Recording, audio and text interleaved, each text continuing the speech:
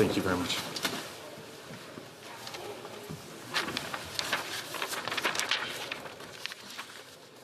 Orders of the day. Tabling of documents. It is my duty to lay upon the table, pursuant to subsection 41 of the Privacy Act, a report from the Privacy Commissioner entitled Special Report to Parliament, Investigation of the RCMP's collection of open source information under Project Wide Awake. Order 1083H, this report is deemed to have been permanently referred to the Standing Committee on Access to Information, Privacy and Ethics. It is also my duty to lay upon the table, pursuant to subsection 41 of the Privacy Act, a report from the Privacy Commissioner entitled Special Report to Parliament, Investigation of Unauthorized Disclosures and Modifications of Personal Information held by Canada Revenue Agency and Employment and Social Development Canada, resulting from cyber attacks. Pursuant to Standing Order 1083H, this report is deemed to have been permanently referred to the Standing Committee on Access to Information, Privacy and Ethics.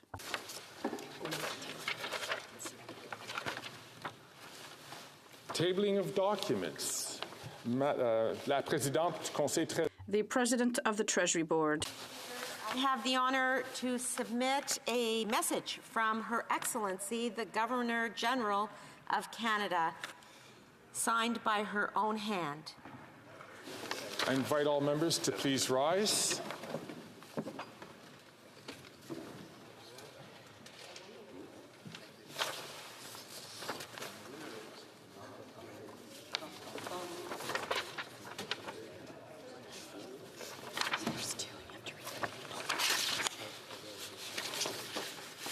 Her Excellency, the Governor-General, transmits to the House of Commons the Supplementary Estimate C of sums required to defray expenses of the Federal Public Administration for the fiscal year ending on March 31st, 2024, and in accordance with Section 54 of the Constitution Act 1967, recommends those estimates to the House of Commons.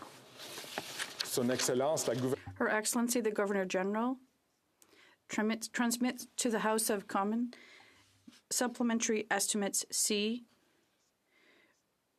demonstrating the necessary sums for the fiscal year ending March 31st, 2024, and pursuant to Standing Order 54 of the Constitution Act, recommends this budget to the House of Commons.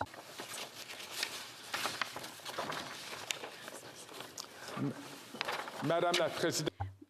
The President of the Treasury Board. I have the honor to table in both official languages the supplementary estimates C for the years 2023-24.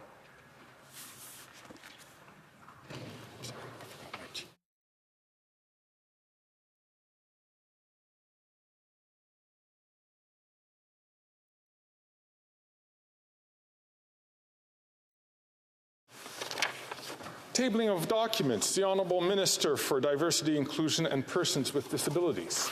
Thank you, Mr. Speaker. Mr. Speaker, I have the honour to table in both official languages the historic first-ever annual report from Canada's Chief Accessibility Officer.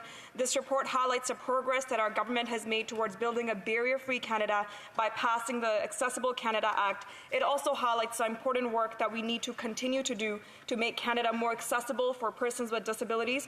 Mr. Speaker, if you allow me, I want to take a moment just to thank Stephanie Coudeau, our Chief Accessibility Officer, for her insight and dedication as we continue to take a whole-of-government approach to building a barrier-free Canada for all. Thank you, Mr. Speaker.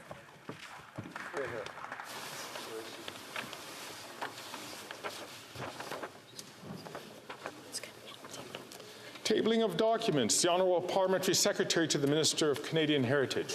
Mr. Speaker, pursuant to Standing Order 32.2 and consistent with the policy on the tabling of treaties in Parliament, I have the honour to table in both official languages the treaty entitled Audio-Visual Co-Production Treaty between the Government of Canada and the Swiss Federal Council, done at Montreal on November 3rd, 2023.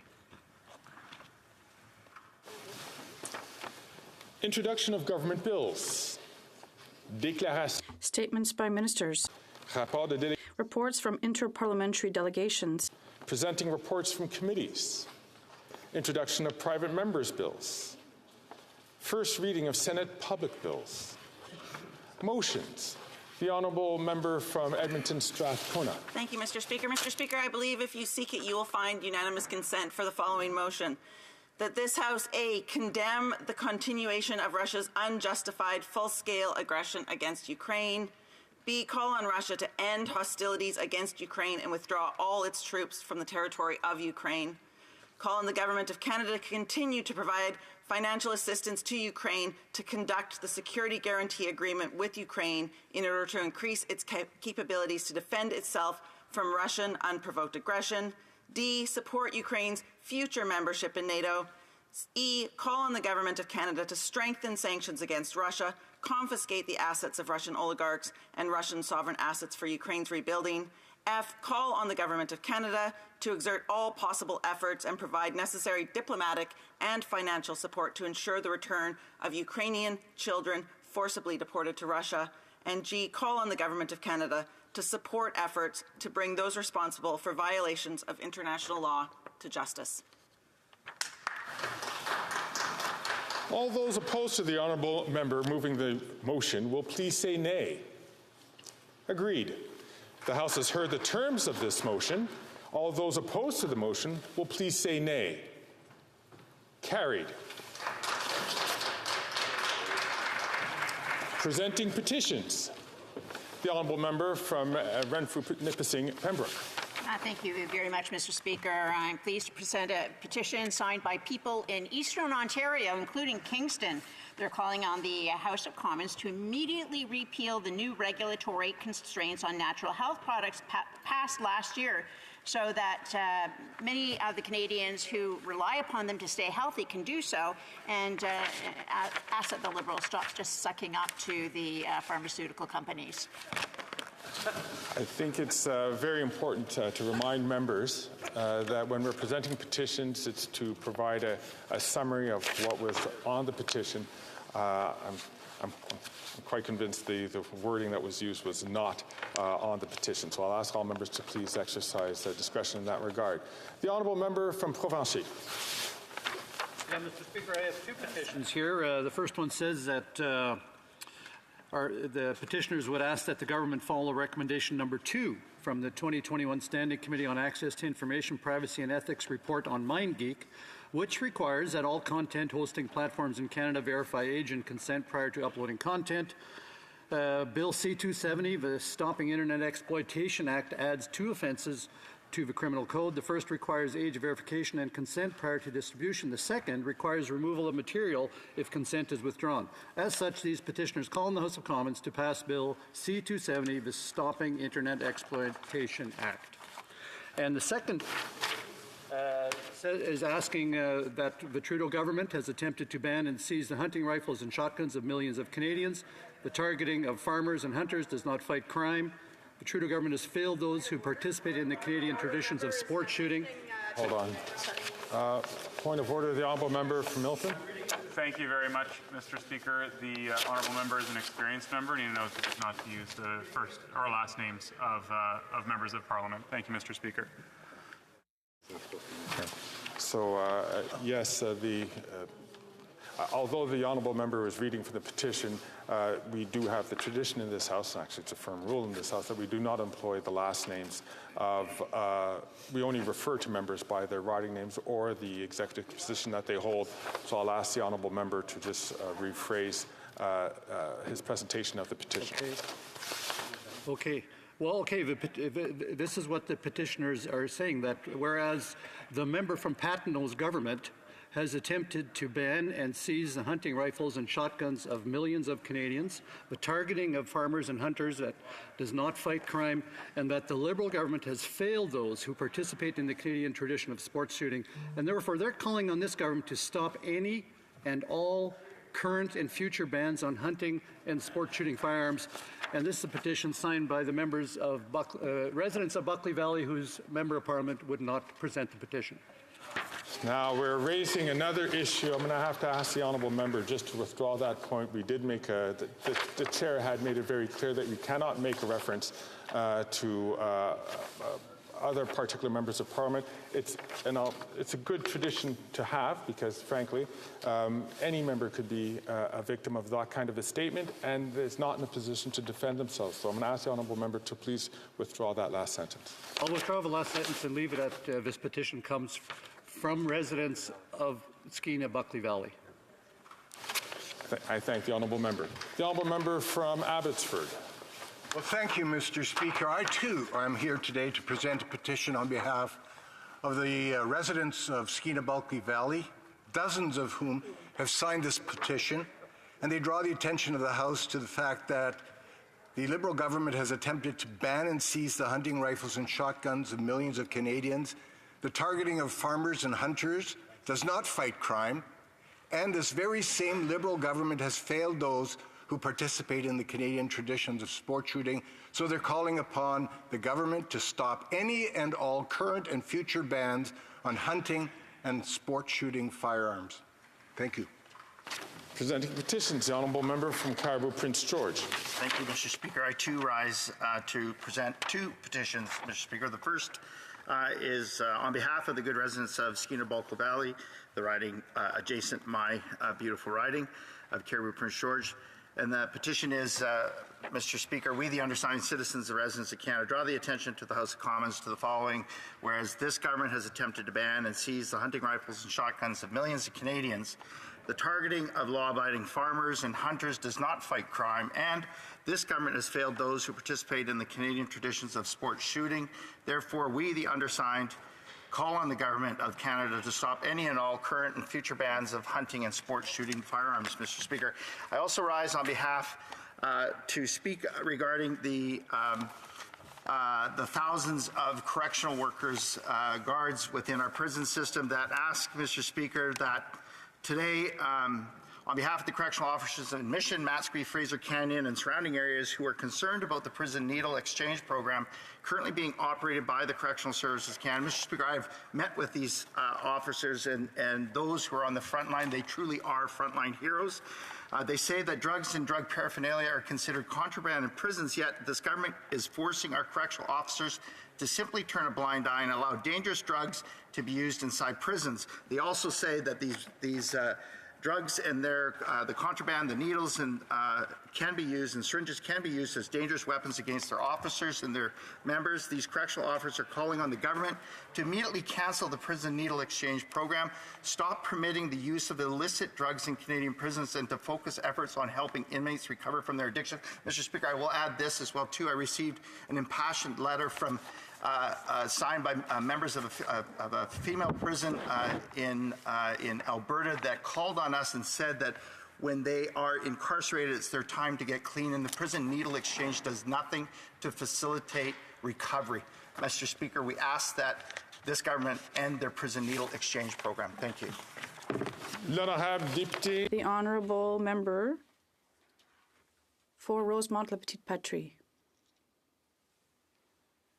Thank you, Mr. Speaker. I have three petitions to present today. The first involves more than 70,000 citizens that would like the Gaza, well, given the Gaza situation and the bombardments, and which contravenes international law. Journalists have been killed by Israeli forces. Thousands of children have also been killed in these bombardments. So these 70,000 people are asking the government to sanction the state of Israel for violation of international law and for selling arms to Israel and committing crimes against the Palestinian people. The second petition, Mr. Speaker, concerns the arrest in 2015 of a child, Ahmed Manaska, who was found guilty of 2016 of attempted murder under allegations of torture, even though he did not have the minimum age under the criminal code, and he's still in detention. He has been in isolation since 2019, which is cruel and inhumane treatment, according to Amnesty International. So these petitioners are asking the government to ask Israel to free Ahmed Amaska. The third petition, Mr. Speaker, involves citizens who are concerned by human rights violations and the perpetration of environmental damage based here in Canada. And they're asking the government of Canada for companies to warn citizens of negative environmental impacts throughout their foreign chains, and that companies show reasonable diligence and that there be legal recourse to bring these countries to court if they do not respect the environment. Thank you. Mr. Speaker, the petitioners, I'm pleased to table a petition that includes individuals from my riding, especially from volunteer firefighters from Wawa. The petitioners indicate that 71% of Canada's total firefighting essential first responders are volunteer firefighters, and that approximately there is an additional 8,000 essential search and rescue volunteers that respond to thousands of incidents each year. They also indicate that the tax code only allows these volunteer first responders to claim a $3,000 tax credit if 200 hours of volunteer service is completed in the calendar year. Mr. Speaker, that comes up to only about $450 a year, or $225 an hour. But if they volunteer more than the 200 hours, the tax credit becomes even less than that. So they add that these essential volunteers not only put their lives on the line, but also play an important role in keeping the property taxes low and ensure that communities are safe. The petitioners are calling on this government to support Bill C-310, which would amend the Income Tax Act by increasing the volunteer firefighting and search and rescue volunteer service credit from $3,000 to $10,000. I'm pleased to table this petition, Mr. Speaker. The honourable member from Mission Maskry, Fraser Canyon. Thank you, Mr. Speaker. I rise today on behalf of British Columbians who are concerned about human trafficking in Canada. The U.S. State Department's 20th Trafficking in Persons, or TIP report, indicates, then I quote, that Canada meets the minimum standards for the elimination of human trafficking. It also highlights that the range, quality, and timely delivery of trafficking-specific services varies across Canada, including persistent funding shortages in certain jurisdictions. These petitioners call upon the Government of Canada to strengthen the Protection of Communities and Exploited Persons Act to address these shortcomings and put an end to human trafficking in Canada. Thank you, Mr. Speaker. Hear, hear. Questions on the order paper. The Honourable Parliamentary Secretary to the Minister for Women and Gender Equality and Youth. Mr. Speaker, I ask that all questions be allowed to stand. I'm now ready to rule on the question of privilege raised on February 6, 2024 by the House Leader of the Official Opposition concerning allegedly misleading statements made by the Prime Minister about invitations during the visit to Canada of the President of Ukraine. In his intervention, the House Leader of the Official Opposition argued that the Prime Minister offered misleading responses to questions in the House about the invitation offered to Mr. Yaroslav Hunka for President Zelensky's joint address to Parliament. The member referred to several exchanges where the Prime Minister reiterated that neither he nor his government had any knowledge of the invitation that was made to Mr. Yaroslav Hunka. He pointed to recent media reports establishing that an invitation was sent under the Prime Minister's name to the same individual for a separate event to honor President Zelensky. This, according to the member, demonstrated the Prime Minister was, in fact, aware of this individual. The House Leader of the Official Opposition claimed that this constituted a contempt of Parliament, in the sense that the Prime Minister's statements were misleading, that he knew that they were misleading, and that he delivered them with the intention to mislead the House.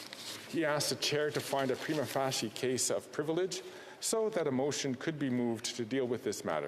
His comments were later echoed by the member for La Prairie. The government House Leader, for his part, disagreed with the premise of the question of privilege, arguing it was based on speculative assumptions. He argued that the House Leader of the official opposition was conflating two separate events, leaving the impression that these events were planned together by the Prime Minister, his office, or both. Ou les deux. Le leader du gouvernement à la Chambre.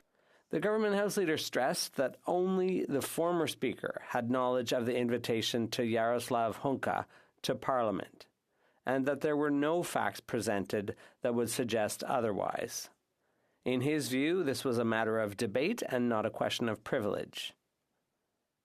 He also reminded the House that the Standing Committee on Procedure and House Affairs was currently examining the matter of the invitation of the individual by the former Speaker, and he suggested that the House should allow the committee to complete its work. In the past, members have raised questions of privilege, alleging that other members made misleading statements to the House. As was referenced in the various interventions pertaining to the present case, the Chair considers three essential conditions before making a positive determination that a member has deliberately misled the House. 1, it must have been proven that the statement was misleading. 2, it also must have been established that, when making a statement, the member knew it to be incorrect. 3, finally, it must be demonstrated that the member intended to mislead the House. Je renvoie les députés au propos. As one of my predecessors stated on February 26, 2015, at pages 11707 of the debates, and I quote, "The conditions are admittedly and deliberately not easily met. This is because, as Speaker, I must take all members at their word. This underscores the way we function every day in our proceedings. All members rely on this and draw advantage from it." Unquote. Fin de la citation. I assess the facts that were brought to this House through the lens of our stringent three-part test, beginning with the first. The Chair is mindful of the recent media reports about another invitation sent to Jaroslav Hunka for a separate event, a government reception in Toronto. While that provides additional information to the general controversy from last September, it was not referenced in the exchanges in the House between different members and the Prime Minister last fall. On January 31, 2008, Speaker Milliken made the useful point about what the Chair can take into consideration for these sorts of disputes. He said at page 2435 of the debates, and I quote, "Any dispute regarding the accuracy or appropriateness of a minister's response to an oral question is a matter of debate. It is not a matter for the Speaker to judge. The same holds true with respect to the breadth of a minister's answer to a question in the House. This is not for the Speaker to determine." Unquote. Compte tenu des renseignements présentés de Based on the evidence that has been presented and on my own review of the proceedings last fall, the Chair has not been able to establish that the statements made by the Prime Minister were, in fact, deliberately misleading. Accordingly, I do not find there to be a prima facie case of privilege. The Chair does note that the issue of the second invitation has surfaced in public debate, which offers members many opportunities to raise it in the House in the context of debate in any number of ways, including through additional questioning of the Prime Minister during question period. Of the Standing Committee on Procedure and House Affairs, which is examining the issues surrounding the invitation to and recognition of Jaroslav Hunka in Parliament on September 22, 2023. Both the House Leader and the official opposition and the government House Leader referred to this study in their interventions. It might also offer members an opportunity to raise these new issues that have recently come to light. I thank all members for their attention. Orders of the day. Orders of the day, ordre du jour, prise en considération à la troisième lecture du projet. Third reading consideration of Bill C-62, an act to amend the Criminal Code, Medical Assistance in Dying, number 2. Pursuant to order made on Tuesday, February 13th, 2024, the House will now proceed to the consideration of Bill C-62 at the third reading stage. Madame Anand. Ms. Anand for Mr. Holland. Seconded by Mr. Duclos, moves that Bill C-62, an act to amend the Criminal Code, Medical Assistance in Dying, number 2, be now read a third time and do pass. Debate. L'honorable secrétaire parlementaire. The Honourable Parliamentary Secretary to the Minister of Health. Thank you very much, Mr. Speaker, for this opportunity to speak to Bill C-62. Acknowledging me and giving me this opportunity to speak about this extremely important issue of medical assistance in dying or MAID and mental illness. I think that all members can agree that this is a highly complex issue, quite sensitive and emotional issue that raises divergent and deeply held views, both from the medical community and experts and from the public at large. The questions of whether, how, and when to expand eligibility for MAID to persons whose sole underlying medical condition is a mental illness are difficult questions that do not have easy answers. The federal government believes that eligibility for MAID should be expanded to such persons. However, such an expansion should not be rushed and should not occur before the healthcare system is ready to safely provide MAID in all cases where a mental illness grounds a request for MAID. This is why we have introduced Bill C-62, which proposes to extend the temporary mental illness exclusion by 3 years until March 17, 2027. The bill also includes a provision requiring a parliamentary review prior to that date. As members will recall, in 2015, the Supreme Court of Canada in Carter case concluded that the Criminal Code's absolute prohibition on physician-assisted death was unconstitutional. The Supreme Court held that physician-assisted dying must be permitted in some circumstances, namely for competent adults who clearly consent to the termination of life and who have a grievous and irremediable medical condition. This decision led to the legalization of MAID in Canada 1 year later in 2016 through Parliament's enactment of former Bill C-14. Our original MAID law limited eligibility for MAID to competent adults with an eligible medical condition whose natural death was reasonably foreseeable. Our MAID framework was added to the Criminal Code and was made up of a stringent set of eligibility criteria as well as procedural safeguards to prevent error and abuse in the provision of MAID. A few years later, the reasonable foreseeability of natural death eligibility criterion was challenged in Quebec, and in 2019 it was declared to be unconstitutional by the Superior Court of Quebec in the Truchon decision. As this was a trial-level decision, it was only applicable in Quebec. Nevertheless, the Attorney General of Canada did not appeal the decision, and instead the federal government made the policy decision to expand eligibility for MAID.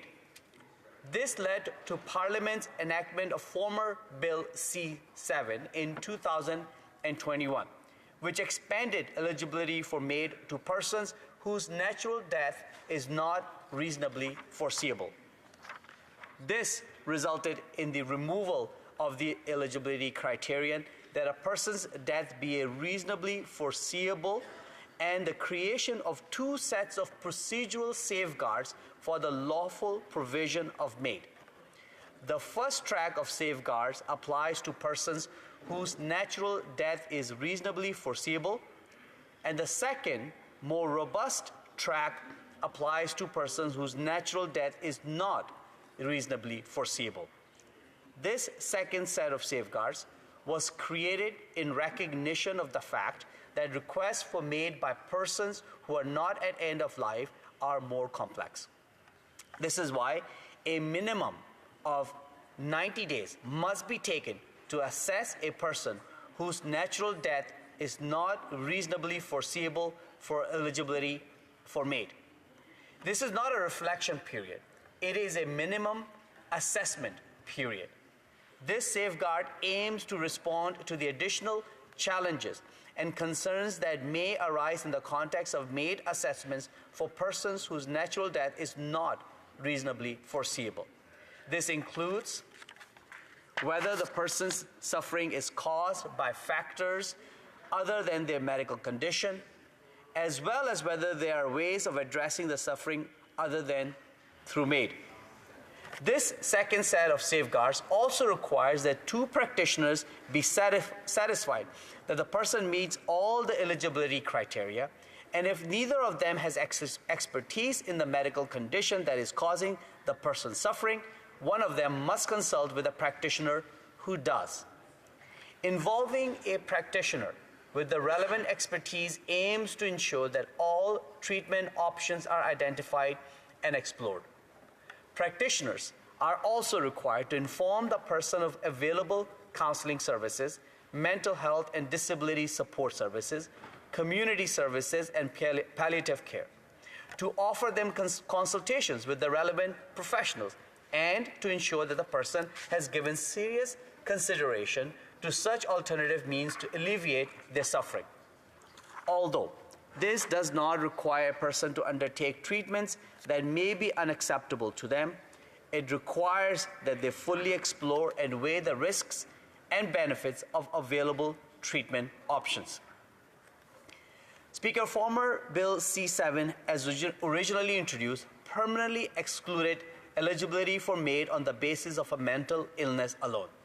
This was not because of the incorrect and harmful assumption that individuals who have a mental illness lack decision-making capacity, or because of a failure to appreciate the severity of the suffering that a mental illness can cause.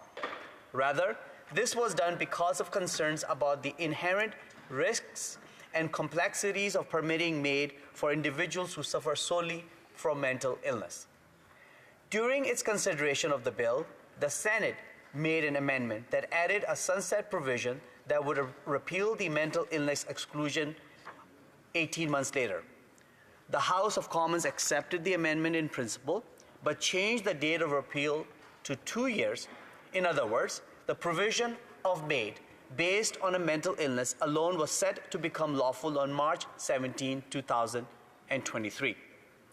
Speaker, the decision to temporarily maintain the exclusion of eligibility was based on the recognition that additional study would be required to address the risks and complexities of permitting MAID in these circumstances. This is why the former bill also included a requirement for an independent expert review respecting recommended protocols, guidance, and safeguards to apply to such requests for MAID.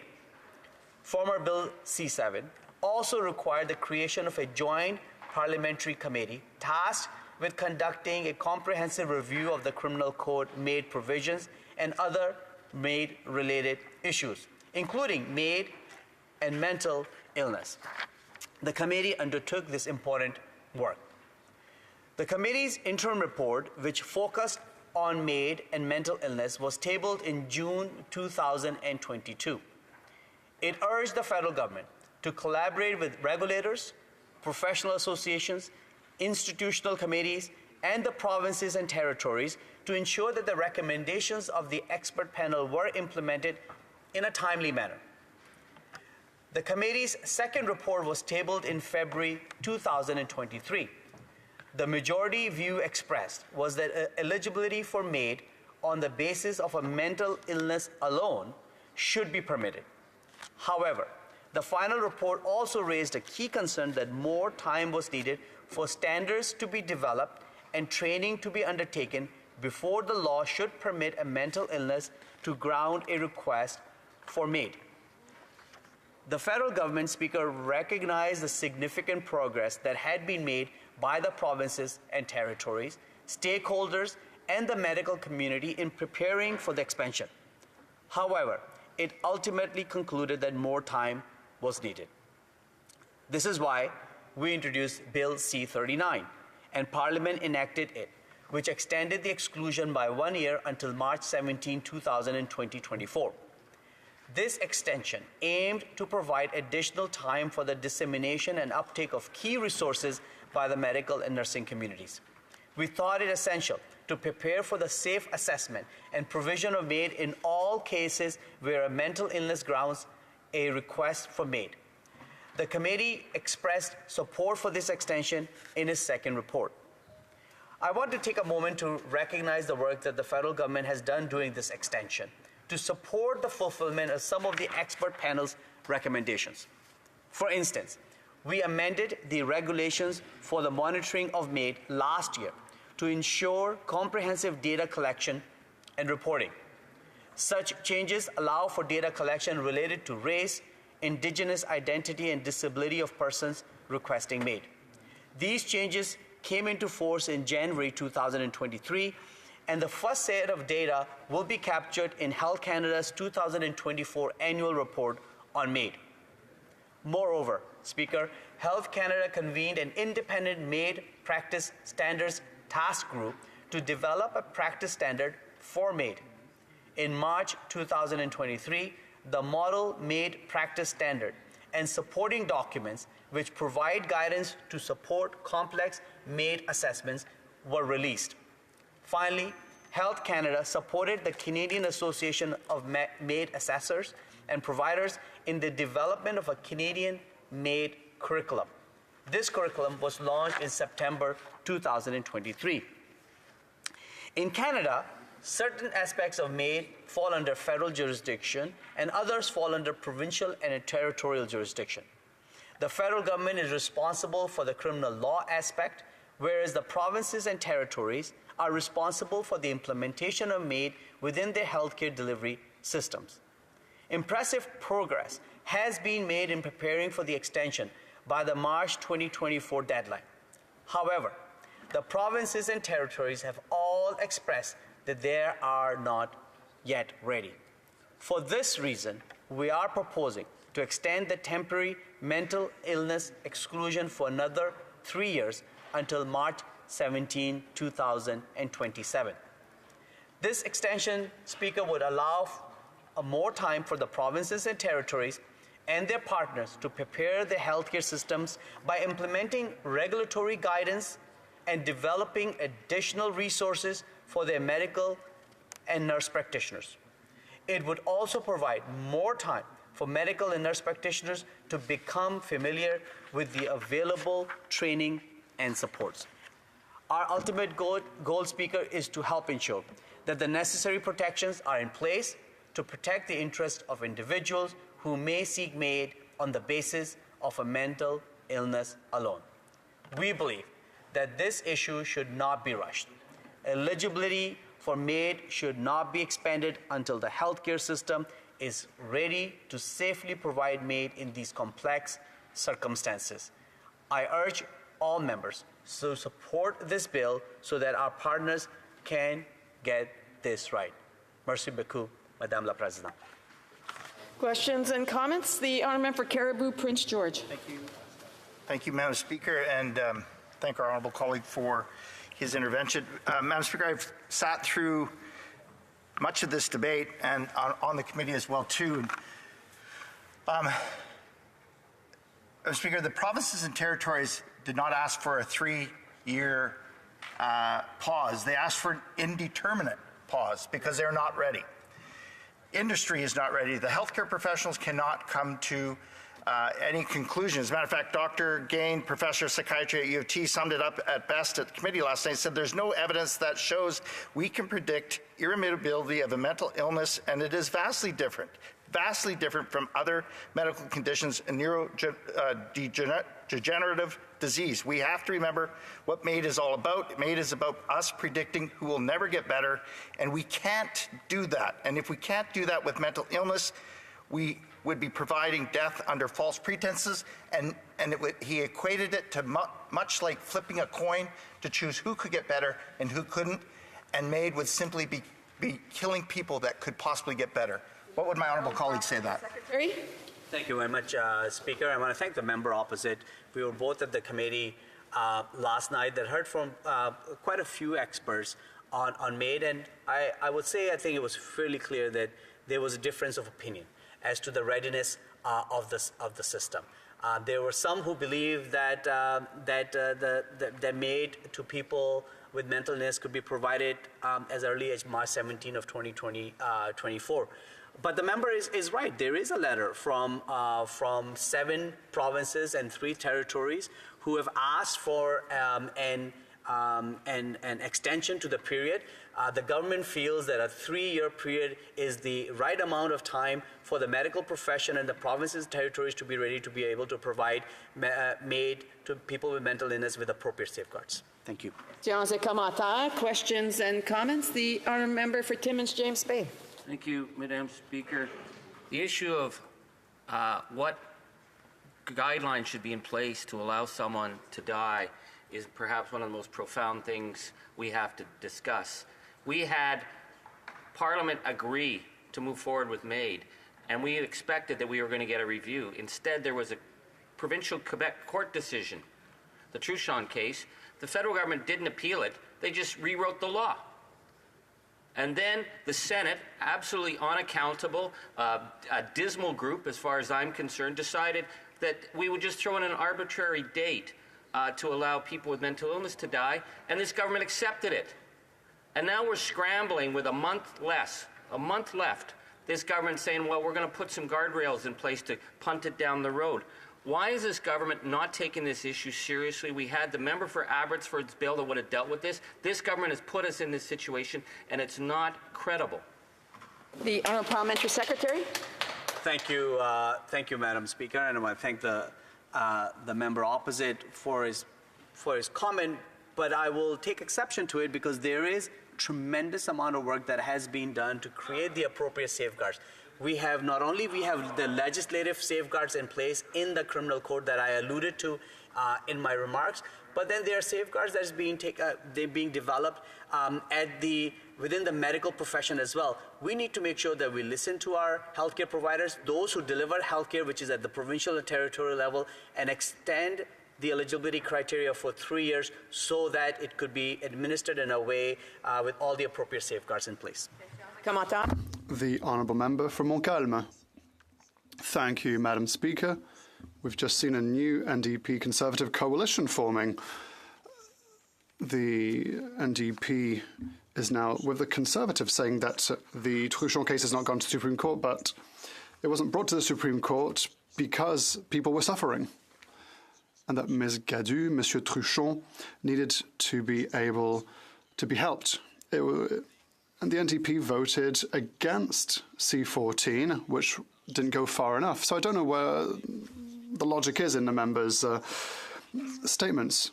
Now, for my colleague across the way, is he aware that his party, at the end of the day, doesn't dare say that it is lacking in courage because they're simply backing up and backing down with regards to mental health? They're just putting the ball in the Conservative camp because they say they will abolish all of MAID. Thank you, Madam Speaker, and thank you to the member for his question. Taking the most prudent approach in making sure that people get the care they need. This is a very sensitive issue that requires that we work closely with medical professionals to ensure that all the appropriate safeguards, training, and associated curriculum is in place. And if there is doubt, as we see that there is a request that we create an extension, it's only prudent for the government to do so, and that's why we're encouraging all members to support Bill C-62 and extend the eligibility of MAID on the sole basis of mental illness by 3 years. Thank you. Questions and comments? The Honourable Member Fleetwood Port Kells. Thank you, Madam Speaker. As the provinces and territories are not ready to implement medical assistance in dying for people with mental disorders, I personally am not ready. I could not vote for something like that right now. But I'm taken by the case of a woman, E.F., who was granted the right to have her life taken with medical assistance back in 2016 after reports that she suffered from severe conversion disorder. Nobody could read the media accounts of this and not understand that there are some people for whom life is clearly not worth living anymore. And I would ask my honorable colleague whether or not that provision, the Court of Appeal decision in Alberta, would still provide a way forward to the people who are in a terrible condition right now and who need relief. Honourable Parliamentary Secretary. Thank you, Speaker, and I want to thank the member for his question. Look, we have our number one job is to protect people's rights, and given the various decisions of the courts where they have said that it's a person's right to determine their end of life, we need to make sure that that right is protected. Of course, we need to ensure that they get all the care they need in order to be able to recover. But if their suffering is irremediable, as the courts have said, then they should have that option available because it's a matter of their rights. And that is why we're working so hard along with our provincial and territorial partners in ensuring that all the right safeguards, all the right training is in place before MAID is extended to people whose sole underlying condition is mental illness. Questions and comments? The Honourable from Fundy Royal. No, we're in this situation because of a radical justice minister and a radical government that pushed this agenda. I want to get the members' thoughts on this quote. This is from 32 law professors. We disagree as law professors that providing access to MAID for persons whose sole underlying medical condition is mental illness is constitutionally required, as Minister Lametti has repeatedly stated. Now, I asked the minister when he appeared at Justice Committee, who's right, these 32 legal experts or you? And he said, of course, I'm right. I want to ask the member, does he believe that these 32 legal experts are right or that former Minister of Justice was right? The Honourable Parliamentary Secretary. Thank you, Speaker. This is a very sensitive issue. It's highly emotional and complex. And I will urge all members that calling names or ascribing labels is not the responsible way forward. Canadians are looking at us to make responsible decisions, and that is why it is incumbent upon us that we work with everyone, whether it's the legal community, and my honourable member across the way knows that there are, if you talk to 10 lawyers, you will get 10 different legal opinions on any matter. But most importantly, we need to work with healthcare professionals and understand from them as to what is required in terms of all the appropriate safeguards. Last but not least, our provinces and territories who are primarily responsible for delivering healthcare, and we need to listen for them carefully, and they're asking for an extension. That's what Bill C-62 is doing. Resuming debate, the honourable member for Abbotsford. Madam Speaker, I was seeking unanimous consent to split my time with the member for Leeds Grenville. Does the honourable member have unanimous consent to split his time? Agreed? Agreed and so ordered. The honourable member for Abbotsford. It should have never come to this, Madam Speaker. Had the government properly consulted with Canadians, this expansion of MAID would have never seen the light of day. Instead, what we now have is MAID in Canada, triumph of ideology over common sense. The Liberal government's recent decision to further delay, but not cancel, the expansion of MAID to the mentally ill reflects an unserious approach to this all-important life and death issue. MAID was originally designed for those whose physical illness was incurable and caused intolerable pain, and where death was reasonably foreseeable. But the Liberals soon eliminated the requirement that death be reasonably foreseeable, and then went far beyond that by quickly agreeing to a demand from the unelected Senate to expand assisted suicide to include those suffering from mental illness. And the government has signaled a willingness to go even further by including children in their deadly scheme. As we had predicted back in 2016, when the Prime Minister introduced medically assisted death to Canadians, our country is now hurtling down a steep and slippery slope. And despite accusations of fear-mongering and exaggerating leveled at us, history has proved our Conservative MPs were right. Over 8 short years, our country has moved from banning assisted suicide to having the most permissive and dangerous regime in the world. The statistics are staggering. Last year, over 13,000 Canadian deaths were attributable to MAID, a 31% increase over the year before. And that's without MAID being made available for mental illness. MAID is now the 4th leading cause of death in the country. When compared to other jurisdictions where MAID is available, like California, Canada's assisted suicide deaths far exceed those of other jurisdictions. That should really concern us, as it reflects a reckless implementation of MAID. And imagine how many more thousands of deaths will be added every single year should the Liberal plan to include the mentally disordered come into force. Of increasing concern are the growing number of cases in which MAID has been improperly approved and administered outside of what the criminal law currently allows. Here are just a few of them, Madam Speaker. There's a Hamilton man who would rather die than struggle with poverty. That was reported in the Hamilton Spectator Reporter. The Cape Breton woman who sought MAID over lengthy workers' compensation delays.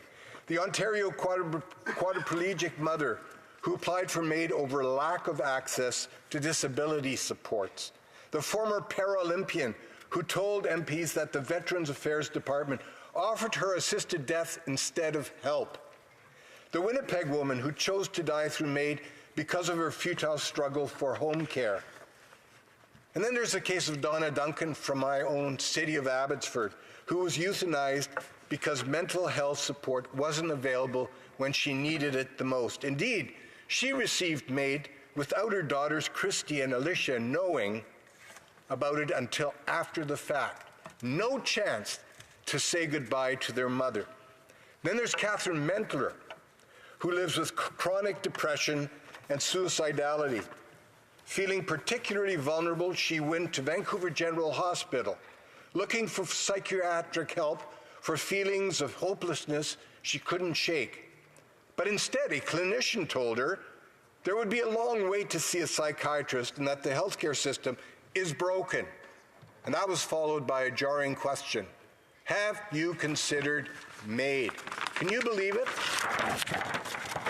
And then there's Sophia, who suffered from severe sensitivity to smoke and chemicals, triggering rashes, difficulty breathing, and blinding headaches. She died by MAID after a frantic effort by friends, supporters, and even her doctors to get her safe and affordable housing in Toronto. She begged officials for assistance in finding a home away from the smoke and the chemicals wafting through her apartment. The government sees me as expendable trash, a complainer, a useless, and a pain in the ass. That's what she said, Madam Speaker, in a video filmed 8 days before her death. So, Madam Speaker, Canadians are dying unnecessarily and under circumstances that scream out for reconsideration of how far Canadians are prepared to go in euthanizing their fellow citizens. It's become stunningly clear how little this government consulted on MAID expansion. Mental health professionals are only now becoming aware of the government's plans to euthanize persons suffering from mental disorders. Psychiatrists, psychologists, clinical counselors, suicide prevention experts, overwhelmingly, they oppose this expansion. And only recently has the government begun to consult with Indigenous communities, our fellow Canadians who are at greatest risk from an expansive application of MAID. The provinces and territories, has already been mentioned, have sent a joint letter to the government that they're not ready for MAID expansion. Indeed, they've called not just for a delay, but for an indefinite suspension of the government's plans. And ordinary Canadians, of course, have repeatedly said they do not favor expanding assisted suicide to include the mentally ill. What's worse, this expansion is taking place at a time when Canada faces compounding national crises in mental health, palliative care, opioid addiction, affordability, and homelessness. The skyrocketing cost of living has only exacerbated these profound social challenges. So the government's reckless approach to MAID also flies in the face of Parliament's stated commitment to suicide prevention, including the recently activated 988 suicide helpline, thanks to my colleague from Cariboo, Prince George. How can you claim to support suicide prevention efforts when at the same time you're promoting state-facilitated suicide? Clearly, the government's contradictory approach has been one in which blind ideology has trumped common sense and reason. And more troubling is that the message to our most vulnerable Canadians, the mentally disordered, the opioid addicted, the homeless and hungry, the veterans, is that their government would rather euthanize them than provide them with mental health and social supports they need to live productive, meaningful lives. The utilitarian implications of this government's approach are deeply disturbing and profoundly wrong on so many levels. By any other definition, expanding MAID to include the most vulnerable is nihilism hiding behind the fig leaf of compassion. In a briefing recently, Liberal government officials indicated that they are still hell-bent on expanding MAID to the mentally ill. It's just that their masters, namely the Prime Minister and his Liberal colleagues across the floor, don't want to face the voters' wrath for placing their corrosive ideology above the interests and welfare of the most vulnerable among us. That's why they, the Liberals, have kicked the ball down the road to avoid the political consequences. Madam Speaker, we can and should do better. What is really required and what Canadians are demanding of the Prime Minister and his Justice Minister is that they put a full stop to this madness now. There being no national consensus on MAID expansion, completely rescinding this policy is the only reasonable and responsible thing to do. Thank you, Madam Speaker. Questions and comments. The Honourable Member for Lac Saint Louis. Madam Speaker, I appreciate on this third edition of the Special Joint Committee together. I know the member is a lawyer, and my question is really a legal one. Does he expect that this, and I agree with the recommendation of the committee for an indefinite delay, but does he expect that this case will come up at the courts, at the Supreme Court eventually, I guess, and what does he think the reasoning of the court might be, given that the definition of irremediability in law is very different from irremediability in clinical medical practice, which requires a little bit more certainty, and there's a tension there between the two. So I'd be interested in his perspective on that. For Abbotsford. Well, Madam Speaker, let me first of all thank this member for bringing such a thoughtful approach to our work at the committee and now here in the House. I agree with them that we should have an indefinite pause on this expansion. But with respect to the Supreme Court of Canada, I think it would be wrong to presume what the court might read into any additional changes that might happen. We do know that the federal government refused to appeal lower court decisions like the EF decision in Alberta and the Truchon case in Quebec to the Supreme Court of Canada, which is where this type of final decision should rest. And I expect fully that eventually a case will make its way up to the Supreme Court of Canada, where the Supreme Court of Canada will opine whether the Carter decision should go beyond just the incurable, intolerable illnesses where death was reasonably foreseeable and should in fact include vulnerable populations like the mentally ill. Questions and comments. The Honourable Member from Montcalm. Madam Speaker, my colleague is complaining that some people say that he is spreading fears, and he's not able to use technical terms that are adequate to debate.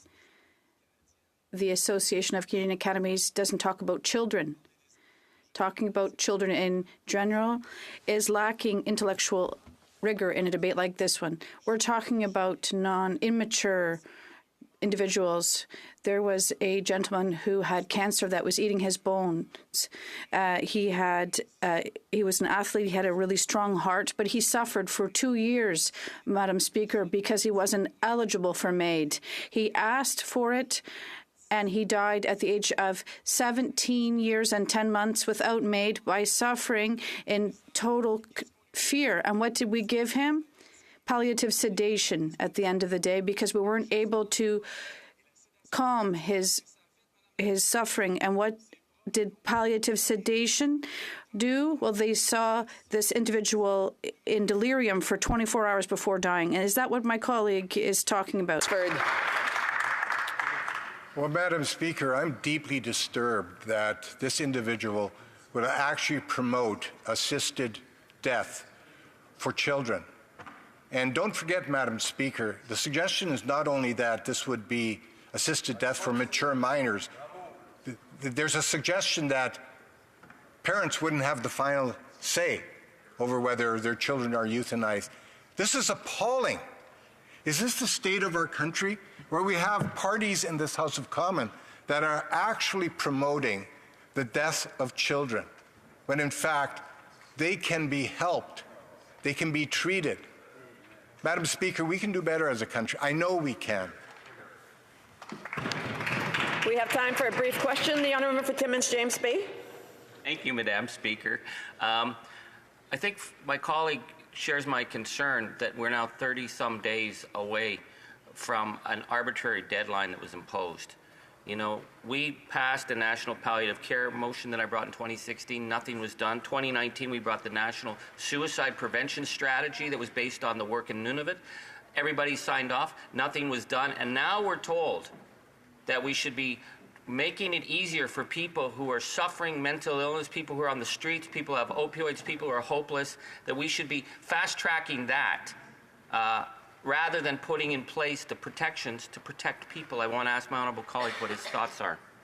A brief answer from the honourable member Abbotsford. Well, I want to thank my colleague for that excellent question and for his work at the MAID committee, where we did excellent work in coming up with a recommendation that unfortunately the government didn't choose to follow in its entirety. We had called for an indefinite pause. Unfortunately, the government felt 3 years, an arbitrary 3 years is sufficient.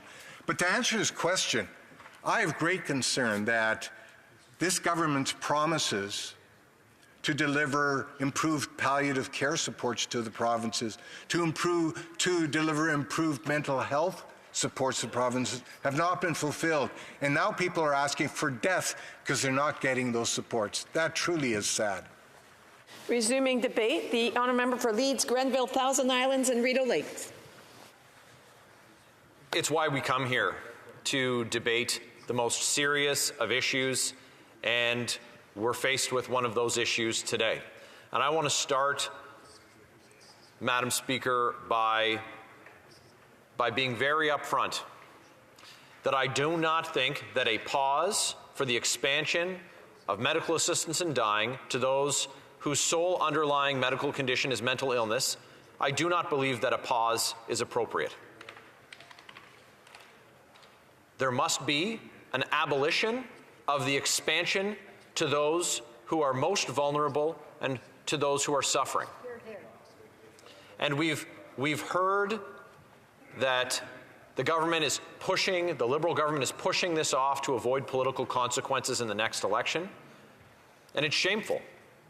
But it does present an opportunity, because a Conservative government will not allow the expansion of doctor-assisted death to people for whom this country should be offering hope and help. And the concrete solutions that have been put forward by Conservative members have been heard in this House, including my honourable colleague from Caribou Prince George, with the 988 suicide prevention hotline. He shamed the government into taking action on it. And while it took that shame for them to act, it does offer some help to those who desperately need it. And the honourable member for Abbotsford, who spoke just before I did with his bill C-314, and it would have scrapped doctor-assisted death for those whose sole underlying medical condition is mental illness. But the government rejected that. With the provinces and territories who are constitutionally required or obligated to deliver on health care, the majority of their heads of government having to call for the government to stop this reckless march forward. So I just wanted to start by saying that while I will vote in favor of a pause, I cannot abide anyone believing that I'm okay with this continuing 3 years from now. This debate is following the Liberals pulling the emergency brake on their reckless expansion of MAID just a year ago. And given the chance, there would be a wide expansion of MAID, and not just to those who are suffering from mental illness and addiction. This expansion of doctor-assisted dying, doctor-assisted suicide, can't be carried out safely or justly. It's difficult, if not impossible, to determine the irremediability of a mental disorder in individual cases, meaning we can't say with certainty, the certainty that's required in a matter that truly is life or death, whether a person suffering from mental illness will get better. In appearing before the Special Joint Committee on Medical Assistance in Dying, of which I sat as a vice chair, Dr. Jitender Sareen, a physician in the Department of Psychiatry at the University of Manitoba, testified, and I quote, "We strongly recommend an extended pause in expanding MAID to include mental disorders as the sole underlying medical condition in Canada because we are simply not ready. In our experience, people recover from long periods, long, meaning decades, of suffering with depression, anxiety, schizophrenia, and addictions with appropriate evidence-based treatments. We strongly believe that making MAID available for mental disorders will facilitate unnecessary death in Canada and negatively impact suicide prevention efforts. The clinical role is to instill hope, not to lead patients towards death." And Dr. Sareen went on to say, and I quote, "Unlike physical conditions that drive MAID requests, we do not understand the biological basis of mental disorders and addictions, but we know that they can resolve over time. The real discrimination and lack of equity is not providing care for people with mental disorders and addictions," and I couldn't agree more with the doctor. We have an obligation, a moral obligation in our society to make sure that every person is treated with the inherent dignity and value that they are created with. Everyone. And they don't get that when we offer them death instead of help and hope, treatment and care. Psychiatrists and even the Prime Minister's so-called expert panel can't know if someone is going to recover from mental illness. And this is under a government where wait times for psychiatric treatment can be over half of a decade.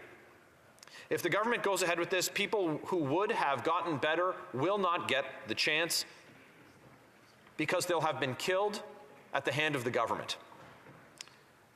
Further, it's difficult for a clinician to distinguish between a rational request for medical assistance in dying where mental illness is the sole underlying medical condition and one motivated by suicidal ideation. On the question of suicidality, Dr. Sareen said, and I quote, "There's no clear operational definition differentiating between when someone is asking for MAID and when someone is asking for suicide when they're not dying. Internationally, this is the differentiation. If somebody is dying, then it can be considered MAID. When they're not dying, it is considered suicide. On the same question, Dr. Tariq Raji stated, and I quote, "There is no clear way to separate suicidal ideation or a suicide plan from requests for MAID," end quote. So with the line being blurred between suicidal ideation and so-called rational request for medical assistance in dying, evidence from jurisdictions that have assisted suicide for mental disorders, both suicides and medically facilitated death, go up. We cannot move forward with this dangerous game that this government is playing. The plan on moving full steam ahead no matter what the cost. The minister said the Liberals have the moral imperative to move ahead with an assisted suicide regime. Hopelessness and misery. That is their imperative. A moral imperative? It is immoral. This is the same government who has degraded life in the country to the point where an entire generation of people is giving up hope. 2 million Canadians lined up at food banks every month, and once former middle-class families living in their cars. People being offered MAID instead of a wheelchair after serving our country and going to Veterans Affairs for help. People being offered MAID at routine doctor's appointments. People seeking MAID because they can't afford housing. People seeking MAID because they can't get the psychiatric care that they need. Blind ideology ahead of evidence. Death on demand for any reason. Depression, anxiety, schizophrenia, personality disorders, addictions will all become justification for death under this government if this plan is allowed to be carried forward. A new generation of addicts having been created by normalizing and legalizing opioids that are being peddled to our children. The MAID regime seems like it will become the government's plan for addictions rather than offering people who are suffering with treatment and a chance to get better. Instead, they are offering them death. There is hope yet if we pass this bill. We can stop the expansion of MAID to people who are suffering. We can make a commitment as the representatives of Canadians to deliver on the health, help, hope, and treatment that Canadians deserve, that every human person deserves. Dignity, respect, hope, life. That's what we're going to have to vote to protect. And Madam Speaker, I am proud to stand and vote in support of life. Questions and comments. The Honourable. Thank you, Madam Speaker. Madam Speaker, as an advanced democratic country, Canada sometimes brings in legislation on issues that has never been dealt before. And sometimes Canada is one of the first countries in the world to deal with this type of issues. Whenever we bring legislation which fundamentally affects every single Canadian, sometimes we have to re-look at it to see how it impacts Canadians, whether we are stepping on the toes of the fundamental right of Canadians. Earlier, the member from Abbotsford said there is no national consensus. I would like to ask this member whether he agrees with me that due to the different religious beliefs, different religious faiths, philosophies, that we cannot have a national unanimity on issues like this. The Honourable Member for Leeds, Grenville, Thousand Islands and Rideau Lakes. Well, I thank the member for his question. I don't believe that this is a question about religion. I think it's simply a question about humanity and how we care for the most vulnerable among us. And this is an imperative that we have as parliamentarians. And ensuring that we care for the least of us, those who are most in need of our help, that's the highest calling that we can answer. And this is an abdication, allowing MAID for folks whose only medical condition is mental illness, allowing state-sanctioned death or doctor-assisted suicide in that case is an abdication of our responsibilities to the most vulnerable, regardless of one's beliefs or creed. Questions et commentaires. L'honorable député de Saint-Hyacinthe. The honourable member for Saint-Hyacinthe-Bagotte. Thank you, Madam Speaker. My colleague was talking about fanaticism, and he dared to say that it's the child of religion. A colleague said that, and unfortunately today we have proof positive of that. And when it comes to suffering, the people who are suffering, the colleague has just talked about not wanting to allow this at all. But the Liberals want to postpone it for 3 years and leave it up to the Conservatives. Well, the Conservatives will scrap MAID altogether. So is the true coalition here the Ottawa coalition? Because we're the only party that doesn't agree with the other three. The honourable member for Leeds-Grenville. Madam Speaker, we have an epidemic in this country of people who are suffering from addiction. We have people who are suffering from mental illness. And I'm not going to be shamed by anyone who wants to call me a fanatic for saying that we need to protect the vulnerable. And so if there are members in this place, and I abhor the thought, that would rather have the government kill people than to give them the treatment that they deserve, they want to abandon their responsibility, well, I genuinely hope that we don't have anyone elected to this place representing Canadians who believe that. I certainly don't. I believe in helping the most in need. On a point of order, the honourable member for Saint-Hyacinthe-Bagotte. Madam Speaker, I can't accept being described as calling for the government to murder people. I demand an apology. That's a point of debate. So we will continue. Questions and comments? The honourable member. Another point of order. The honourable member for Saint-Hyacinthe-Bagotte.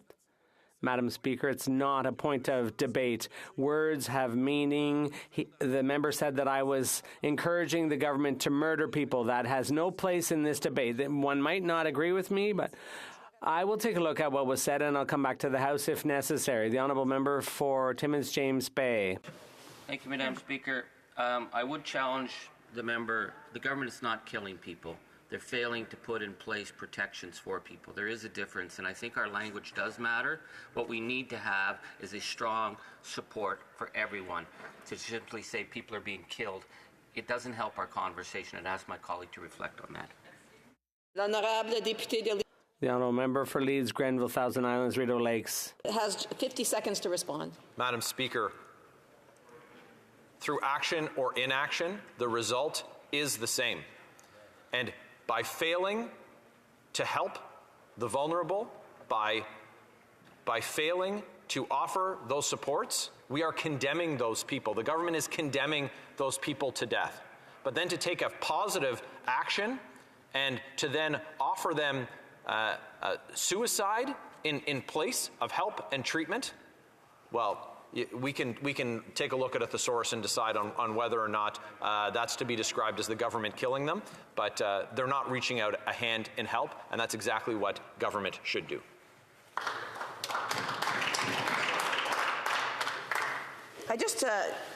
I'm still looking into how things were actually said a while ago, but I do want to remind members to be very careful on some of their wording that they are using in the House. Because it isn't quite proper to be using that type of language in the House. Resuming debate, reprise de débat, l'honorable député de Joliette. The honourable member for Joliette. Madam Speaker, I will be sharing my time with my colleague and friend, the member for Montcalm, who's the subject matter expert on MAID. Does the honourable member have unanimous consent to share his time? Oui. Alors... Yes, okay. The honourable member for Joliette. Thank you, Madam Speaker. MAID is a topic that is as crucial as it is sensitive. By choosing to postpone debate for 3 years, the Liberal government is banding together with the Conservatives, with the blessing of the NDP, to ensure the debate will never be resumed. This is seriously irresponsible. We in the Bloc were in favour of a 1-year postponement, but 3 years takes us past the next election. We might as well say we won't be talking about this for a very long time. In the meantime, Quebec City has passed legislation that allows for advance requests. This covers people suffering from neurodegenerative diseases like Alzheimer's or Parkinson's. However, until the criminal code is amended by this place, Quebec's legislation is stymied. In Quebec City, the entire National Assembly is calling on Ottawa to amend the criminal code.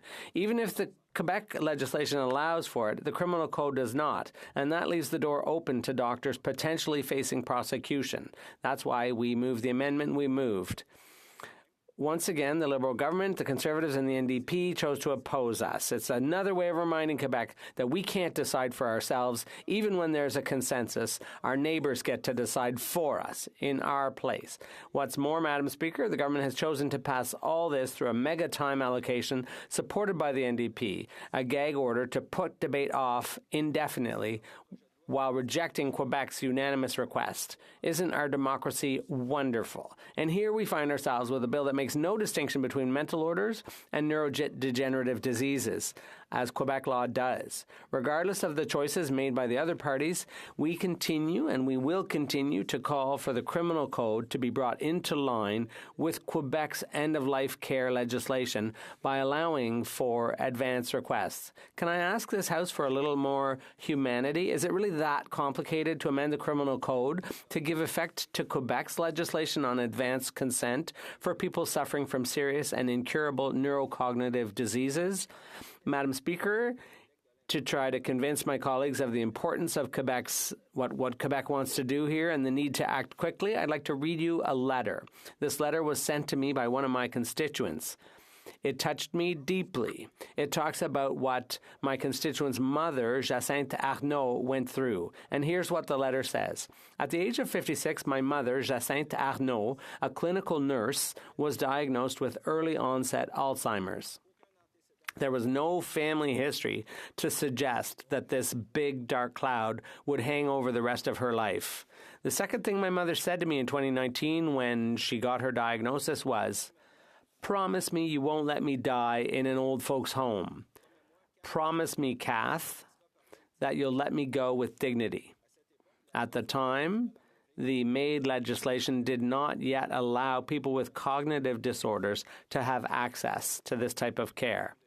I went to great lengths to research the subject, talking to elected officials, taking part in the National Assembly to advance the legislation, and finding out what was being done in other countries. I saw that there was an impasse. Even if my mother repeated what she wanted week after week, I couldn't see how I could give her the ending she was wishing for.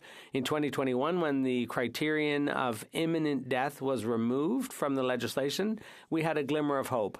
Fortunately or unfortunately, my mother wasn't 100% aware of her condition, so she wasn't ready to leave us and choose to die. So that was a major risk that she was going to miss her chance to die with dignity. The disease progressed very quickly, too quickly compared to the progress of the legislation. At the beginning of 2022, we had to keep an almost constant watch on my mother as her cognitive abilities, memory, and even motor skills became increasingly impaired. Despite all that, she was lucid enough to ask her geriatrician for MAID. The procedures were set in motion, and the stress of not knowing whether my mother would change her mind hung over us, not because she no longer wanted MAID, but because she would have been too ill to realize her shortcomings and the trajectory she was on. Did you know the legislation requires a 90-day waiting period before a person with cognitive impairment can be medically assisted in dying? Being a nurse myself and seeing my mother deteriorate before my very eyes, I couldn't see how she would still be lucid after those 90 days. After several discussions with her doctor, we were able to move things forward. Why wasn't my mother's credibility taken seriously? Why is it that with cognitive disorders, the patient has to wait to get MAID, but not in the case of other incurable illnesses? Choosing in advance to die with dignity is, in my opinion, and that of my mother, a very personal and legitimate choice. In an ideal world, this decision would have been made quickly after diagnosis. Considering the progression of neurodegenerative diseases and that it varies greatly from one person to another, wouldn't it be appropriate to give these people the chance to choose early, to die with dignity? My mother went through a huge amount of stress not knowing whether she would have the right to die. And as the mother of 2 young children, I too experienced the stress of not knowing whether my mother would die or whether I would have to institutionalize her, which would have been heartbreaking. My mother worked the last years of her career in a dialysis unit at the Joliette Hospital, and she decided to pay it forward on when she died, surrounded by her loved one. Her kidneys and her lungs were used to save 3 other people, and we're very proud of her for that. I hope with all my heart that it'll be possible to choose MAID in advance. All those people who are currently ill and would like to die with dignity are depending on how fast the law changes. Yours truly, Catherine Joly. Madam Speaker, thank you. Madam Speaker, I'd like to thank Ms. Joly from the bottom of my heart for her letter, and I endorse her words because I too wholeheartedly hope it'll be possible to choose MAID in advance. As she said, it's a matter of dignity. And as she reminds us, it depends how quickly we change the law. The law has been changed in Quebec, but the criminal code still needs to be brought into line. I sincerely hope Ms. Joly's words have helped convince my colleagues of the importance of making this change, and especially of making it quickly. Thank you, Madam Speaker, and above all, thank you, Catherine. Questions and comments? Thank you, Madam Speaker. Madam Speaker, Canada is one of the most advanced democracies in the world, and that's the reason why we bring in legislation, sometimes which are quite unique. In Canadian history of over 155 years, this is the first time a legislation like this has been brought forward. Whenever we bring this legislations which fundamentally affects every single Canadian's life, is it not important that we have to relook at it, modify if required, take a pause, check if everything is okay, and patiently advance further instead of rushing through? I would like to have honourable members' views on that. L'honorable député de Joliette. The honourable member for Joliette. Thank you, Madam Speaker, and I'd like to thank my colleague from Nepean for his question. Madam Speaker, 2 things. First of all, Quebec has a unanimous consensus. All parties in the National Assembly have passed legislation, but that's blocked because it has to be brought into line with the criminal code. And we just want an exception for Quebec. It's not complicated, but the government says it's very important, but they're not doing anything about it. And the whole issue is to move swiftly here. The second thing is postponing the debate by another 3 years will punt this issue past the next election. We don't know who's going to form government. But if it's the Conservatives, we can be sure of one thing: this will never be raised again as a topic. So it's irresponsible to postpone this by 3 years. It was already postponed. What's the government going to do with 3 extra years? They're just going to bury this and make sure it never comes up again. It's not responsible.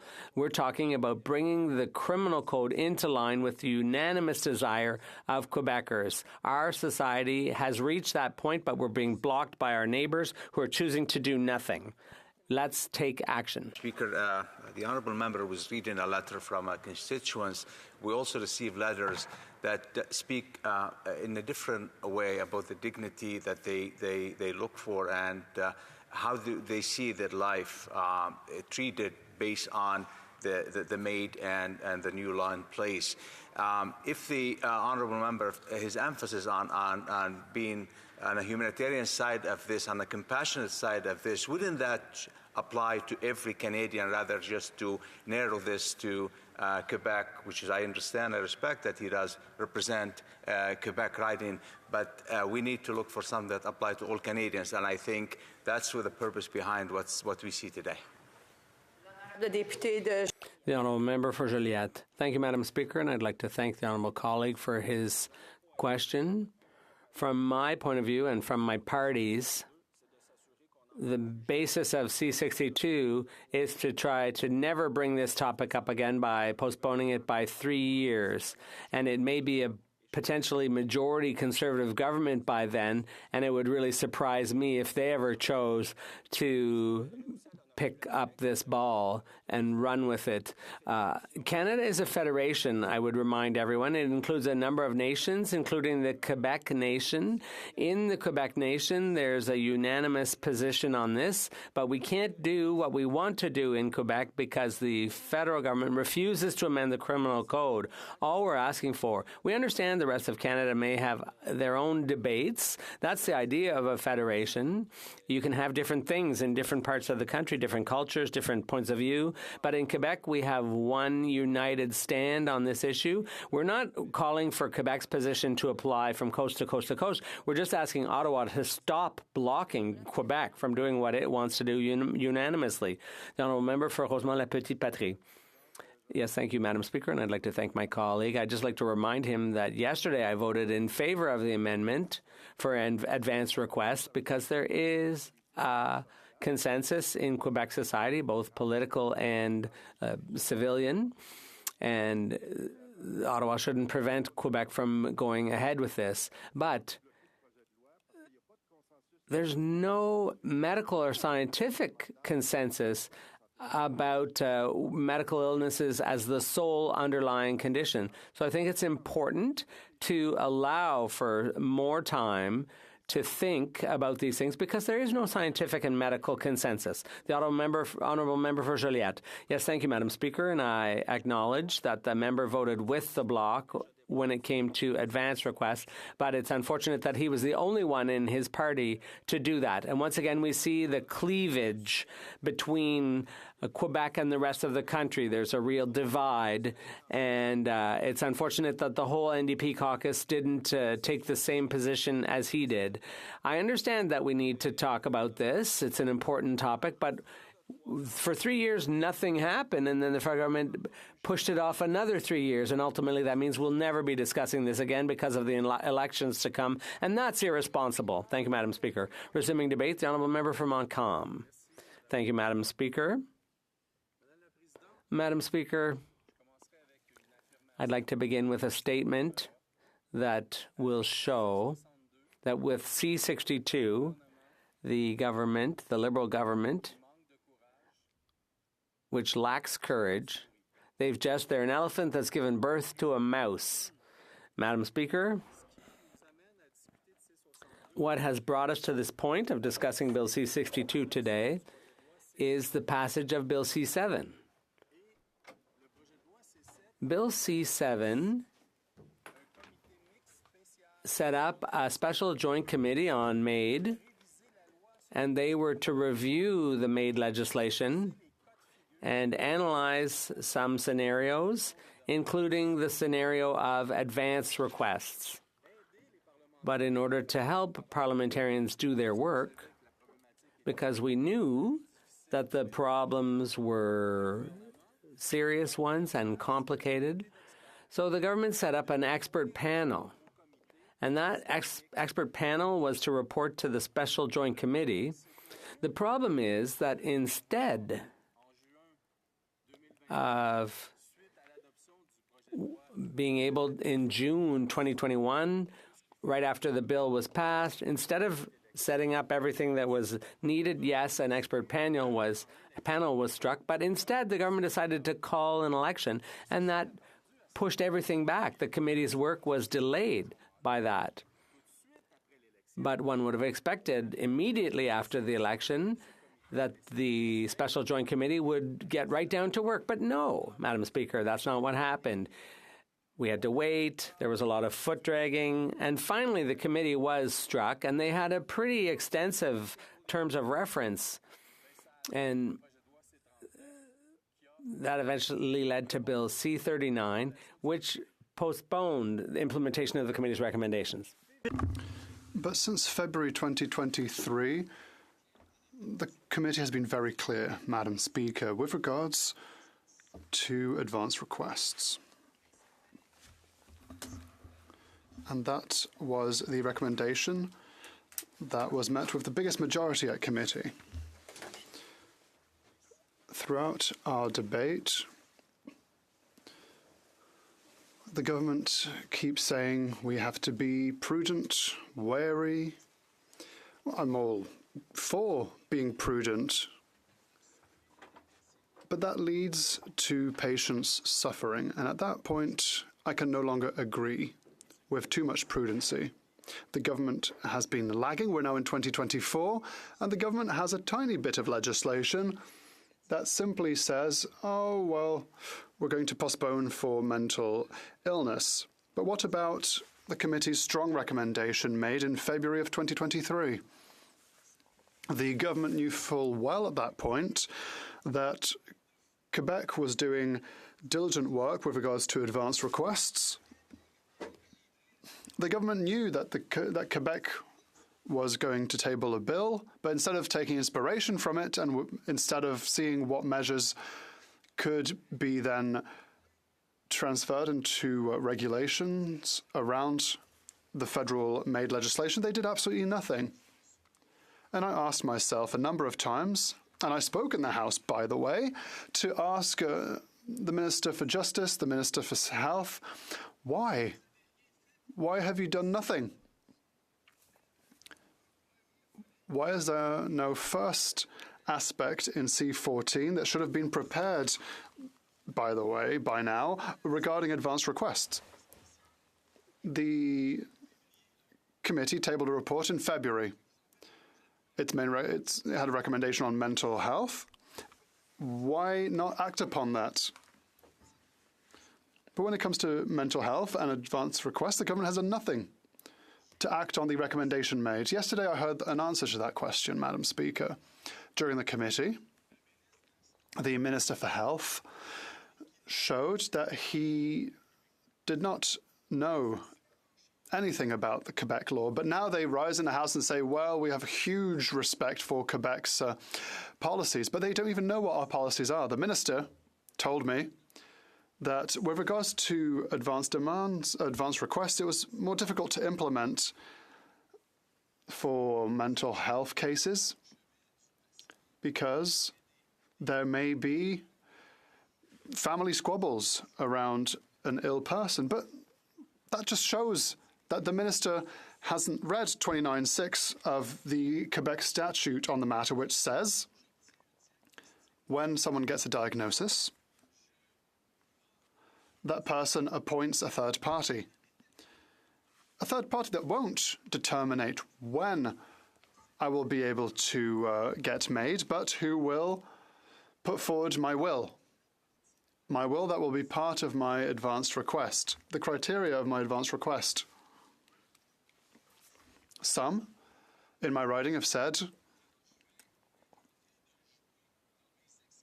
when I'll be rolling around in my own excrements, when I'll be incontinent, doubly incontinent, when I won't want to feed myself, when it will be a horrible task for people to try and feed me, when I won't be able to recognize even my closest loved ones, when I won't be able to talk to anyone around me, I want to move forward with MAID, and my third party, in whom I have a lot of trust, will say to the healthcare team, I will tell my third party to tell the team at that point, can you evaluate if we meet the criteria, if this person has met the criteria of their advance request? Why have people asked this? Why do people ask for advance requests? Because they want to avoid shortening their lives. They want to live as long as possible. And we can be benevolent to them. We can help them until they reach their advanced request parameters. And the minister doesn't even know what I'm talking about. Do you find that normal? That a minister appear before a committee saying that they respect Quebec, that say that they admire Quebec's journey without even knowing what Quebec laws include. Frankly, I'm not surprised that we have such a poor bill in C62. And then they have the gall to say, no. You, Quebec, you've done good work, but we're not ready elsewhere, so wait, your patients will suffer. Quebec society is not the only jurisdiction that has sorted out advance requests. And we're not the only ones for advance requests. 85% of people from coast to coast to coast support advance requests. That's an Ipsos poll. The Conservatives say that they want to take care of the most vulnerable, which is also the case for us, Madam Speaker. But there is none more vulnerable than someone who is at the cusp of their level of tolerance, who suffers and who is before a government or a state that tells this person, no. There might be some people around you, as if the criminal code can't go after that kind of person. I heard earlier my Conservative colleague, to listen to them, it's as if everyone in healthcare wants to euthanize our vulnerable left, right, and centre. Another Conservative said that there was an opioid crisis. There's people in the streets, so hey, let's just euthanize them. No. That's not what we want. It has nothing to do with this debate. Saying that kind of thing is fear-mongering, pure and simple. It's misinformation on a subject as crucial as the one we are debating today. So when we want to be acting for the good of society, we cannot harm someone's autonomous decisions. And the state should not make that kind of decision. Should not tell me when I've met my threshold of tolerance. Is to make sure that there are conditions necessary to allow someone to make a free choice in advance. Thank you, Madam Speaker. Questions et commentaires, questions and comments. The Honourable Member for St. Albert, Edmonton. Thank you very much, Madam Speaker. And I have to say that I find the position of the Bloc to be somewhat curious insofar as it is inconsistent with the position taken by the National Assembly. The National Assembly rejected the policy of this government, which is to expand MAID in cases where mental illness is the sole underlying condition. I understand the position of the Bloc to oppose Bill C-62 is on the basis that they would like to see this policy implemented in one short year from now. So can the member explain why the Bloc is taking a position inconsistent with that of the National Assembly? The Honourable Member for Montcalm. First of all, Madam Speaker, I've said it a number of times. The Bloc Québécois wants to have something to do with advance requests in C-62. That's our main objection to the bill. We tried to table amendments with regards to Quebec's request, the National Assembly's unanimous request. With regards to our work on the question of mental health, our premise is that psychiatry is not capable of alleviating the suffering of all of its patients. Psychiatrists appeared before us to say that they were wrong in their diagnosis 50% of the time. Wow, that's great when it comes to scientific processes. But if you don't have an exact diagnosis, and if the diagnosis can change, what is eminently clear and what is constant in a patient's trajectory over decades is that this patient is suffering. And that they can't deny that their patients are suffering. They can't deny that all they can do for these patients is palliative care. Dr. Gagnon came to tell us this. We need lifelong palliative care for people with mental illnesses. That's all they can do at the moment, these psychiatrists. So, Quebec has made a decision. In 2021, it was not able to base itself on the report we got in 2022. The Honourable Member for Saanich Gulf Islands. Thank you, Madam Speaker. Thank you to my colleague.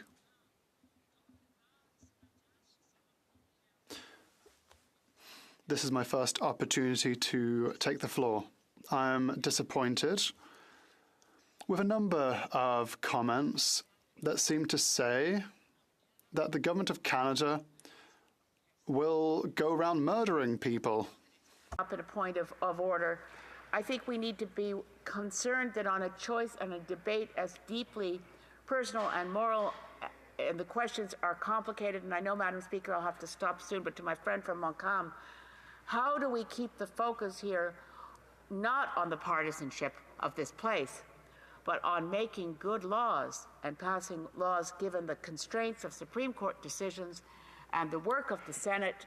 We are stuck, but it doesn't mean anyone wants to murder any Canadians. The Honourable Member for Montcalm. Madam Speaker, I challenge anyone to find an ounce of partisanship in my speech on the matter. I've always tackled the question itself. What I note is that since 2015, unfortunately, parliamentarians have not been of the same caliber as parliamentarians at the National Assembly. There's not enough thought put forward on the matter, and this could have been the case since 2021, but the government has dragged its heels. They could have allowed us to work better with more diligence. And so they've decided simply to ignore mental health. We need to tackle the issue of mental health the second this bill might be adopted. Quick question. The Honourable Member for Saint-Hyacinthe-Bagotte. Thank you, Madam Speaker. I would like to commend my colleague for his speech. He's very responsible. It's deplorable to try and fearmonger in this chamber. Well, it's part of the Conservative playbook. There might be reasonable fears in our population, but it is incumbent upon us to work on these fears. Could my colleague briefly tell us? Medical assistance in dying is permanent. There's no takebacks. But how will this be done in a responsible way without people being able to make just spot decisions? The Honourable Member for Montcalm. A quick answer. Madam Speaker, first of all, there needs to be a favourable opinion of our healthcare workers who are benevolent by nature. That's the basic premise. Those who are against MAID think that there are healthcare workers who are fundamentally malevolent, malfeasant, people who just want to eliminate the vulnerable in our society. It's rather surprising to hear Conservatives, who are libertarians when it comes to the economy, state that the state should stick its nose in personal affairs like ending one's life. In the name of what do the Conservatives believe that they are better placed than a suffering person? They don't have the courage to say it. I will say it is because of religious ideology. The Honourable Member for Saint-Hyacinthe-Bagotte has raised a point of order, or did a bit earlier. His comment, the member for Leeds Grenville Thousand Islands comment, was not directly targeting the member. It was just a general comment. When he repeated it a second time, I also mentioned it because I heard it that second time. I said it was not a comment that should be proffered in the House of Commons. It can lead to disruptions, but that also, I'm certain that no member in this House wants to kill someone in particular. So I had a look at the comments, and it was just a general comment. It was not a targeted comment. If there are members in this House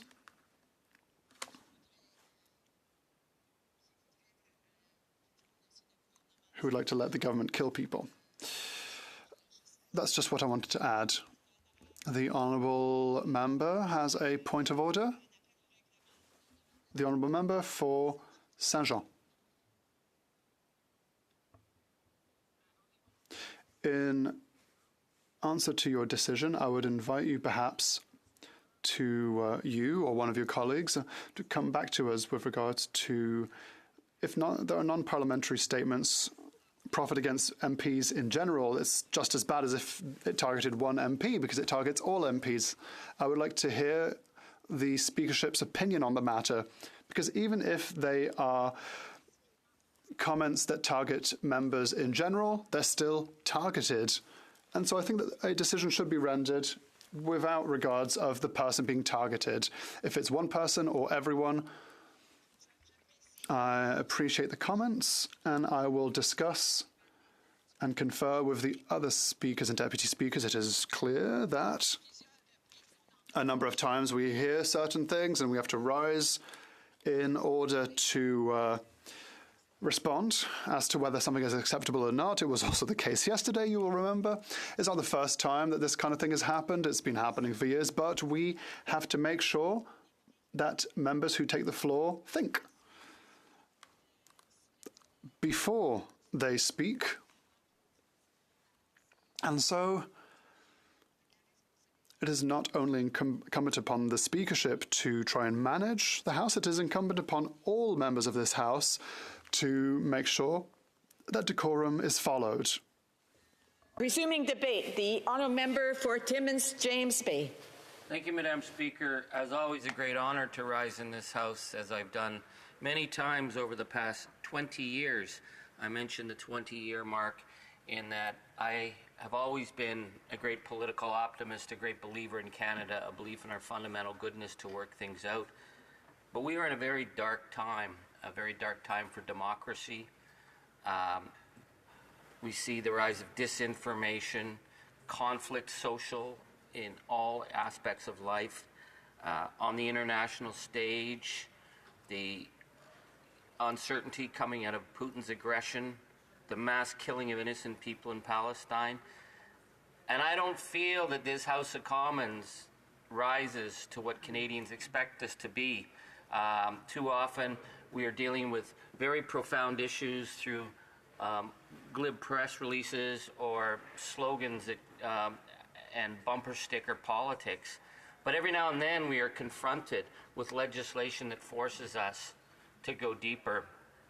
And this legislation is certainly such a moment, because there is nothing more profound in the human community than birth and death. And how we address the rights of people as they're dying and the supports that need to be in place defines not just who we are as a society, but right down to who we are as families, as neighbors, as spouses, as parents, as children. And we're in a very unfortunate moment, I think, in terms of the failure to put the guardrails in place to protect people at this most profound moment. The issue of MAID is a very personal issue, and it's of societal importance that we get this right. I have certainly struggled with this issue, and I wanted to make sure that what was done for the benefit of all, in the best interests of the human community, of the right of the individual, but the right of the people that love them to be part of something special.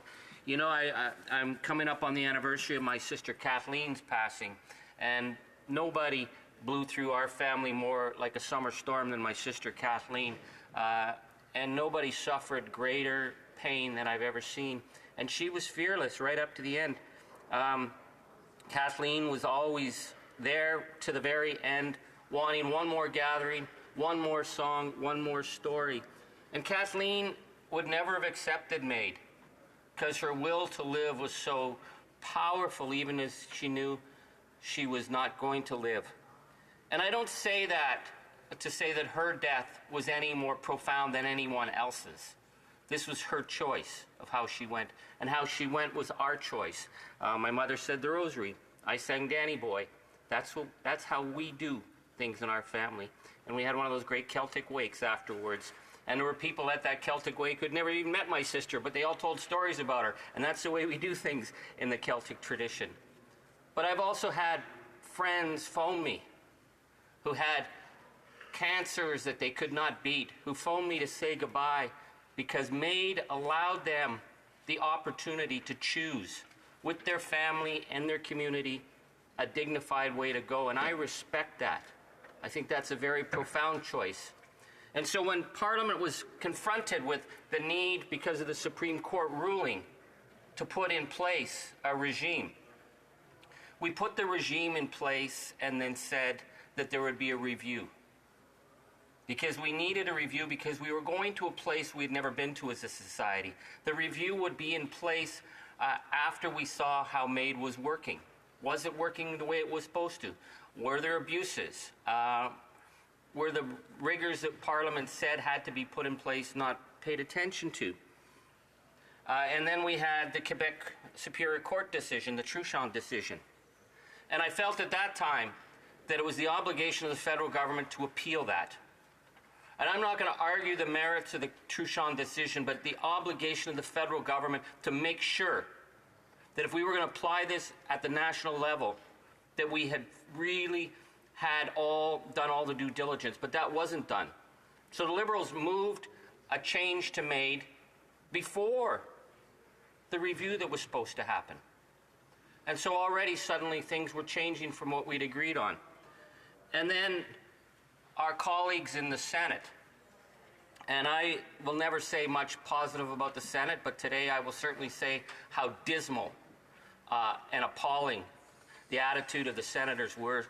Stan Kushner, who I had to sit with on the special committee, the disrespect, the arrogance of people who are not elected, people who have no accountability, people who do not have to go back to their communities when they're dealing with a suicide crisis like I have to and other people have to, who said, we want an arbitrary date to extend MAID to people suffering from mental illness and depression. That was such an extraordinarily outrageous and poorly thought out overreach that it was the job of the Parliament of Canada to simply say no. All the other provisions of MAID would have stayed in place. But that didn't happen.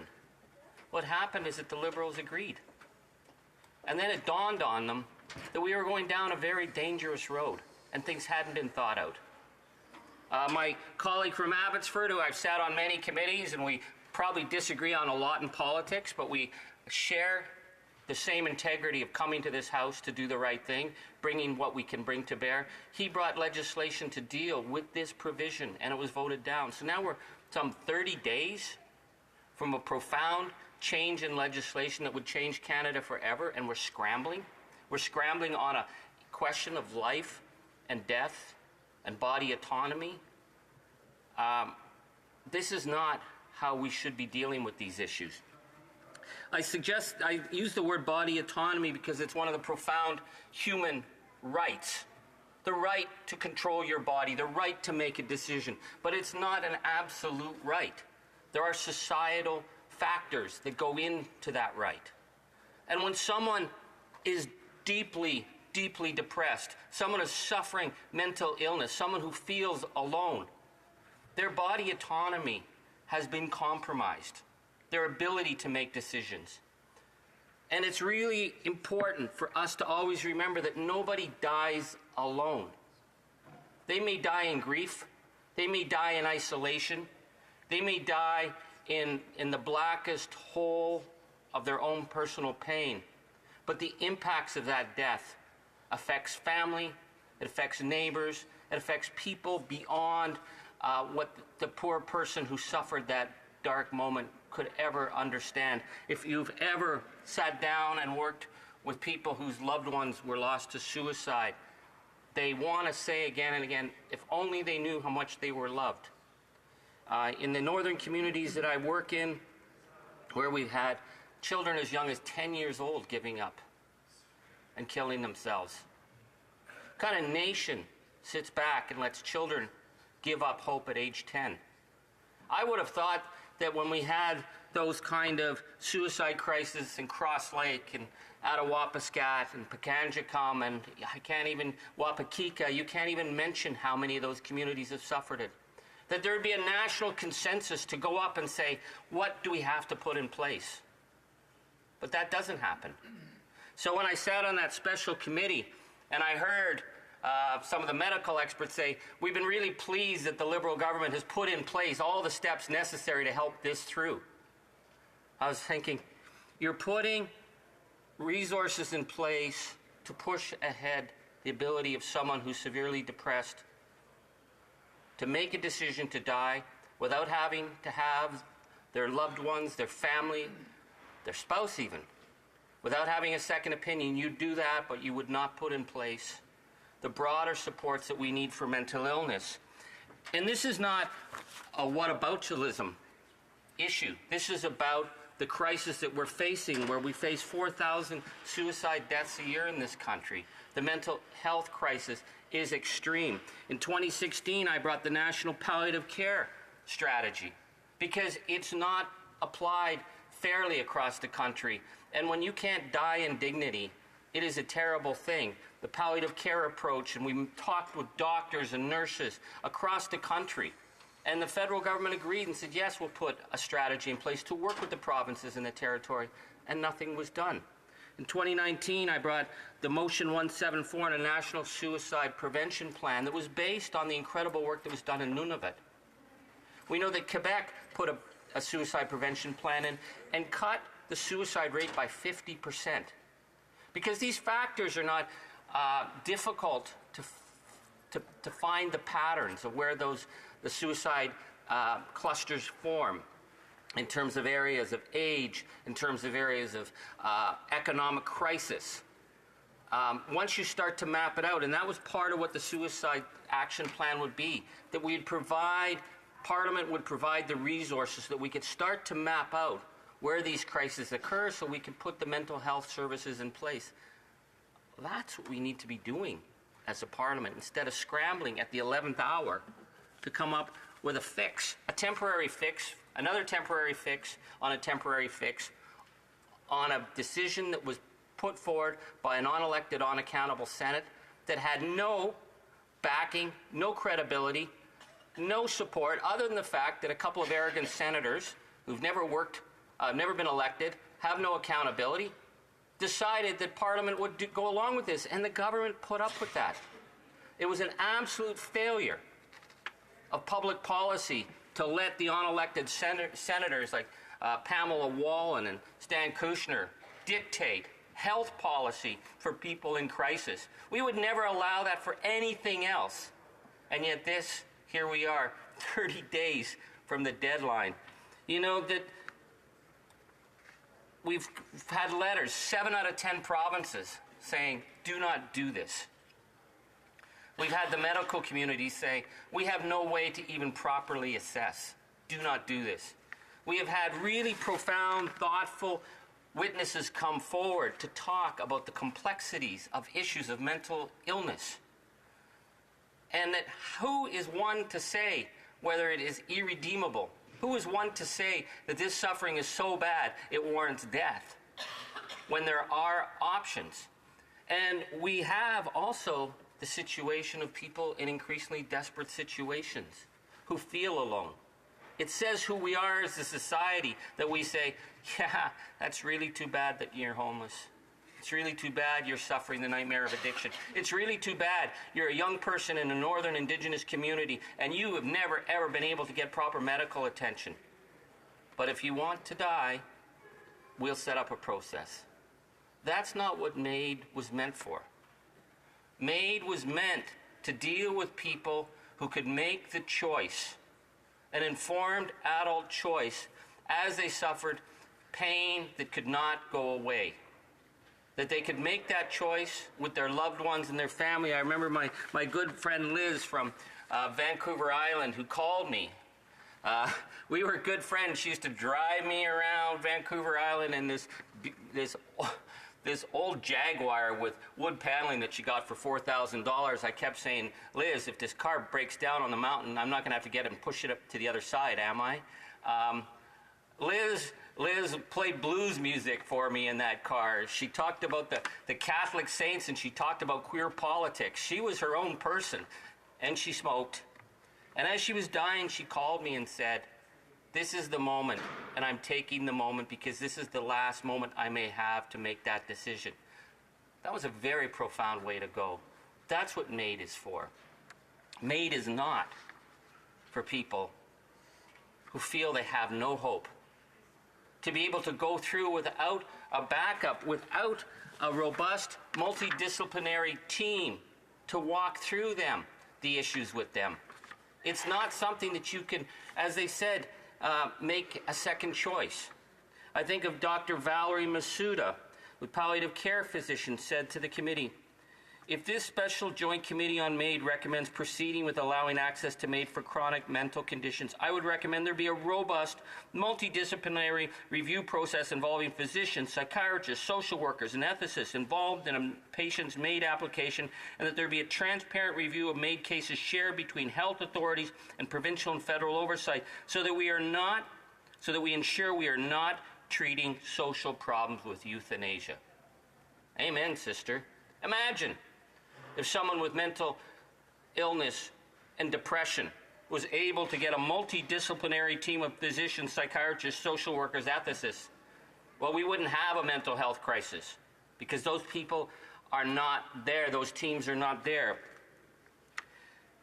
The government made a commitment to transfer to the provinces $4.5 billion in mental health to deal with the crisis that's unfolding before us. And they haven't done that. So again, we're in a situation where we're being asked to vote. And this bill that the Liberals are bringing forward, it's gutless. Because it's going to punt it down the road 3 years. We're going to be back here in 3 years. We punted it down the road a year. Over the fundamental failure of the former Attorney General, who simply let it pass. The Senate made a completely unreasonable, undemocratic, unwise pronouncement that overrode the work of the democratically elected House of this country. A House that, as dismal as we are sometimes and dumbed down and sloganeering and fighting over the stupidest things, we have to go back to our constituents and talk to them. We have had to go to the funerals of people who've died from suicide and from depression. We bring that experience into this House. And we can disagree on the extent of MAID, we can disagree on many things, but we have a democratic right and a duty to do the right thing here. The Senate has no democratic accountability to anyone. So the fact that we are having to pick up the pieces from their arrogance and the failure of the Liberal government to hold them to account is, I think, concerning, and we need to reflect on that. And I would urge the members in that other chamber, do not play games with this. March 17th, the deadline changes. The law of Canada changes. The amount of people who could die without proper support, it would change forever. The legal framework of Canada. So my message to those unelected senators, do not play games with the work that we're doing. We're picking up the pieces. We're trying to fix the damage that they did. And we need to do this because it's a bigger principle that's at stake here. The stake of human dignity in a country. And we have to also extend this conversation to our failure as a nation. Our ongoing failure on mental health. Our ongoing failure to offer young people a better future. Our ongoing failure to recognize that the weakest ones in our society, if they're just allowed to die and kill themselves because there's no hope, then we have failed, and we are failing. So I would like to think that we can come together across party lines and say there has to be guardrails. There has to be guardrails that protect the autonomy of the individual, but also places the individual who's in mental crisis and depression within the context of their family, of their loved ones, of their society. Because when you die alone and you die in darkness, the effects are felt for years and years and years after. And I will conclude on this, Madam Speaker. Going into some communities after a suicide crisis, it's like you're walking into shock waves of grief that play out for years and years to come. And it takes so much work to come back from that for a community, for a family. Here we are as a society making that decision. So let's do this right, and let's do this with respect for the people who expect us to do the right thing. Thank you. Questions and comments. The Honourable Member for Lac Saint Louis. As always, I appreciate appreciate the member's interventions and his insights and all he brings to the table. And I would agree, one of the sticking points for me in this process is the fact that the agenda, and this is undeniable, has been driven by the Senate. And it has been driven by the Senate. Now, there's a big difference between government legislation and Senate legislation. I know we're talking about a Senate amendment. The government has all kinds of resources. It has access to all kinds of experts to consult. It's got access to legal experts. It does charter analyses and everything. But on the Senate side, they don't have those same resources. So how could they approach it with such a degree of certainty? And in some cases, one might say a sense of infallibility, when it's really, they don't really have the resources that the government side has. And the government, with all those resources, never intended to go ahead. So I just would like the members' comment on that. Honourable Member for Timmins James Bay. Thank you. Well, if you aren't elected and you can't be fired, it doesn't just give you a sense of infallibility, it gives you a sense of absolute arrogance, because you can do whatever you want for the betterment or worse for Canadians. I was certainly appalled. I had the honor to sit in for my colleague from Nanaimo for one of the meetings. And I was super careful asking questions, even people I didn't agree with. I wanted to get this right. And I just felt that there was just a sense of lazy arrogance. I mean, Senator Kushner, oh, come on, we've already agreed that we're not going to hear all these witnesses. Come on, we've already agreed that we're going to just push ahead. They blew this. They didn't do the due diligence. They weren't even interested in hearing the witnesses. We should never have been put in a situation to let that lot make a decision as profound as this. Comments, questions et commentaires. The honourable member for Saskatoon Grasswood. Thank you, Madam Speaker, and I want to thank the honourable member for his passionate speech, and particularly talking about Northern Canada, where maybe the resources up there aren't the same as other Canadians enjoy in metro areas. He did bring up the Senate situation, and I think we're seeing in the House of Commons these days, in particular, Bill 234 that we've brought back several times here, and now the MAID legislation, we are having issues with the Senate, and it is a concern. As the member said, they are not elected, they're appointed, and it has caused some strain on families, not only with the MAID legislation, but certainly in the agriculture sectors with Bill 234. So I just wanted to point this out and have the member comment on the issues that we're having in the Senate, and it looks like we could have them for a number of years, the issues Senate as compared to the House of Commons. The honourable member for Timmins James Bay. Thank you. Well, we certainly know that the Conservative record on the Senate is pretty dismal too. I mean, they put Mike Duffy, the member for Come From Away, in there. Why? Because he was a hack who raised money for Stephen Harper. Pamela Wallin, Patrick Brazo. I mean, this is a rogues gallery of people who are not accountable. But the issue today is that we are now having, as a parliament, as a democratic body, the obligation to fix something very profound, but I'd love to debate and talk about how we deal with that unelected, unaccountable lot whose one thing, it seems as if you flip pancakes for the Liberal or Conservative Party, you get a job for life. There's got to be a better way of running a democracy. Questions and comments? The Honourable Member for Saint Jean. Thank you, Madam Speaker. A few weeks ago, I took part in the funerals of a friend who decided to use MAID, and his mother said at the funeral, "Mama, when you announced your decision, I didn't agree because I was going to be deprived of my mother, but I had to respect the decision because it was yours." I found that very profound. And the member from Timmins James Bay, in his speech, spoke about respect. I wasn't able to ask this question earlier, but since he has an excellent knowledge of this file, I know it's not necessarily the specific topic we're debating today, but I'd like to hear about his regions that brought him to vote against the amendment for advanced requests for Quebec. we do have safeguards in place in Quebec. This amendment wasn't intended to have a specific exemption for Quebec in the criminal code. It was for all provinces. I'd like to hear what his reasoning was. That is a very deep question, and it is necessary for the Parliament to establish a process to review this issue. Personally, it's an important question, but it is necessary for Parliament to work together to make changes to the Act. Questions and comments. Member for Nunavut.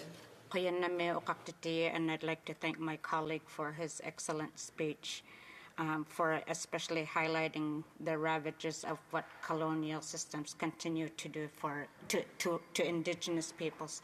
But I wanted to ask specifically about C-62 and the amendment that has been inserted about the creation of a joint committee of both houses of Parliament designated for determining eligibility, and what he thinks about that amendment that would require discussions on ensuring that eligibility of persons whose sole underlying medical condition is mental illness, and whether he thinks that is an urgent task that needs to happen after C-62 is passed. Member for Timmins James Bay. Thank you, Madam Speaker. Well, we know that a joint committee was struck, and we heard a lot of testimony, particularly that the process in place to make this work is not there. We need legislation to say that the ability of someone, or the right of someone, to ignore, to die because there's no other options out there for them is not good enough. So what we need to do is close this loophole. We need a committee to be struck, I think, to examine how MAID is rolling out to make sure that it protects rights. And also, I think we need a conversation about the proper mental health services that are being denied to people across this country. Questions and comments? The Honourable for Sarnia-Lambton. A brief comment and a question. I want to acknowledge the member's work with his palliative care motion, which led to me bringing the palliative care bill to Parliament. And he may be aware that the 5-year review shows an increase from 30% of people that had access to palliative care to 58%. So still there's a long way to go. My question for him actually has to do with the Truchon decision that he talked about. I agree it should have been appealed to the Supreme Court. But the government today can still ask the Supreme Court to weigh in on that, and I think that's something they should do. Does he agree? The Honourable for Timmins James Bay. Well, I think the problem was that they accepted it, changed the law, and we're dealing with that. But my message to government is, from here on in, we cannot be cavalier about this.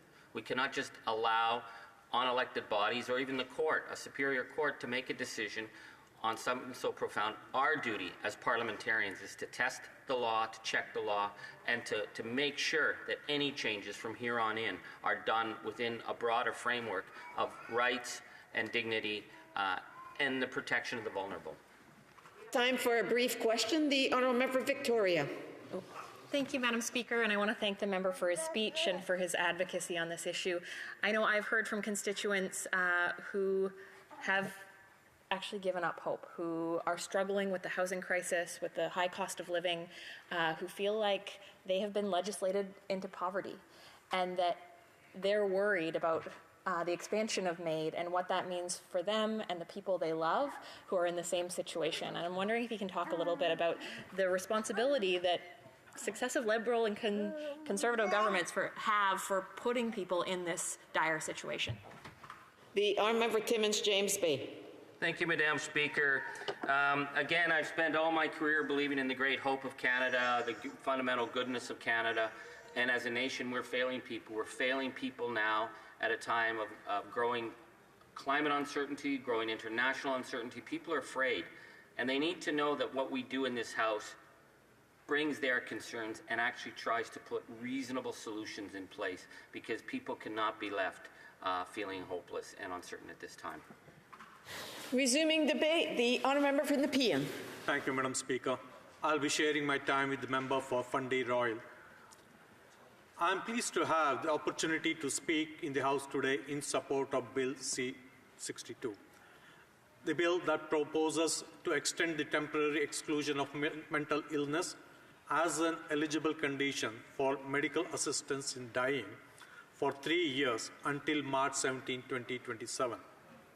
I'll speak today about the importance of a delay before lifting this exclusion, which is to provide more time for the provinces, territories, and their healthcare partners to prepare for this critical juncture in the evolution of medical assistance in dying, which we refer to as MAID in Canada. The legal framework for MAID is set out in the Federal Criminal Code. However, it is the provinces and territories who have the responsibility for healthcare delivery, including MAID implementation. We have been working in close collaboration with the provinces and territories to support the safe implementation of MAID since before the original legislation permitting MAID was enacted in the Criminal Code in 2016. This is an important relationship built on the mutual goal of ensuring quality health care for the people of Canada.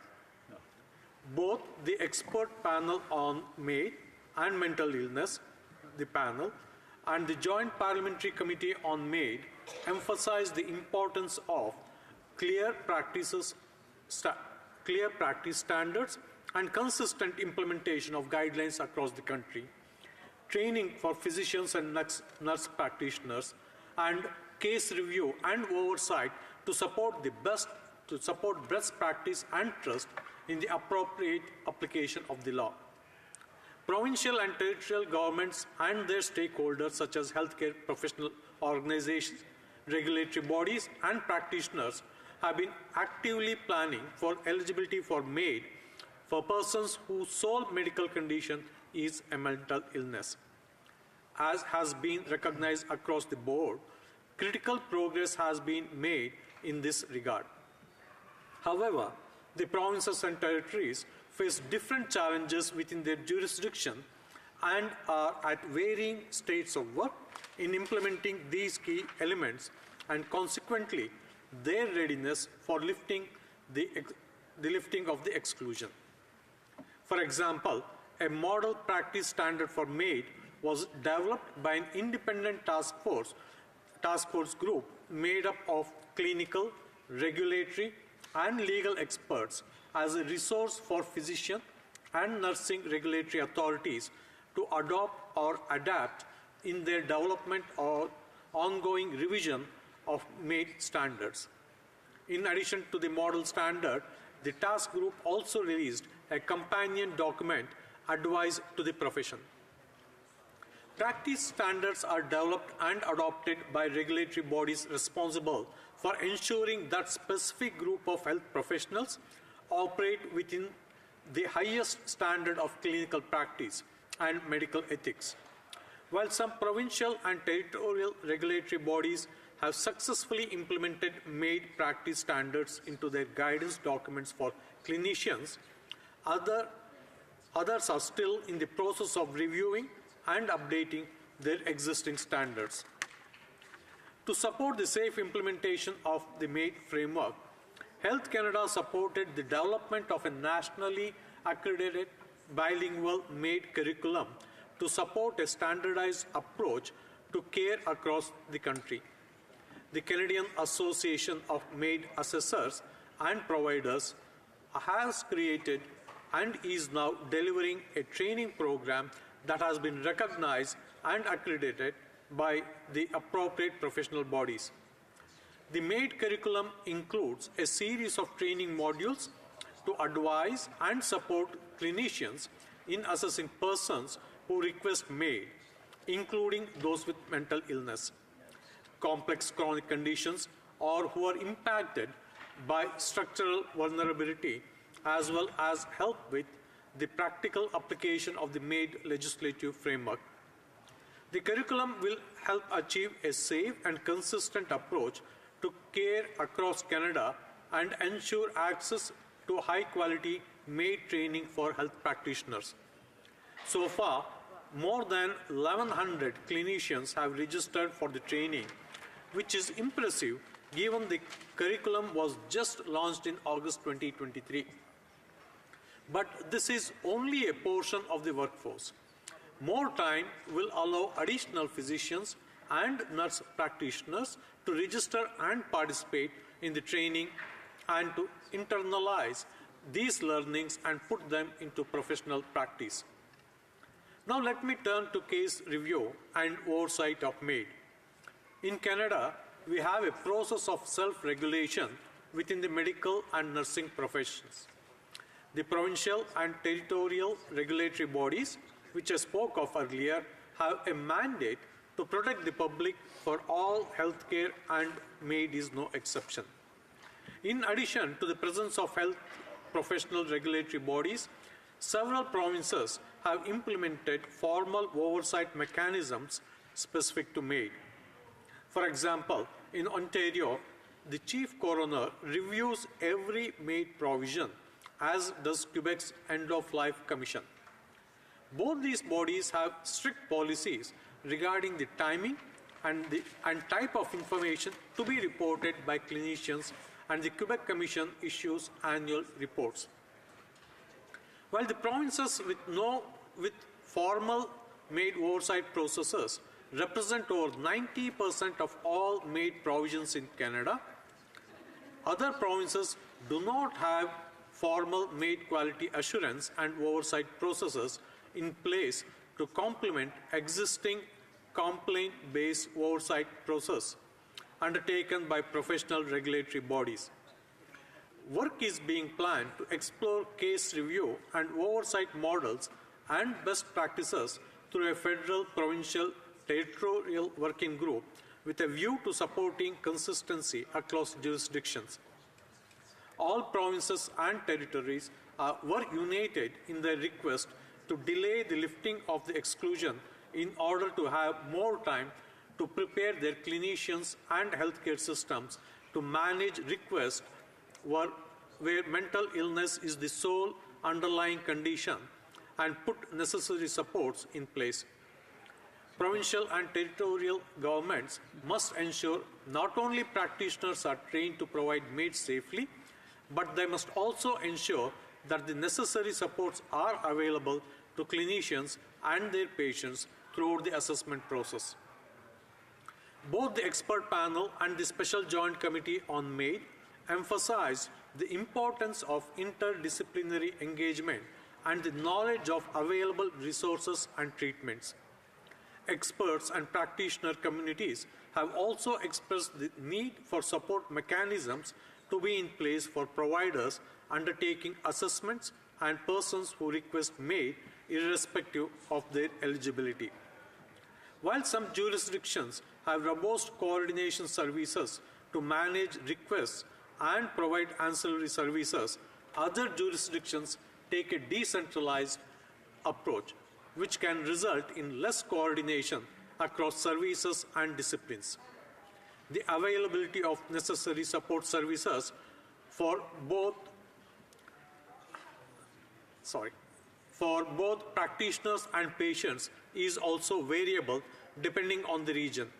For example, we have heard about the challenges of accessing healthcare services generally in rural and remote areas of the country.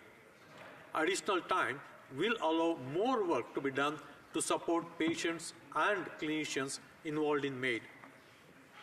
This government is committed to supporting and protecting Canadians with a mental illness who may be vulnerable while respecting personal autonomy and choice. The provinces and territories are ultimately responsible for the organization and delivery of MAID and supporting health services. Given their responsibility for how MAID is delivered, moving forward before provinces and territories are ready would not be the responsible course of action. We believe the extension of 3 years proposed in Bill C-62 will provide the time necessary to work on these important elements for the safe and consistent application of MAID for persons suffering solely with a mental illness. Thank you, Madam Speaker. Questions and comments. Questions et commentaires. Questions and comments. The honourable member for Nunavut. the member for his important intervention. I think that we all know Indigenous peoples have the fewest mental health resources, and a huge part of that is because of Canada's colonial history. And one of the efforts that we have been trying to do is trying to get more Indigenous healers and Indigenous care workers to be incorporated into the non-insured health benefit system so that they too can be paid as similar as professionally or academically certified, educated mental health professionals. And I wonder if the member agrees that as a way to alleviate some of those pressures, that one of the better ways to make sure that Indigenous peoples are getting the mental health services they need is to make sure that they are being funded as well. The Honourable Member for Nepean. Thank you, Madam Speaker. I agree with the honourable members that rural communities, remote communities, including Indigenous peoples, have got difficulty in accessing quality health care that many in the urban centers take for granted.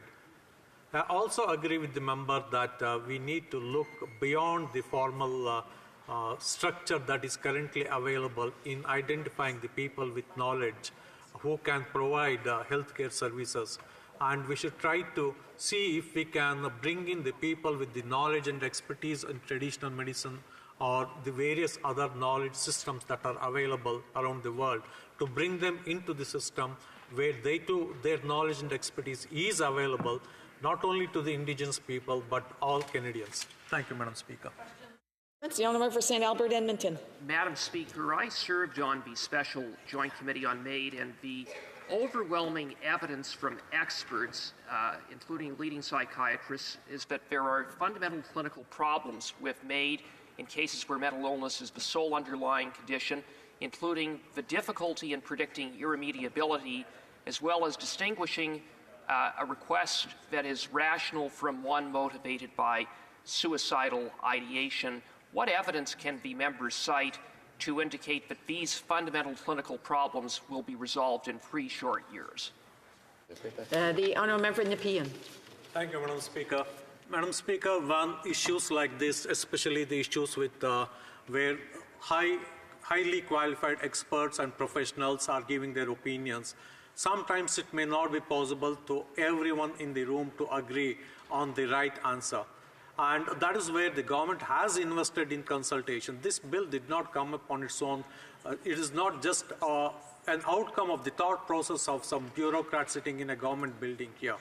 This also includes a lot of consultations amongst the Canadians, amongst the healthcare professionals and other experts. And their inputs have also been taken into consideration while formulating this legislation. Thank you, Madam Speaker. Questions and comments? Questions et commentaires? The Honourable for St. Albert, Edmonton. Well, thank my friend from Nepean. And a survey released 2 weeks ago from the Ontario Psychiatric Association indicates that 78% of Ontario psychiatrists oppose this expansion and don't believe that there are sufficient safeguards. Can the honourable member speak to the government's decision not to add additional safeguards, and would he support additional safeguards, legislative safeguards, pursuant to the Criminal Code, if in fact we move ahead with this in 3 years? We have time for, the answer, yes. The Honourable Member for Nepean. Thank you, Madam Speaker. A short answer would be, I always say that whenever we bring in legislation which fundamentally affects all Canadians, especially the kind of legislation that have never been thought of during the last over 155 years, we need to take a relook at it, modify it, and change if required. I'm sure there will be a time in the future where we can have a relook at the whole MAID legislation and see if we can tweak it for the better service for Canadians. Resuming debate, the Honourable Member for Fundy Royal. Well, thank you, Madam Speaker. And Madam Speaker, Canadians would be forgiven for thinking they've seen this movie before, because they have. Because It was only last year that we debated Bill C-39, which provided an extension to the coming into force of this dangerous legislation. And now we debate Bill C-62, which was introduced 2 weeks ago, thanks to consistent pressure from conservatives, from advocates, from experts, organizations, and individuals from across the country who want to help individuals live with mental illness, not help them end their lives. So how did we get here? We got here because we have a justice minister, a prime minister, a government that has ignored the science, has ignored legal experts, has ignored the courts, has ignored the pleas of the most vulnerable, has ignored Canadians, and has plowed ahead with legislation to expand medical assistance in dying to Canadians who deserve help. And those are Canadians that are suffering with mental illness. And Madam Speaker, I don't need to tell you about some of the shocking headlines that we've seen over the last year. Veterans suffering with PTSD being told by employees of Veterans Affairs that they could consider MAID. Individuals without housing, without shelter, considering MAID for economic reasons. And individuals, as we heard at our Justice Committee when we studied Bill C-7, who did not wish to have MAID but were consistently pressured to consider it. So on this side of the aisle, Madam Speaker, Conservatives have chosen the path of hope rather than harm, and we will continue to do so. But we look across the way just this week when we heard a government minister say, it's not a matter of if, it's a matter of when this expansion takes place. Madam Speaker, I mentioned ignoring the law. You know, when we were at Justice Committee studying Bill C-7, consistently we heard from the government, we have to do this. We have to do this because the courts told us we have to do this. And Madam Speaker, nothing could be further from the truth. Number one, there was a court decision which the government did not appeal.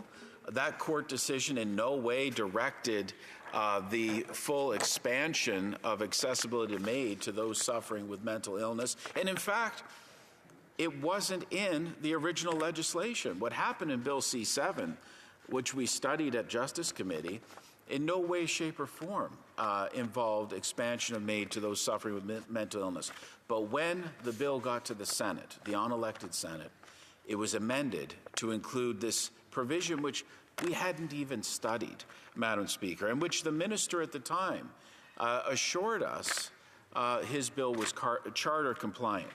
So the previous Justice Minister was at committee, and I had a letter, and I hold it today, signed by 32 legal experts, professors of the faculties of law around the country, leading experts on the law. And I need to quote from them, Madam Speaker. It says, "We disagree as law professors that providing access to MAID for persons whose sole underlying medical condition is mental illness," which is what we're talking about today, "is constitutionally required, and that Carter created or confirmed a constitutional right to suicide as the Minister of Justice has repeatedly stated. Our Supreme Court has never confirmed that there is a broad constitutional right to obtain help with suicide via healthcare provider ending of life." And those are powerful words. So I had this letter signed by these 32 professors. If I had time, I would read. You would recognize many of their names. You would certainly recognize the different universities that they represent. So I said, well, with this in hand, I asked the Minister of Justice, "Minister, you've come here saying you constitutionally have to do this, and these 32 experts are saying you do not. Who's right, you or these experts?" And the minister said, "I'm right." And you know, that is the attitude, Madam Speaker, that we've had consistently with this government, as they have plowed ahead in spite of the evidence, in spite of the concerns, in spite of the pleas from disability groups, in spite of the pleas from mental health experts, in spite of the pleas from psychiatrists. I have a letter, a brief here, Madam Speaker, from the Society of Canadian Psychiatry. And they make a number of conclusions, and I don't have time to read them all, but I want to touch on a couple of their conclusions. One, at this time, it is impossible to predict in any legitimate way that mental illness in individual cases is irremediable. A significant number of individuals receiving MAID for sole mental illness would have improved and recovered. That's the finding of the Society of Canadian Psychiatry. They go on to say, the political process, and I've already spoke about this a bit, but even they can see this, the political process leading to the planned expansion of MAID for mental illness has not followed a robust and fulsome process, has not reflected the range of opinions and evidence-based concerns on the issue, and has been selectively guided by expansion activists. If that doesn't send a shiver down your spine, I don't know what would. When we're talking about Canadians at their most vulnerable place, they should be able to count on us. How many of us participate in, for example, Bell Let's Talk every year, where we say, if you're suffering with mental illness, reach out. We're here to help. Talk to someone you trust. Access mental health support. But now, in spite of all this, we have these psychiatrists saying the government's moving in the wrong direction. And then I turn to their recommendation. The board of the Society of Canadian Psychiatry recommends that the planned 2024 MAID for mental illness expansion be paused, not for a year, not for 3 years, not for 5 years. They say be paused indefinitely without qualification and presupposition that such implementation can safely be introduced at any arbitrary predetermined date. So, what are we led to believe, Madam Speaker, when a government won't listen to legal experts when it comes to the criminal law? They won't listen to psychiatrists when it comes to mental illness. And it begs the question, who are they listening to and why? This is the second time. And Conservatives have warned all along, that there would be a dangerous slippery slope. Canada has gone from, has leaped ahead of all other nations. And there's some nations that were ahead of the curve on this, if you want to put it that way, than Canada. And now they look at us like, what happened to you guys? That you would even be discussing Canada, that you'd be discussing providing assisted death to someone who comes to, whether it's Veterans Affairs, comes to one of the number of hospitals across our country looking for help, and instead they would be offered medical assistance in dying. So I want to set the record straight. The Liberal government has not in any way been bound by the courts to expand MAID to those whose sole underlying condition is mental illness.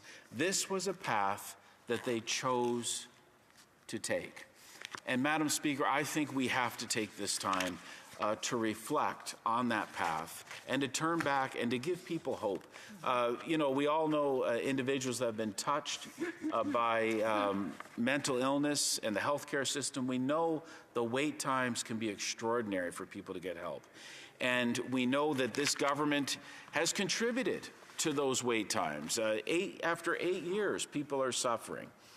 So, Madam Speaker, I would urge us to support this bill and then to look at ways to provide support for those suffering with mental illness, not to offer them assistance in death. Madam Speaker, I move, seconded by the member for St. Albert Edmonton, that the question now be put. Thank you, Madam Speaker.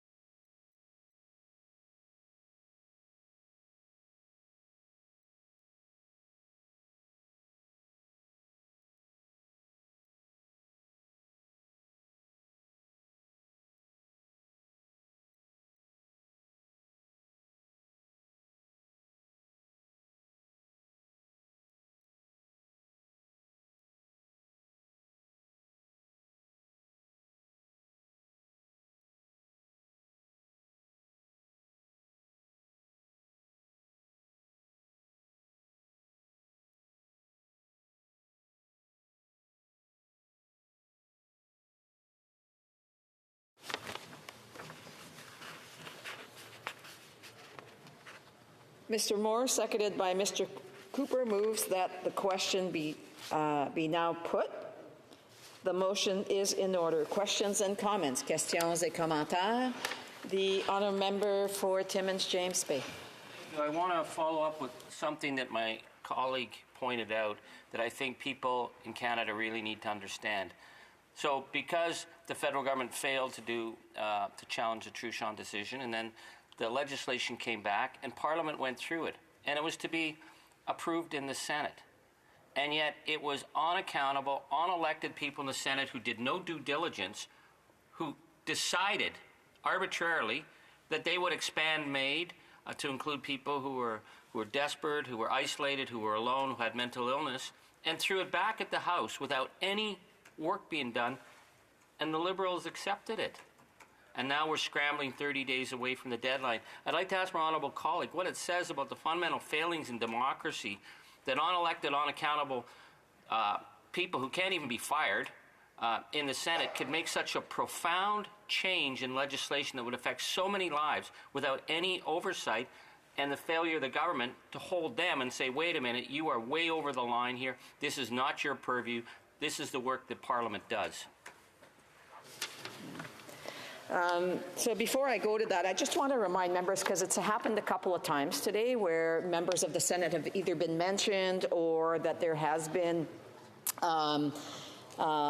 some adjective used regarding the Senate. So I just want to remind members that the House rules, the rules are that no member shall use offensive words against either House or against any member thereof. And I just want to remind members to be careful on the words that they are using, and to not mention other members from another House directly, because they're not here to be able to defend themselves either. So the Honourable Timmins James Bay wants to rise on this point that I've just raised. I'm very concerned, Madam Chair, Speaker, that you're rewriting rules in Parliament.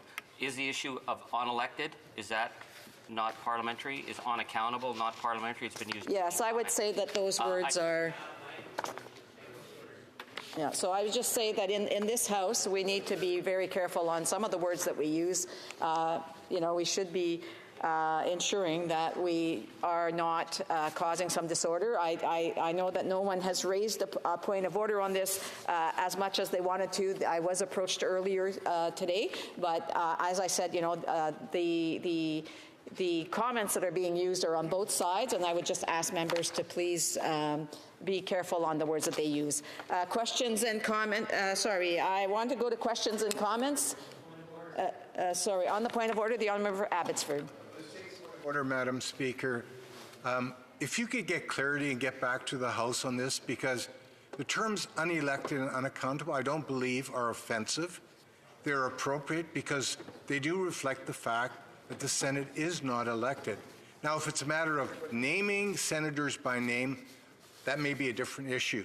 But using terms that I think most of us would acknowledge accurately reflect what the Senate represents is fair, especially in this chamber where we're supposed to be free to express our thoughts and feelings about the issues of the day. So I just want to, I will add to that, and I would just say that, here's part of the ruling that was brought to this House when not that long ago these same discussions were being had. The House of Commons Procedure and Practice 3rd edition adds the following on page 620, and I quote, "Although the chair has been known to show considerable leeway at times in recent years, it is generally understood that disrespectful reflections on Parliament as a whole or on the House or the Senate individually are not permitted, and it is out of order to question a senator's integrity." This is on the other side. So even just on the Senate itself. So I would just, again, ask members to please be mindful of that. Another point of order, the honourable member for Timmins James Bay. Madam Speaker, I would ask you to review the debates today, which I think have been very respectful. You mentioned this issue of disorder. Did anyone speaking about unelected or unaccountable senators cause disorder where it was raised? Because that you're betting yourself in a discussion where there has been, I think, very respectful conversation, and people have been talking about the fundamental problem of the other House is germane to the issue at hand. It is why we're here today. It is why this debate has to happen. If we can't talk about that, then we are not doing our job for Canadians. And I appreciate the additional information, the input. I will certainly look further into this and get back to the House if need be. I do want to remind the honourable member that earlier today he did actually speak about and use some adjectives that weren't becoming of what should be used when it comes to specific senators. And I would just ask the honourable member to, and all members, to please refrain from doing so. Questions and comments. The honourable member for Central Okanagan, Similkameen Nicola. Thank you, Madam Speaker. And I listened to our critic for justice. He has done a yeoman's service on committee and in this place on this subject, and I know it's very dear to him. Of order, the honourable member for Timmins James Bay. Speaker, I'd asked the question. I think I should be, even if I Senate, I should be allowed to have an answer. Even if I mentioned unelected, non-accountable senators, they shouldn't be denied an answer from my colleagues. I apologize on that. I jumped the one step there. The honourable member for Fundy Royal. Thank you, Madam Speaker. And you know, my honourable colleague is quite right. This government and the minister have been all too eager to lose. You know, when they had a constitutional responsibility to defend their laws, they did not appeal decisions that would protect vulnerable Canadians. And when the minister appeared at our Justice Committee on Bill C-7, which expanded medical assistance in dying, he assured us it was quite constitutional. And then the next day, he was back assuring us that without the expansion to those suffering from mental illness, it would be unconstitutional. So this was a minister that was all too eager to lead his government, and the government did not stand up. Members did not stand up and push back. And now we're in the situation that we're in, where we've already extended the coming into force for a year, and now we're debating a bill to extend it by 3 years. That is a clear indication that the government got it wrong, and we're going to do what needs to be done to protect Canadians. The honourable for Central Okanagan, Similkameen Nicola. Questions and comments? Thank you, Madam Speaker. And to the member, in his speech today, he referred to, questioned the government's judgment on a lot of these issues. And as a longstanding member of this place, I would just hope he would comment a little bit further, because it seemed to me that particularly this government somehow believes that if you create a law that changes the way our institutions, such as our healthcare system, works, and there is not sufficient practical resources or understanding of those changes in law, it has very real repercussions. I fully supported the bill from my colleague from Abbotsford, because I believe that this is an issue that we need some finality on. If he could maybe comment on those two items, please, Madam Speaker. The honourable member for Fundy Royal. I thank my colleague for his question, and he's quite right. This bill, but for the passage of Bill C-62, the impact will be profound on our healthcare system and on individuals suffering with mental illness, and on the message we send Canadians suffering with mental illness. And I can only say that the government has moved forward in this dangerous direction, whilst ignoring at every turn the advice of experts, including, as I quoted extensively, from the Society of Canadian Psychiatry, so from medical experts, from legal experts, about the merits of moving forward. And this is our job, to debate these things, to consider them, to hear from experts. And unfortunately, because the government dropped the ball, it's up to us to pass this legislation to protect Canadians suffering with mental illness. Resuming debate, the honourable member for Calgary-Shepherd. Thank you, Madam Speaker. So I'm glad to be joining debate on C-62. Off the top, I'll mention that I will be voting for, like the Shadow Minister for Justice on the Conservative side said. This is about protecting the vulnerable, though the federal government has dropped the ball in this latest iteration of its legislation. We now, with these 3 years, I hope will be taken to basically fix the mistakes that were made all the way back to C-14. I want to talk a little bit about what brought us to this moment, and then refer to some constituents of mine who've emailed me over the last few months on the issue of assisted suicide. I'll also mention that I'm sharing my time with the member for Mission Matsaqui, Fraser Canyon. I'm sure he'll add more onto this debate. So to go back to the beginning, not too far to the beginning, so I get into Genesis, but to go to the beginning with the Carter decision. In the Carter decision is kind of what kicked off multiple debates that I have now been a part of. I have now seen this debate go from C-14 to C-7 to C-62, and then the attempts by my honourable colleague from Abbotsford, who tried to do, I think, right by vulnerable Canadians all across Canada to make sure that mental health conditions would not see the expansion of the MAID provisions to those who are still suffering with mental health conditions. Way back on C-14, not the great thing about Hansard, I was able to go all the way back and review what I had said, and I spent quite a bit of time complaining that the reasonably foreseeable clause would be knocked down by a court.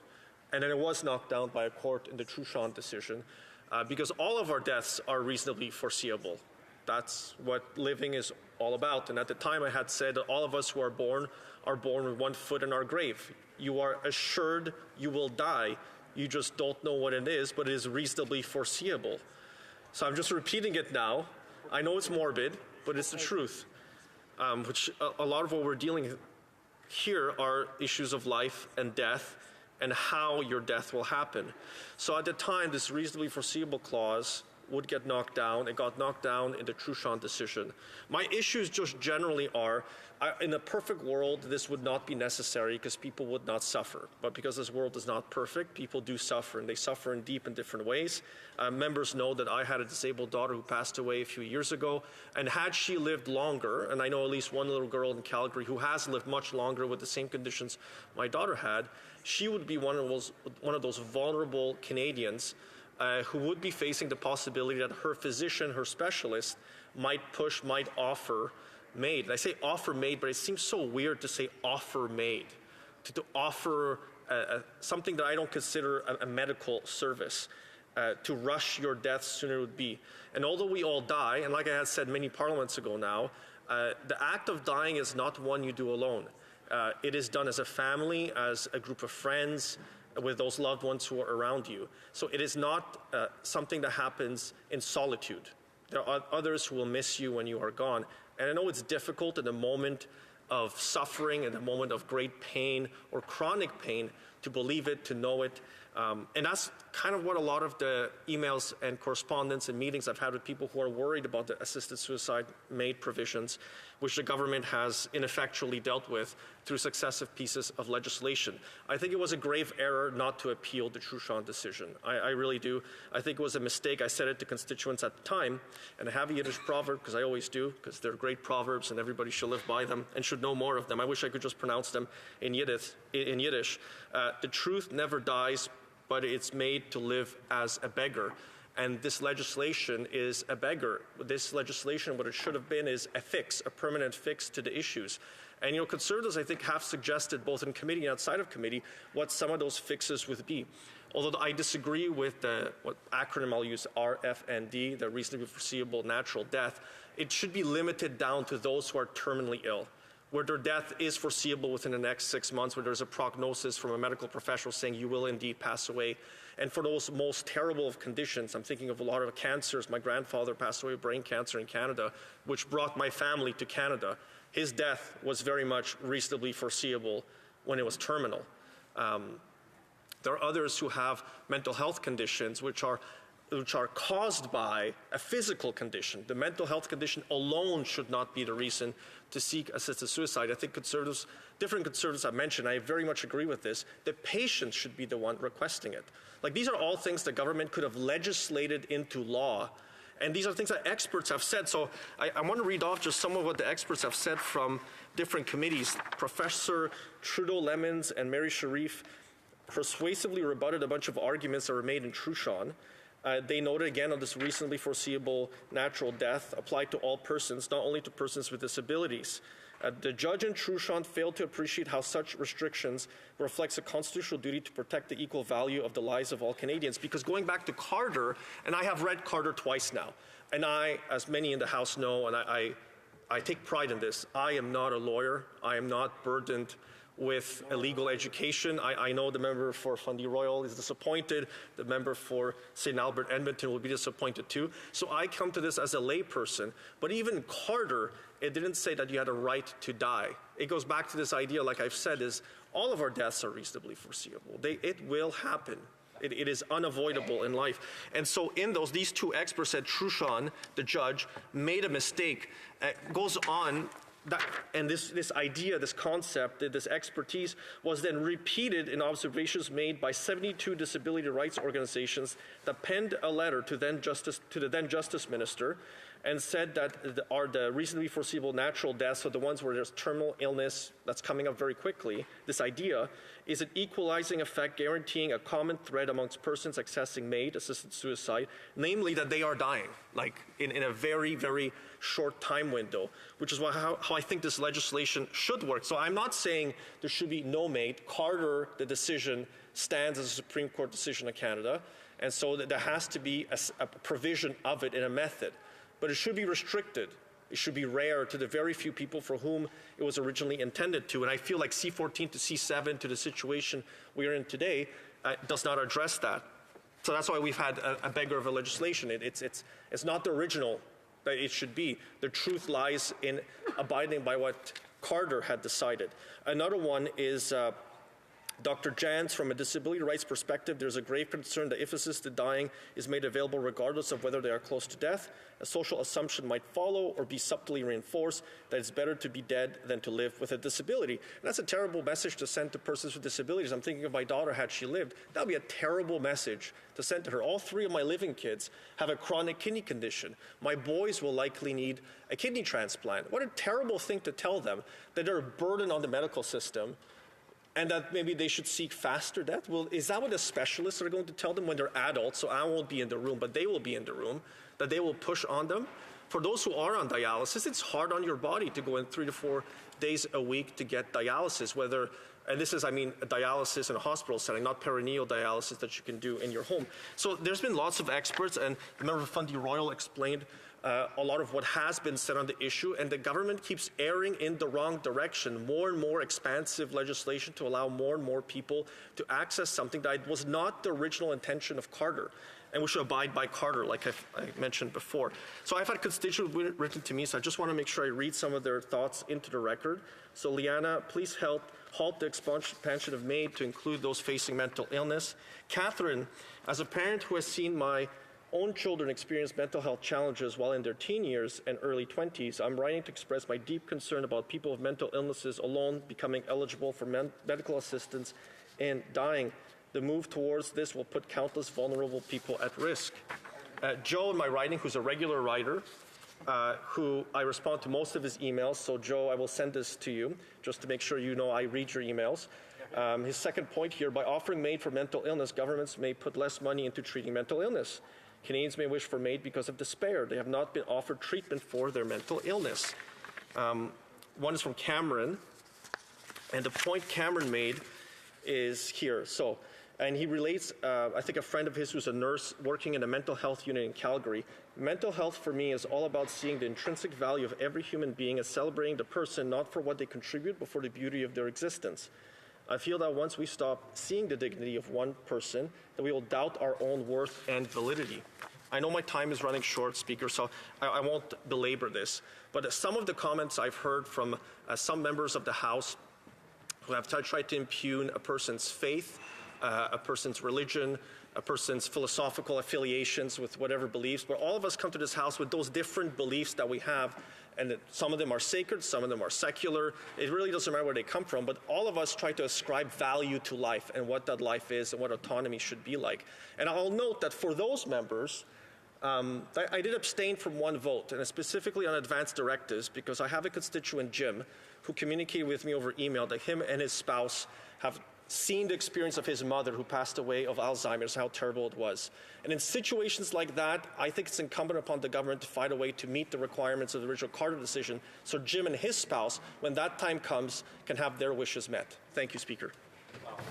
Questions and comments? Questions et commentaires?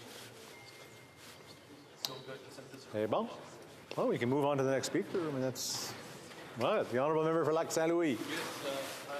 There you go. I see you now.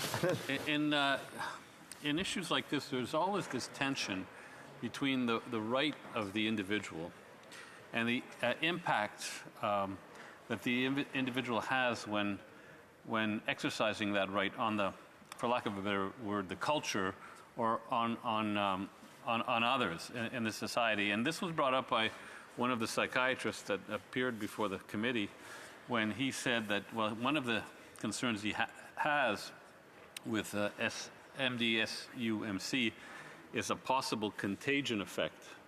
And, I don't know if courts would actually consider this because it's so difficult to prove. Anyways, it's just something that I think about a lot, and I was wondering if the member has any thoughts. The honourable member for Calgary Shepherd. It's something that I also think about when the member mentions courts is sometimes I feel these court decisions should be made to apply to the judge that makes them for 6 months before they apply to the rest of the public, because I sometimes wonder when they think these things through. I think it goes back to too much legal education, clouds their judgments at times. And this is where I worry is exactly like contagion effect. Does it then become permissible broadly that suicide and suicidal ideation is the go-to? Is that the type of society that we want to, not necessarily, I don't think encourage is the right term, but just like an acceptance of it. Like we have companies that promote things like Bell Let's Talk. What's the point of doing that when you have made provision that is being expanded consistently through a series of legislations and court decisions? Questions and comments? Question commentaire. The honourable member for Kelowna Lake Country.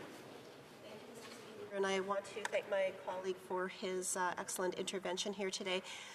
My question is, we've heard from a lot of people in the disability community, advocacy groups that advocate for persons with disabilities, and they have come out very strongly against expanding MAID for people where the sole underlying condition is mental illness.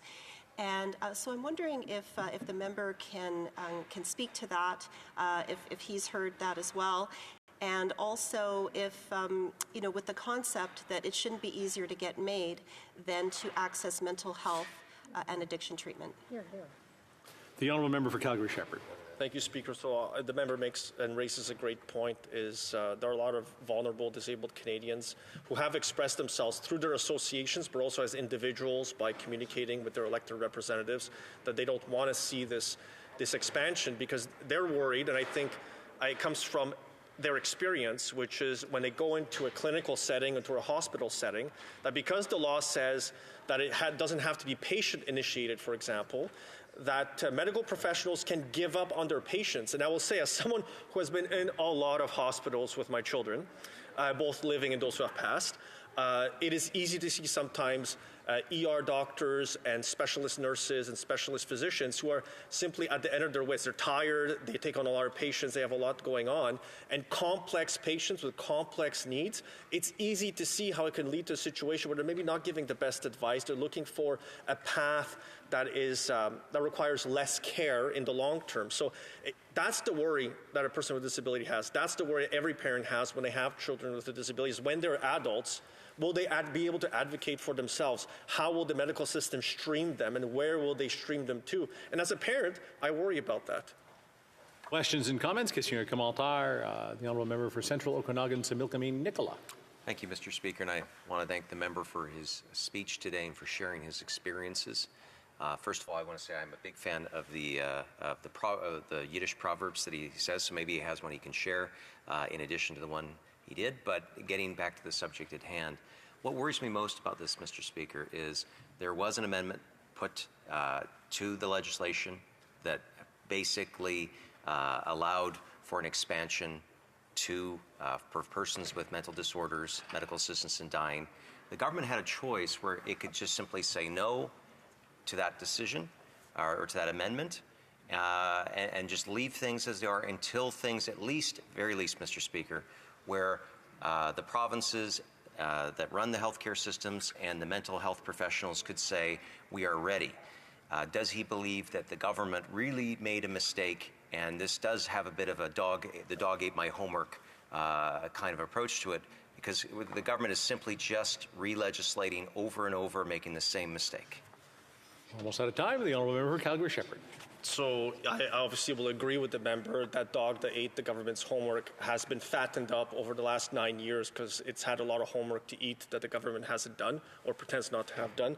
I think the greatest worry is that we had an opportunity to close the door with C-314 from the member for Abbotsford, and I think it was a grave mistake of the House not to have voted in favor of it. It would have closed it completely, would have been no expansion of made to those with mental illnesses, and the House, future parliaments could have reviewed the situation and redecided on the matter in 5, 10, 15, 20 years when there would be more data, more people looking at how the system had been used and what the demand was like, and whether there had been advances in psychiatric and mental health services being provided to Canadians. Because if you don't provide the service at the front end, so a person can choose to get healing, to have the ability to live a fulsome life the way they want to live it, then you can't really then be pushing MAID on the other side as the only path available to those who are vulnerable or suffering from mental illness. Thank you, Speaker.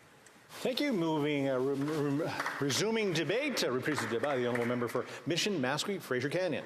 Thank you, Mr. Speaker. I rise today to speak on Bill C-62, which seeks to delay the expansion of medically assisted death to individuals whose sole condition is a mental illness until March 2027. Yesterday, in anticipation of these remarks, I sent out an email to about 10,000 constituents, and I heard back from 95 of them on the subject we are debating today, medically assistance in dying, or MAID. I heard from parents who have lost children and those who have suffered from depression and were able to overcome their illness with treatment. The majority of respondents agreed with the position I'm about to outline, but there were some who did not. Many of those who disagreed with my stance came from Mission Matsby Fraser's Canyon's very large and diverse Dutch community, who have a deep understanding of this issue given its history in and our connections to the Netherlands. I appreciated hearing those thoughtful comments. Among those who disagreed, the most common concerns raised were about access for those suffering from dementia and advanced requests. Concerns were also raised about the challenges many Canadians face in accessing mental health supports and treatment, which can leave some feeling hopeless. In fact, it nearly brought me to tears hearing from some constituents who said, "How dare you try to take away the right for me to access MAID when I'm suffering from mental illness," because they didn't see a pathway out for the circumstances in their life. And that's a horrible position to be in. I am grateful to everyone who took the time to share their thoughts and concerns in a compassionate and respectful way. One thing, however, was unanimous, and that is that our healthcare system is failing to meet the needs of Canadians suffering from mental health challenges, and this must be addressed. Almost a year ago, I stood before my colleagues in this House and expressed my concerns about the Liberal government's decision to extend medically assisted death to individuals solely suffering from mental illness. I highlighted the stark contradiction in our efforts to promote mental health awareness and services while also offering death as an option to those struggling with mental health challenges. Mental health affects every family in our country, and it pains me to see the government contemplate providing death as an option to individuals at their lowest points. I shared the heartbreaking story of a member of my own community in Abbotsford who received medically assisted death without her daughters being informed, despite her documented mental health condition. Regrettably, such stories are becoming too common under our existing MAID regime. Retired Corporal Christine Gauthier, who represented Canada at the Paralympic Games, tested before the Special Joint Committee on Medical Assistance in Dying that she had tried for 5 years to get a wheelchair ramp installed in her home through Veterans Affairs Canada. Instead, she was offered MAID by a VAC caseworker.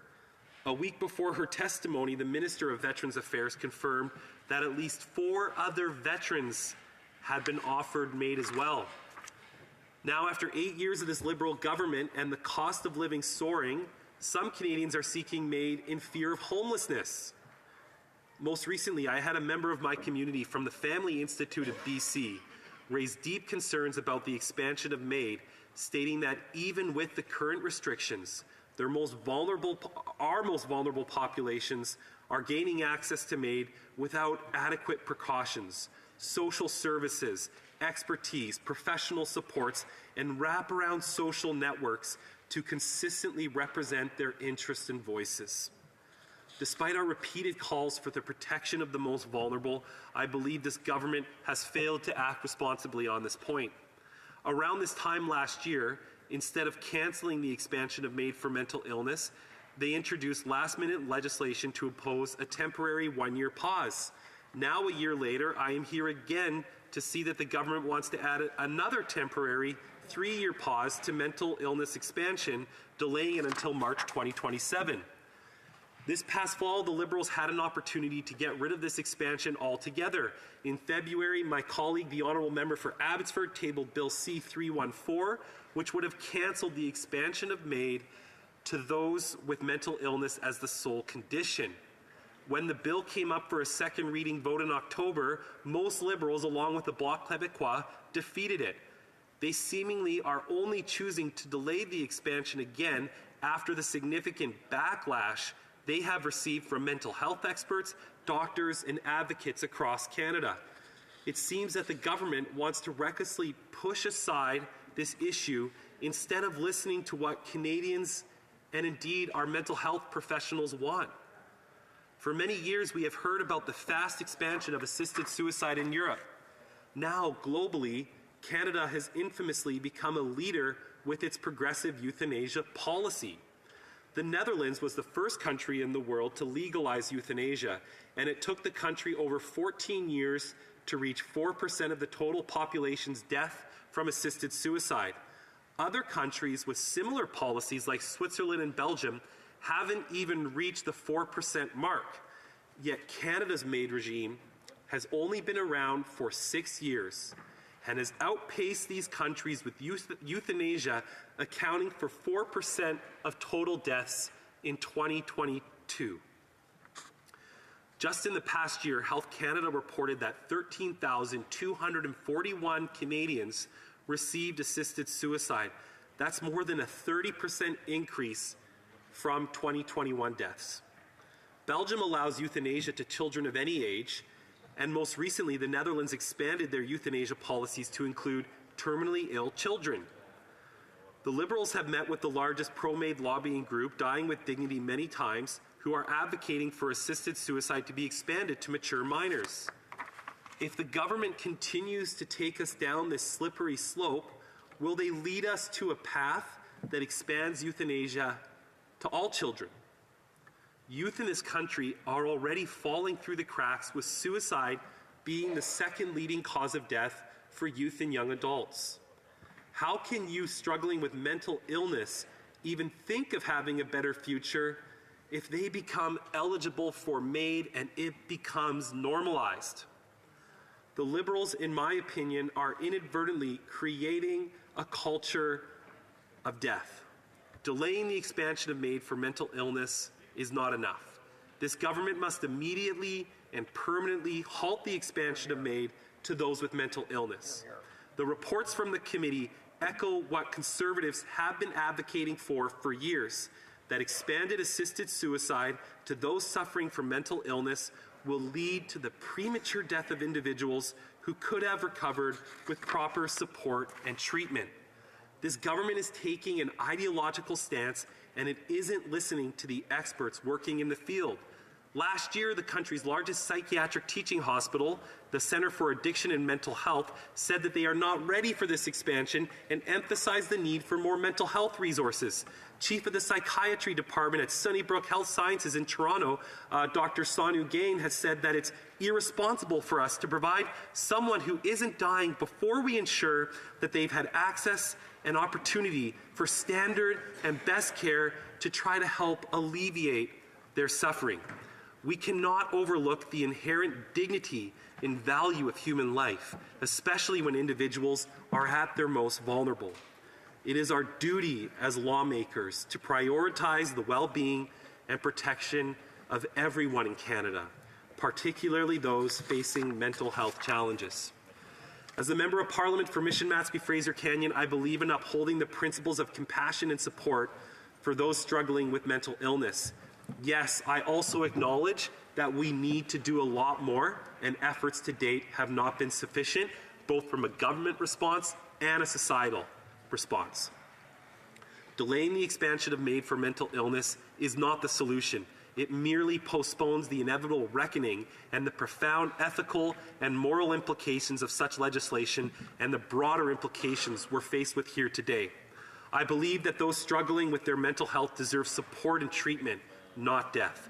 We know that recovery is possible when treatments are more readily available. Thank you for your time today, Mr. Speaker. Questions and comments? Question et commentaire. The Honourable Member for Nepean. Thank you, Mr. Speaker. Mr. Speaker, I would like to ask the Honourable Member, in his speech, he mentioned the 31% increase in number of Canadians taking the assistance of this MAID legislation. I know this number, when seen in isolation, 31% jump is big. However, does he agree with me that because the legislation is fairly new, so all the people who have been waiting with suffering for so long a time, they have started utilizing this MAID legislation provisions? Does he not agree that going future, when the legislations sort of get, when this MAID provisions get normalized, that huge rate of growth he quoted will not be so in the future? The Honourable Member for Mission Mascouy Fraser Canning. Well, I'd like to thank the member from Nepean for a very fair question and some of the points he raised. Are we simply catching up in Canada as it relates to the availability of MAID? Perhaps in some cases, but under the current legislation, there has to be a foreseeable death. So I believe that with the way information is exchanged, the access to MAID and the access to information that people has led to a rapid increase, yes. But I will also note that there was an individual in my community of Abbotsford who accessed MAID because she didn't feel she had a place to live. That story was well documented in Canada. She didn't believe she had the support she needed to live a life that was respectable. So I believe that with the normalization of MAID, for people that don't feel they have a lot of hope in life, that it's become a more readily available option. And I guess my message today is that all people should have hope. Questions and comments? Question et commentaire. L'honorable député de Beauport. The Honourable Member for Beauport. That's a 10 out of 10, Mr. Speaker, on my riding name there. I'm a bit upset listening to my colleague. I have a friend who had complications and was told to go home, and your kidneys a write-off, you're going to die. I remember at that point, in a panic, she said, "Can I at least get access to MAID?" And she was told, yes, at the right time, no problem, we'll call you, we'll do an assessment and so on. But luckily, and this rarely happens, the kidney that she had grafted, it started functioning even though without the anti-rejection. So she didn't need MAID in the end. The transplant worked even without the anti-rejection drugs. But she still says she wishes she'd had that option. And so today, people are suggesting that this is all about euthanasia and assisted suicide and so on, all kinds of the wrong terminology. And we're all here, and none of us is an expert. We're just trying to do things to allow the experts to make their judgment their professional judgment at the appropriate time. So I don't know where he's going with all this euthanasia and killing children and stuff. It's just such a mess. I don't understand it at all. The Honourable Member.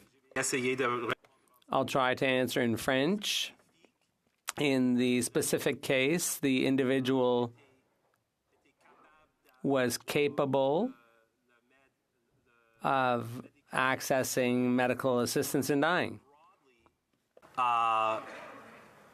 More broadly, in respect to that question, I don't believe the legislation before us today relates specifically to that issue. That was related to kidneys, and there was a foreseeable death. And then thankfully, that individual didn't have to face that situation. The legislation we're debating here today solely relates to mental health and a government decision to expand the expansion of MAID for those suffering from mental health illnesses for 3 years. The experts that appeared at the joint committee between this House and the other House outlined that we're not ready for that expansion. So the Conservative Party is in fact listening to the experts and taking the position we have today. Thank you, Mr. Speaker. Reprise du débat. Resuming debate. Before I go there, how about I just make a suggestion that we keep our questions short and we keep our answers short so that, of course, more people can participate in the great debate that we're having today.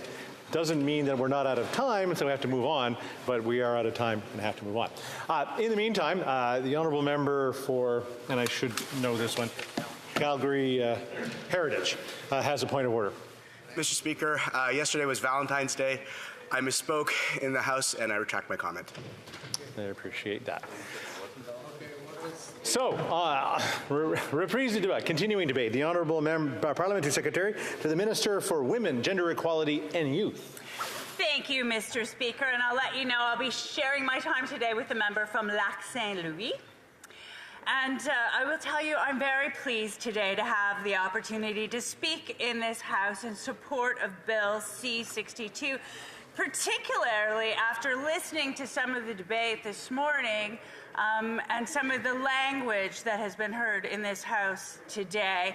For example, the member from Abbotsford, throughout his speech today, continually used the phrase, the mentally disordered. I believe in reference to people who are suffering from mental illness. And then a little bit later in the day, we heard from the member from Leeds, Grenville, Thousand Islands, and Rideau Lakes, and throughout his speech continually referenced people as addicts. And Speaker, I want to say that in this House we are leaders. Our words are important, and we shouldn't be furthering the stigmatization of people who suffer mental illness. And so I would caution my colleagues across the way to be careful in their language and to please not further marginalize people who are already suffering. Back on Bill C-62, Speaker, as the Ministers of Health and Justice have emphasized, the government believes that an extension of 3 years is necessary to provide individual clinicians as well as provinces and territories the time they need to prepare for this change. I also believe that a 3-year extension of the period of ineligibility to receive MAID on the basis of a mental illness alone is necessary. Although significant progress has been made, more time is needed to ensure the safe assessment and provision of MAID in these circumstances. And Speaker, I have heard from psychiatrists in Hamilton, my riding of Hamilton Mountain, who have said these very things. They need more time to get the system ready. My remarks today will focus on the progress that has been made in preparing the healthcare system and also what more needs to be done.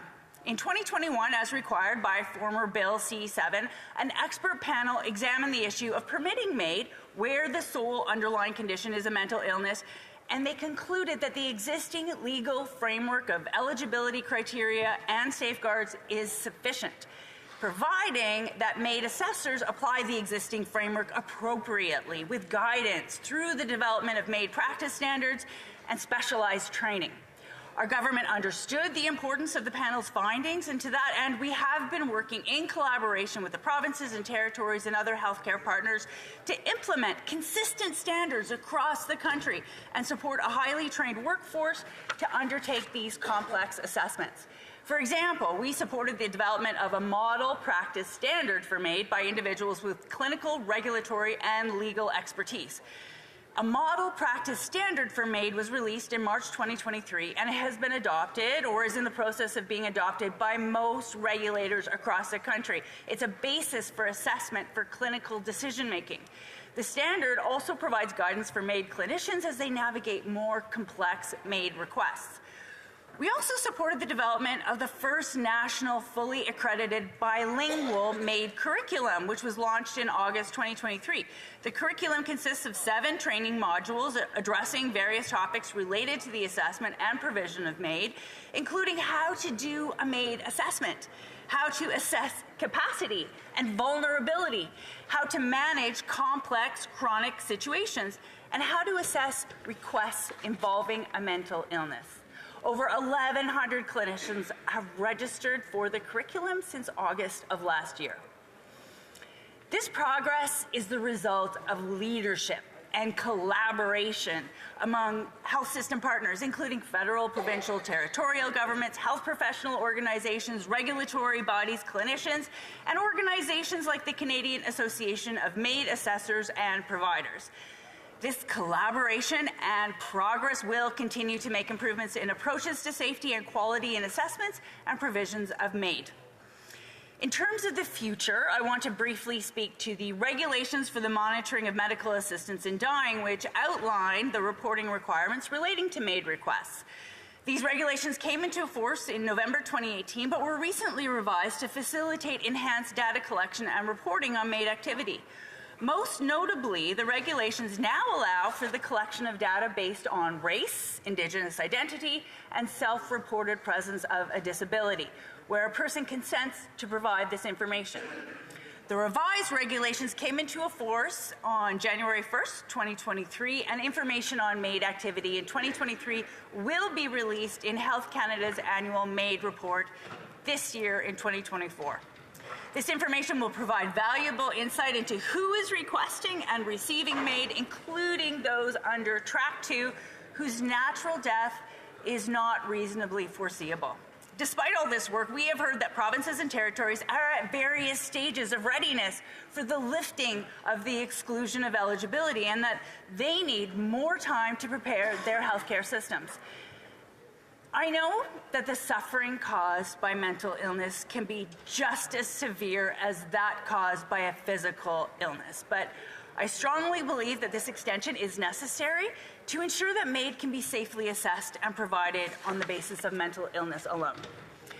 This extension does not question the capacity of people with mental illness to make healthcare decisions. It's about giving the healthcare system more time to adopt or implement some of these key resources to ensure that MAID practitioners are properly equipped to assess these complex requests and that the provinces and territories have the necessary mechanisms in place to support them.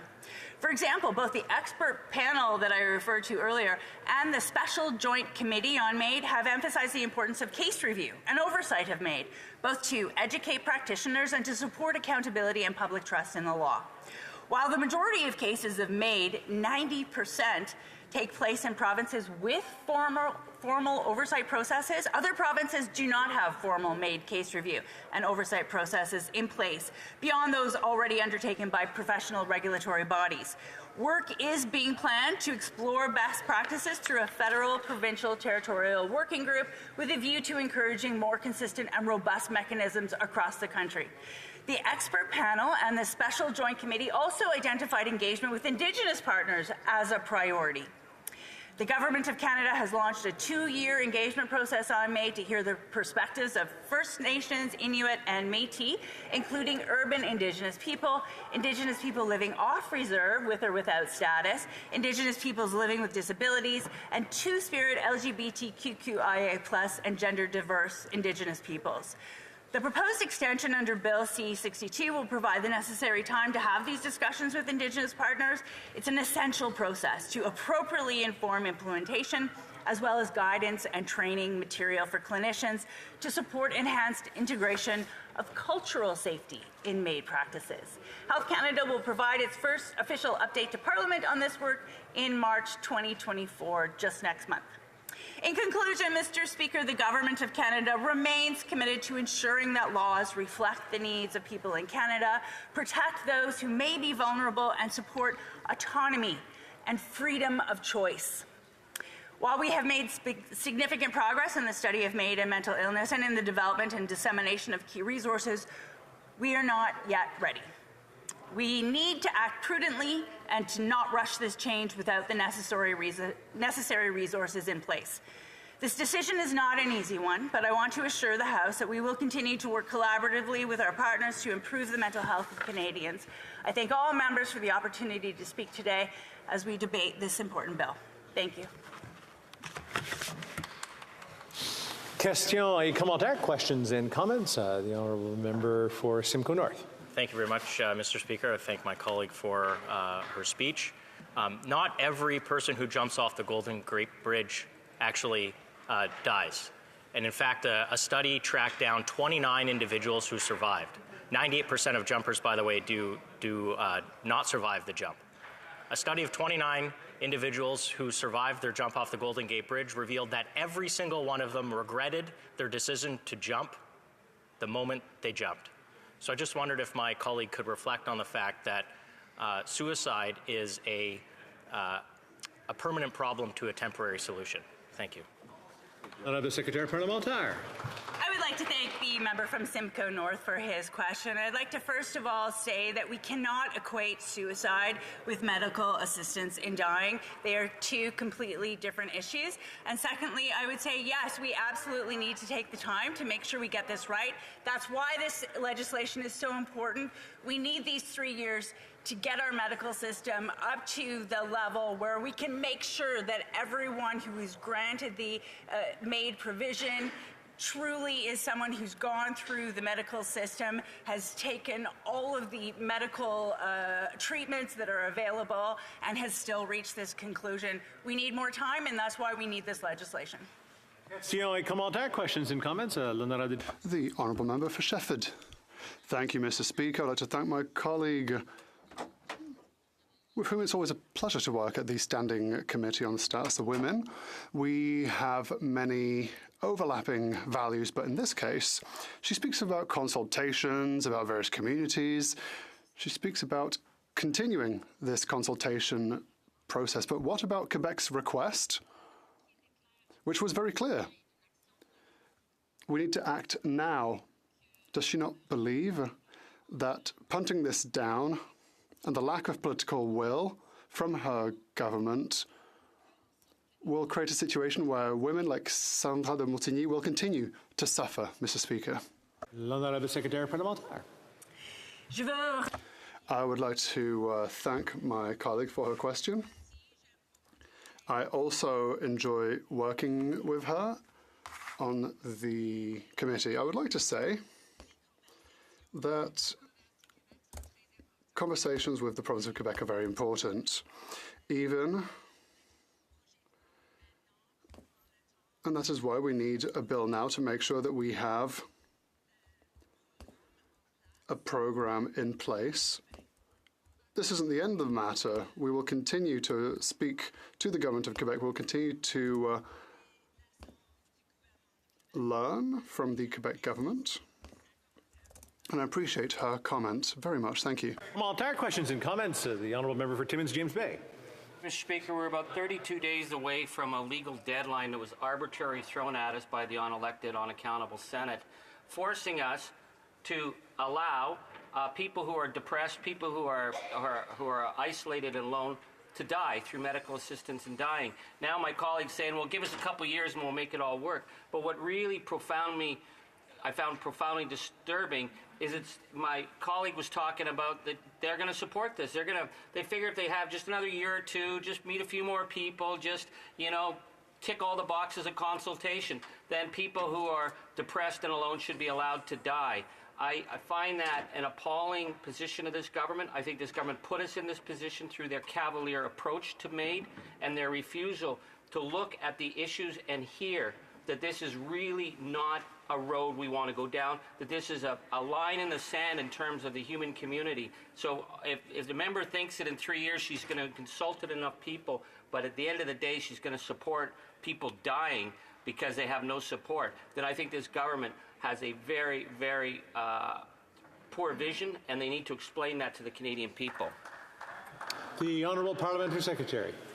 Thank you to the member from Timmins, James Bay, for the question. And first off, I would say that I don't think consultation is simply checking boxes. I think it's extremely important, particularly when we're talking about our vulnerable, particularly when we're talking about our medical system.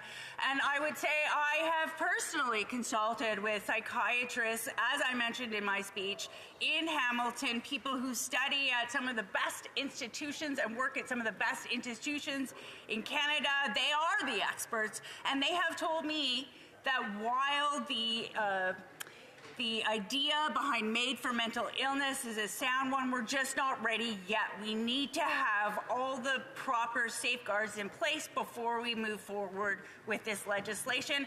I think that's fair, and I think it's reasonable. As much as I wish I could control time, I can't control time. We're out of it. We'll go on to the next speaker. Reprise du débat. L'honorable député de Lac-Saint. The Honourable Member for Lac-Saint-Louis. Thank you, Mr. Speaker. I rise for the second time this week to speak on the matter. As I said at the beginning of my speech at second reading, I felt compelled to speak about this matter. And so, as a member of the Joint Committee, when we speak about mental illness,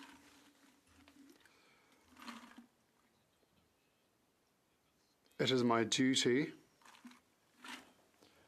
to take part in a very important debate for our society, a societal debate that is crucial, a very complex debate. As a legislator, I just wanted to learn more about this element of public policy, this very important piece of public policy. Mr. Speaker, I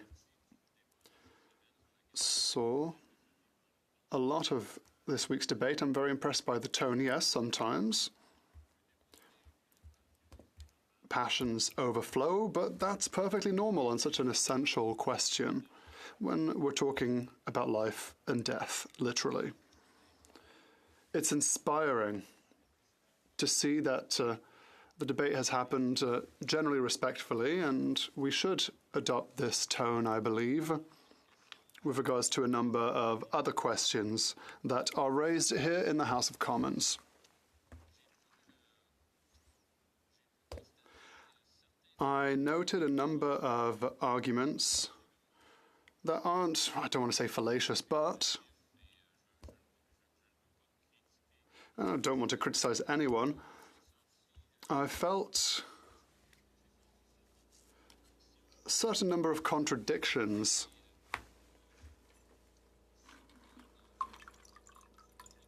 Contradictions with regards to certain interventions. An amendment could have been made to C62 to include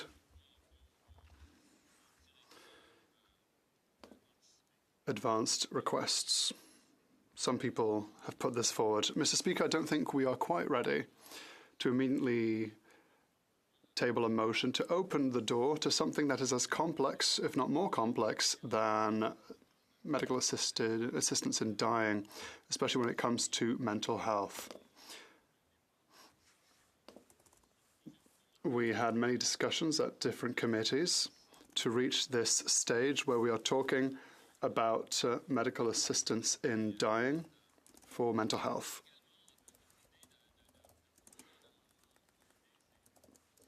Tabling an amendment at committee is fallacious.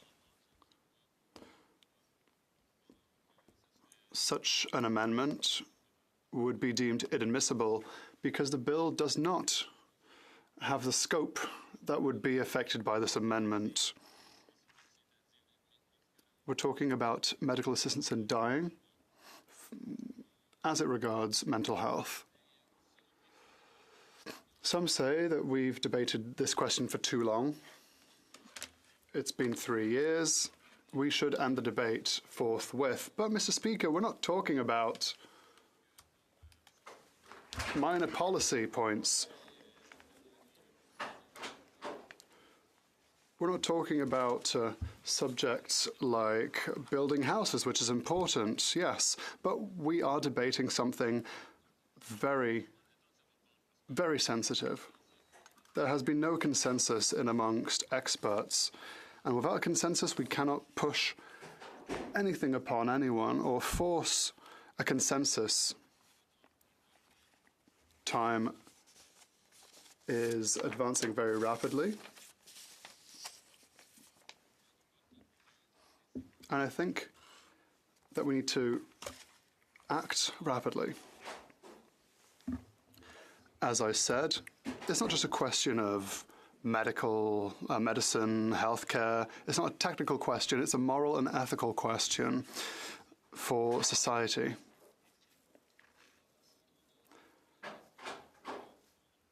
Some have talked about wariness, prudence. They say that the government is too prudent with regard to this question, but what I would say is that the government hasn't acted yet because we still need more information. And there's a lack of political will at the moment because there's too much uncertainty. It's not bad. That being said, with regards to this idea that the government is being too prudent, Mr. Speaker, I would say that yes, there is prudence, but even in amongst the Bloc Québécois, because they accept the framework we have established, that we won't implement straight away, but we have established a framework that would say that not everyone will ask for MAID for mental health reasons. It's not all of them who will receive the green light for it. Even if we were to push forward with MAID for mental health, 95% of requesters would see their request denied. So we can't just bandy about the fact that we're being too prudent. What I would like to say to my colleagues who raise certain pejorative points with regards to our wariness and prudence, is it too prudent to ask that there be a psychiatrist involved in the evaluation of a request? Because as it stands, a psychiatrist does not need to be part of the evaluation. However, in the Netherlands, where MAID is legal, a psychiatrist needs to be able to weigh in when it comes to a request for MAID, Mr. Speaker. So prudence, yes, but not unreasonable prudence. My colleagues from the Bloc will no doubt agree that we have to be prudent. We've spoken about freedom.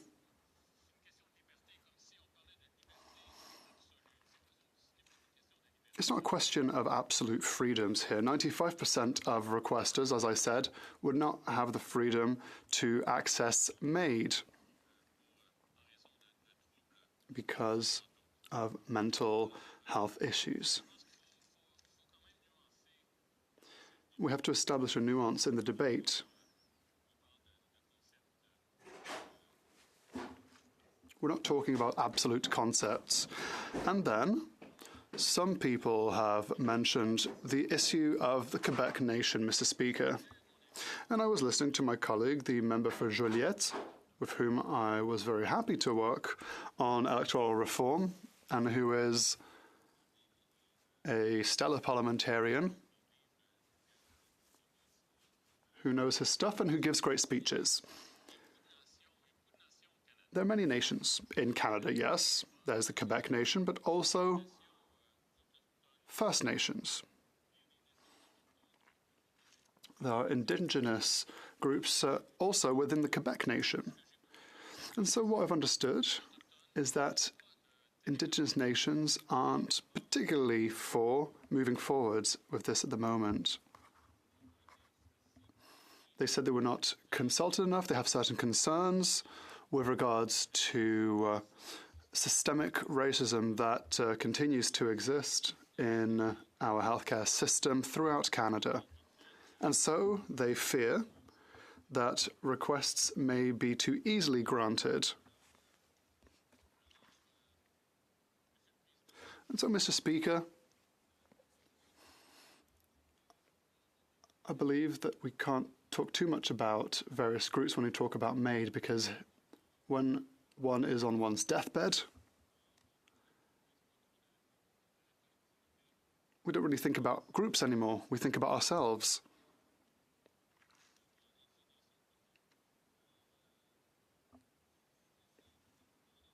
So we shouldn't really talk always about nations when it comes to MAID. It's not a collective issue, it's very much a personal matter. It's a question of individual rights and freedoms. And that's where things become complicated, because we don't want people to suffer, but we don't want to have people put an end to their lives without enough study. Because, again, we are debating a matter of life and death. Thank you, Mr. Speaker. Questions and comments? The Honourable Member for Montcalm. Oh, thank you, Mr. Speaker. We're not talking about advanced requests. Advanced requests, already done. We're talking about, advanced directives. We're talking about advanced requests. I never said in my speech this morning I never said that we hadn't done enough work. The Bloc Québécois is saying, we'll see if after royal assent we can start work immediately on improving the system. Since 2015, we have here a member from Quebec who knows far too little on MAID, which is rather peculiar when you think about it. What we said about advanced requests is that since June 2023, the government could have moved forward and added to this bill an element of advanced requests, because this was a recommendation made by the Joint Committee. We've never said that not enough work was done. What we are saying is that the government is lagging behind so that we can finally work as a committee. The committee has always been summoned at the last minute. 3 hearings on this. Is that enough? The Honourable Member for Lac-Saint-Louis. I should have used the right term. Advanced request, not advanced directives. During question period, the leader of the Bloc Québécois has asked for an amendment to allow advanced requests to be made. Irrespective of the government's calendar, I don't think that the House is ready to vote on the matter. Some who sat at the Joint Committee are perhaps ready, but as I said earlier, it's not a question of a budget that comes from the Finance Committee and then a member of a party recommends that other members vote for this because we trust the person. Everyone wants to make their own personal enlightened decision. So we need a deeper debate on the matter. In Quebec, and the member said it himself, Quebec, in its own statute, did not put mental health related MAID. Another member says, well, yes, it's because they hadn't studied it at the time. If Quebec is so certain, they can amend their own statute to include it. Questions and comments? Honourable Member for Sherwood Park for Saskatchewan. Thank you, Mr. Speaker. I am struck how during this debate we hear so much sort of technical, bureaucratic language from the government which masks what is actually fundamentally an ethical and moral issue. That is, what is a just way to treat the most vulnerable within our society? This discourse of maybe we're not ready, maybe we will be ready, masks the more important underlying question about whether we should ever have the state involved in facilitating the suicide of those with mental health challenges. And on this side of the House, we say a firm no, not now, not ever. I want to ask the member if he is concerned about the dramatic growth in the rates of those opting for MAID in Canada, opting perhaps under pressure or other forms of circumstances. We've seen since this practice started in Canada, dramatic increases every single year, is the member concerned about that, or is he totally fine with this idea of exponential growth in the rates? The member for Lac-Saint-Louis. Yes, Mr. Speaker, I am concerned about it. I don't know what it means, and there's much disagreement as to what it means. My question to the member, really, if I could ask a question to him, I know you won't have to answer it under the rules, but is he in favor? Is he okay with track 1 MAID? And then, because a lot of the psychiatrists who came before the committee who were not in favor of MAID for mental disorders were in favor of track 1 and track 2. So, I mean, I would like to know if the member accepts MAID under any circumstance or not at all.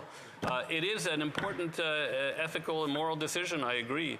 But no one here wants, no one in this House wants people to suffer needlessly. And I think we're all grappling with this, on moral grounds, but also we want on technical grounds in the sense that we want to be able to, if possible, it may not be possible, I can't say, it may not be possible, but we want to separate out suicidal ideation. We want to be able to separate psychosocial factors from as motivating factors for requesting MAID in cases of mental illness. We're not there yet. I think we want to study treatment fatigue to see if we can take somebody who said, I'm done, I can't take it anymore, and whether we can guide them to another treatment. We've looked at treatment fatigue when it comes to HIV patients and diabetes 1 patients, but we haven't looked at treatment fatigue when we talk about psychiatric illness. That's a great answer. Honourable, the Parliamentary Secretary to the Minister of International Development has tried a number of times to get up, so I'm going to allow her to finish things off here. Thank you, Mr. Speaker. And we know that medical assistance in dying is really a deeply, deeply personal issue that is very, very difficult. I wonder if my honourable colleague can talk about the fact that we need to base this on principles of personal autonomy, dignity, and choice. Thank you. The honourable member for Lac Saint-Louis. Well, that's a very good question. It's a very difficult question because we all believe in personal autonomy and choice. But as I said in my speech 2 days ago, sometimes I think maybe that's becoming a bit of an ideology where we don't recognize that, yes, we are individuals, we have free will and free choice, but we're born into families, we're born into communities, and we are influenced by the opportunities that families and communities afford us, but we're also influenced by the constraints they impose upon us. And in some cases, society imposes more hardship on some than others, and we can't seem to be able to separate whether somebody is asking for medical assistance in dying because of the hardships that society has imposed on them, or whether it's really a clear-eyed decision. And I'm not a psychiatrist, I'm not a doctor, and I don't approach this with There you go. I hate to kick I hate to shut the honourable member down, but we are out of time. We are out of time. Statements by members. Déclaration de député. L'honorable député du Yukon. Mr. Speaker, this year Canmore celebrates 15 years of supporting job creation and economic growth in the territories. Projet après projet, le soutien de Canmore donne pouvoir aux innovateurs de nos territoires. Canmore, 12 Indigenous businesswomen in the Yukon were able to kickstart or grow their businesses through a microloan program. Grâce à Canmore, l'usine de maisons modulaires de Saku, une entreprise inuit, peut construire des maisons tout au long de l'année. Thanks to Canmore business, they can build houses throughout the year. Terrace Harvest could expand their operations to improve northern food security. Grâce à Canmore, Makerspace YK a pu rénover commercial pour en faire un centre de collaboration. Thanks to Canmore, community centres like the Yukon Theatre and the Heart of Riverdale have been enhanced so that Yukoners can benefit from it. Construction will receive upgrades for all Yukoners to enjoy. The work of Canmore is leaving a lasting legacy in the north, but there's more to do, and our government will continue to be there to support northern businesses and innovation. The honourable member for Dufferin-Caledon. On February 17th, the Republic of Kosovo celebrates its 16th year of independence. Kosovo's path to independence was not easy. During their fight for freedom in 1999, tens of thousands of Kosovar Albanians were killed and tens of thousands more were turned into refugees. Their stories of tragedy and suffering are really hard to hear. But the Republic of Kosovo has always had a friend in Canada. Canada was one of the first nations to recognize Kosovo's independence in 2008, and Canada welcomed over 7,000 Kosovar refugees into Canada, including my fiancée and her entire family. Wow. And 25 years later, those former refugees have built lives here in Canada. They've enriched Canada with their culture, their hard work, and their love of Canada. To all Kosovar Canadians, I say, Urime Dita I Parvasis. Wow. The honourable member for Vancouver-Granville. Mr. Speaker, Pacifican plays a vital role in communities across British Columbia. It partnered with New Relationship Trust to work on the BC Indigenous Clean Energy Initiative and invest $4 million to support Indigenous communities, create good and sustainable jobs, and move towards clean and reliable energy. This investment is also supporting over 100 projects by providing an additional $140 million in collaboration with various partners. These projects have created over 1,000 jobs and reduced emissions by more than 400,000 tons. This shows the important work the federal government is doing in BC by working with the people, with Indigenous communities, and with local business. Together, we're creating lasting economic benefits while advancing the reconciliation and fighting climate change. Mr. Speaker, the role that Pacific Can plays in the economy of British Columbia is important, and it must be continue to have our support. Thank you, Mr. Speaker. The Honourable Member for Rivière-du-Mille. Thank you, Mr. Speaker. From February 12th to the 16th, we celebrate the Journée de la Persévérance, and this year marks the 20th edition of the event. As a former school principal, I'm very sensitive to the sustained efforts of teachers and support staff, but also to all those who play a decisive role in encouraging young people to succeed in their school careers. I'd like to pay tribute to the tremendous work carried out by all those who make this wonderful adventure possible. And with this in mind, I'd like to highlight an initiative of the Mille-Îles Scholastic Centre, which is presenting the third edition of the Lumina Awards. This award recognizes 14 individuals from the educational community, including teachers, employees, and parents and partners. They will all be recognized. This award is one of those small gestures that greatly enhances the school environment and encourages the perseverance of our young people. Thank you. Deputy Nickel Belt. The Honourable Member for Microbelt. Investing and strengthening the economic prosperity today and tomorrow. As a proud Northerner and a rural MP, I've traveled and experienced firsthand the resilience, innovation, and creativity of Northern Ontario communities. I have seen innovation, new ways of exploring critical minerals extraction to help fuel our transition to zero carbon economy, one that respects the environment and includes Indigenous communities in true partnership. Last week, I was in Cobalt with Nipissing-Temiskaming MP to highlight an historic $5 million investment from FedNorm to Electra Battery, a company that will support building over 1.5 million vehicles a year electric in Ontario.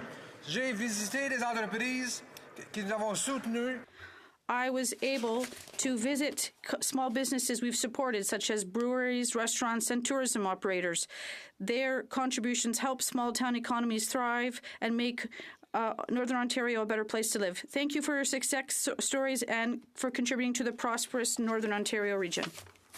Au nom du Comité permanent de l'accès. On behalf of the Standing Committee on Access to Information, Privacy and Ethics, I rise today to pay tribute to the former Ethics Commissioner, Mary Dawson, who passed away on December 24th, 2023. Commissioner, her fingerprints are all over very important parts of our history, including the drafting of the Access to Information Act, Privacy Act, Canada Health Act, the Official Languages Act, the Competition Act, Customs Act, and the Young Offenders Act. Wow. She was made a member of the Queen's Council in 1978 and became Associate Chief Legislative Counsel in the early 1980s. Aside from being the Associate Deputy Minister of Justice for nearly 2 decades, she was particularly proud of her constitutional work, including being the final drafter for the Patriation Package on the Constitution Act 1982 and the Charter of Rights and Freedoms. Le rôle d'une bonne commissaire à l'éthique est qu'elle. The role of a good ethics commissioner is to make members of all parties as uncomfortable as they can be. Well, contributions. Our condolences go out to her family on the passing of a remarkable Canadian, Mary Dawson. The Honourable Member for Ottawa-Vanier. Mr. Speaker, our companies are at the heart of the Canadian economy, and we've made strategic investments that has allowed local communities to thrive. A concrete example is in our region of Ottawa-Vanier, where they created a hub out of a parking lot for a one-of-a-kind community art space. And integrated programming that draws arts, culture, sports, and community engagement for underrepresented communities. The funds allowed the Hub to grow its resources and resulted in more than 10,000 event attendees, creating a significant impact on Vanier businesses. And Mr. Speaker, the good news, the Vanier Hub received the Downtown Achievement Award from the International Downtown Association last fall in Chicago. I'm proud to share that very soon, businesses will be able to apply for funding through My Main Street 2.0. That's great. Thank you, Mr. L'honorable député de Vigny. The honourable member for Vigny. Mr. Speaker, economic development for Quebec's regions increases the productivity and competitiveness of Quebec's businesses. While the Conservatives have voted against funding programs that support Quebec businesses, our government is helping them grow. Biodextrous, a Laval-based company that accelerates research into innovative drugs. Bosc Bioproduct, which manufactures compostable bioplastics. Syntec Agrofood, accelerating sustainable development. We know, Mr. Speaker, that the growth of our companies is the future of our economy. The honourable member from Tobique-Matiquac. After 8 long years of this Liberal NDP government, Canadians are tired, ticked, and overtaxed. The Liberals continue to fight to keep this punitive and ineffective carbon tax, which goes up again on April 1st. In reality, they're fighting to keep grocery prices high and biting the hands that feed us. For when you tax the farmer who grows the food, you tax the trucker who ships the food, you tax all Canadians who buy the food. The cost of living crisis is fueled by government's overspending and their punitive taxes placed on Canadians, including our seniors who are struggling to make ends meet on their fixed incomes. These high grocery prices, taxes, inflation are driving Canadians to food banks in record numbers. The use of food banks in my area alone is up year over year, with one food bank reporting triple the demand since the same time last year. Enough is enough. Canadians need relief, and they need it now. Let the farmers farm. Let the truckers truck. Let the workers work, and let Canadians get back on their feet again. It's time to axe and tax and bring it home. L'honorable député de Sackville-Preston-Chesapeake. The honourable member. Mr. Speaker, did you know that through the Atlantic Canada Opportunities Agency, or ACOA, our government has invested more than $2.6 billion in over 14,000 individual projects since 2015? Today, I'd like to underscore our Francophone community's support, and we have allocated more than $15 million to projects aimed at strengthening their vitality. Our commitment goes beyond mere financial support. ACOA is actively involved in initiatives such as the promotion of Francophone immigration, ensuring the continued growth and prosperity of these vibrant communities. I know that I'm proud of our government's commitment to this region, especially to supporting Eastern Canada's minority linguistic communities, which are essential.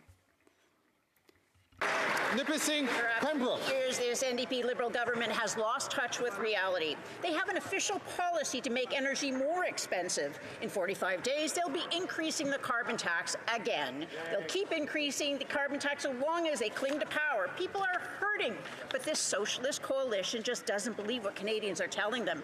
Instead, they lecture Canadians about their moral failings. Now these proud socialists have announced a new official policy of building no more roads. They think Canadians won't need roads once their Soviet-style electric car mandate makes buying a car unaffordable. They think Canadians won't need cars to buy groceries once their plastic packaging ban makes food unaffordable. They think Canadians won't need food when nobody can afford a home with a kitchen. They think all we need is a tent and a safe supply of heroin. Mr. Speaker, this Prime Minister is not worth the cost. L'honorable député de Chicoutimi-Le The honourable member. Mr. Speaker, after 8 years of this government, the cost of rent has doubled and real estate prices are 40% higher than incomes, giving Canada the worst record in the G7. Yet, we have the largest land. It is a sad track record. In 2022, Canada built fewer homes than in 1972. We need incentives to increase the building of houses across Canada. And to do this, we're asking the government to establish a logical housing strategy. We need incentives and federal bonuses like we see in Saguenay, Trois-Rivières, and Victoriaville. They should not penalize small municipalities, or we should actually incentivize them if they exceed their objective of 15%. We need a common sense plan. From Kitchener-Conestoga. Mr. Speaker, in Kitchener-Conestoga, the township of Wellesley ranks as one of the best places to live in Canada. There's a close-knit bond forged among neighbors and a sense of community and meaningful relationships in every aspect of daily life. Small and rural townships hold an undeniable charm, encapsulating the essence of tranquility and interconnectedness with nature. With living in a rural community comes the challenge of a different type of connectivity, internet. I'm proud of the investments made in Wellesley and throughout Kitchener-Conestoga through the Universal Broadband Fund, delivering high-speed internet to thousands of Canadians, households and businesses in Kitchener-Conestoga. We're on track to meet our goal to help connect 98% of Canadians to high-speed internet by 2026.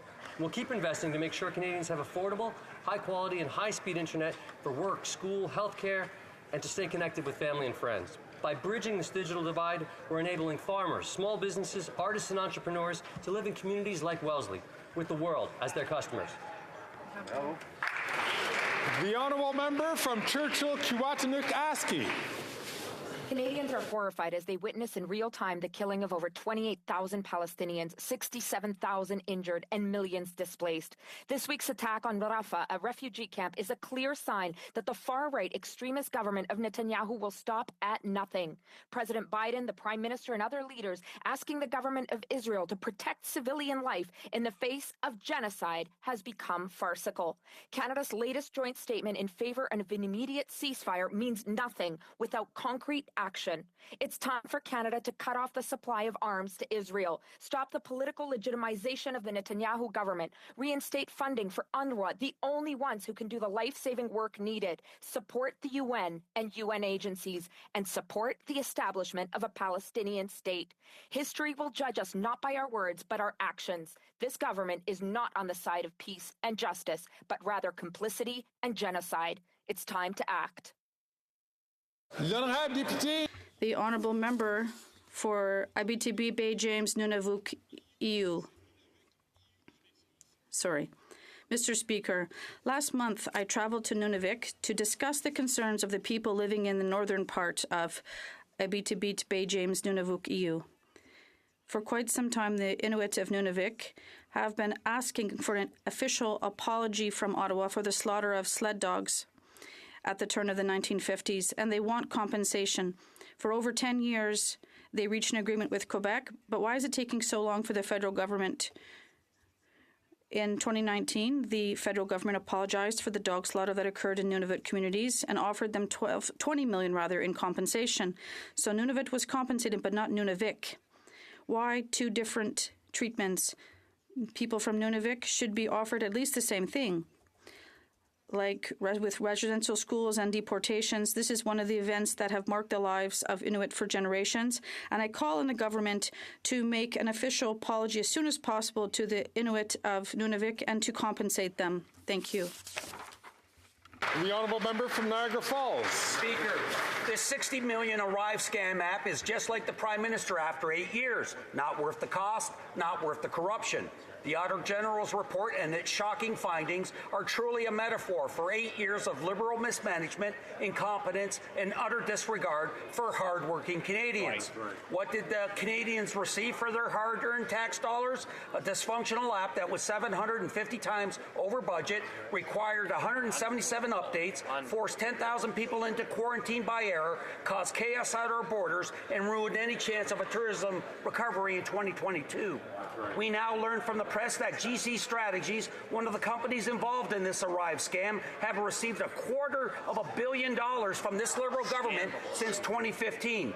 Enough. Canadians deserve better. It's time for these scandalous Liberals to step aside and let a Conservative government restore the public's confidence in their federal government. Hear, hear. Hear, The honourable member from Calgary, Skyview.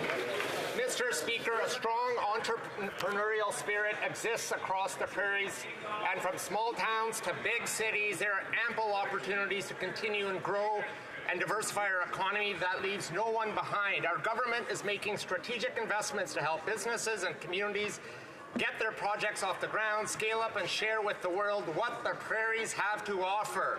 Whether it's greening our economy by building zero-emission buses at New Flyer Industries in Winnipeg, diversifying my hometown of Calgary's economy, and training workers with the creation of the Aerospace Innovation Hub at the University of Calgary, and the expansion of the pilot training program at Mount Royal University, or strengthening nuclear and clean mining supply chains in Saskatchewan.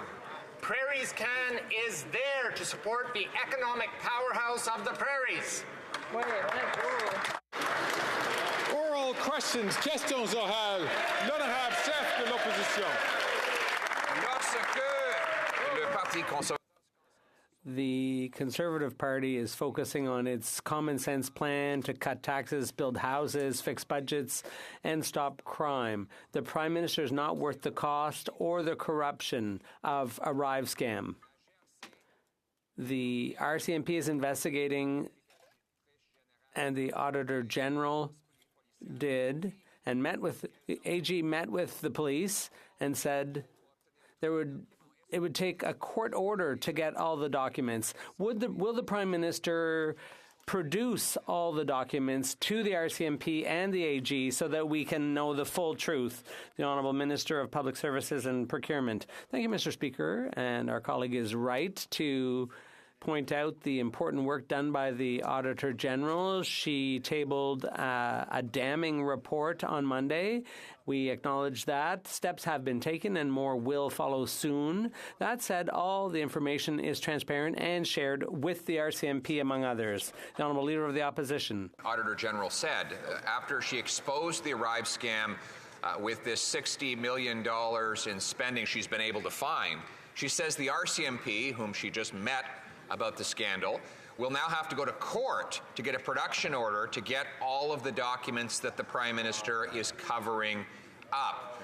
If the Prime Minister really has nothing to hide in his Arrive scam affair, then why won't he release the documents to both the police and the parliamentary committees investigating so we can get to the bottom of this scandal?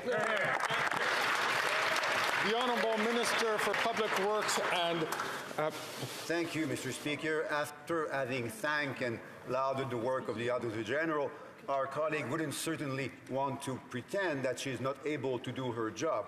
Her integrity and her independence are essential to the work of the government. We are grateful for what she does, and we're grateful for what she will be able to continue doing. The Honourable Leader of the Opposition. Well, actually, she pointed out that she can't even total up the full cost of the Arrive scam app because many of the documents were still hidden from her, either because they've been destroyed by corrupt Liberal government officials or because the Prime Minister is having them hidden. And now the RCMP will have to get a production order to get all the documents that are being deprived of the parliamentary committees investigating. So once again, a simple yes or no question. Will the Prime Minister hand over every single document that refers to the Arrive scam or GC strategies, yes or no? The Honourable Minister for Public Safety. Mr. Speaker, the Leader of the Opposition knows very well that our government is collaborating with parliamentary committees. The Office of the Auditor General, the Border Services Agency is doing an internal review and investigation with respect to many of these matters, and officials have from the very beginning referred to the RCMP any and all information where they think it might be appropriate for the RCMP to investigate. The government will always cooperate with these lawful authorities to ensure that they can do the work that Canadians properly expect them to do. Always will. The Honourable Leader of the Opposition. Mr. Speaker, the Arrive scam scandal is so bad that even former NDP leader Tom Mulcair has taken note. He said, but with the revelations of the past few days, I have to face the facts. This is the first major Canadian political scandal since the sponsorship scandal, and it's likely to be even bigger. given that the NDP's own former leader is saying this Prime Minister is not worth the cost or corruption, why are they keeping him in power? The Honourable Minister for Public Safety. Mr. Speaker, on this side of the House, we thought that that level of exaggeration would be exclusive to the Leader of the Opposition. I can't speak for Mr. Mulcair. What I can tell Canadians, Mr. Speaker, is that the government takes these circumstances extraordinarily seriously. We accept the recommendations of the Auditor General. We have at all times worked with parliamentary committees and senior officials to ensure they have the tools necessary to investigate these matters and, of course, to hold to account those that may have done something inappropriate. The Honourable Leader of the Opposition. Speaking of partisanship, Mr. Speaker, yesterday the Minister of Housing unleashed a vicious attack on himself.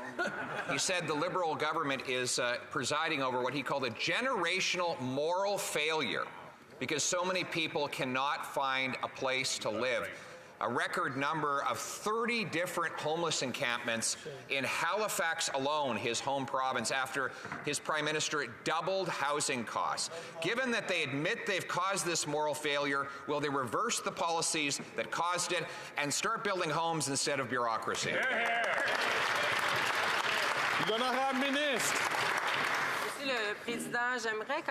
Mr. Speaker, I'd like to remind my colleague that on this side of the House,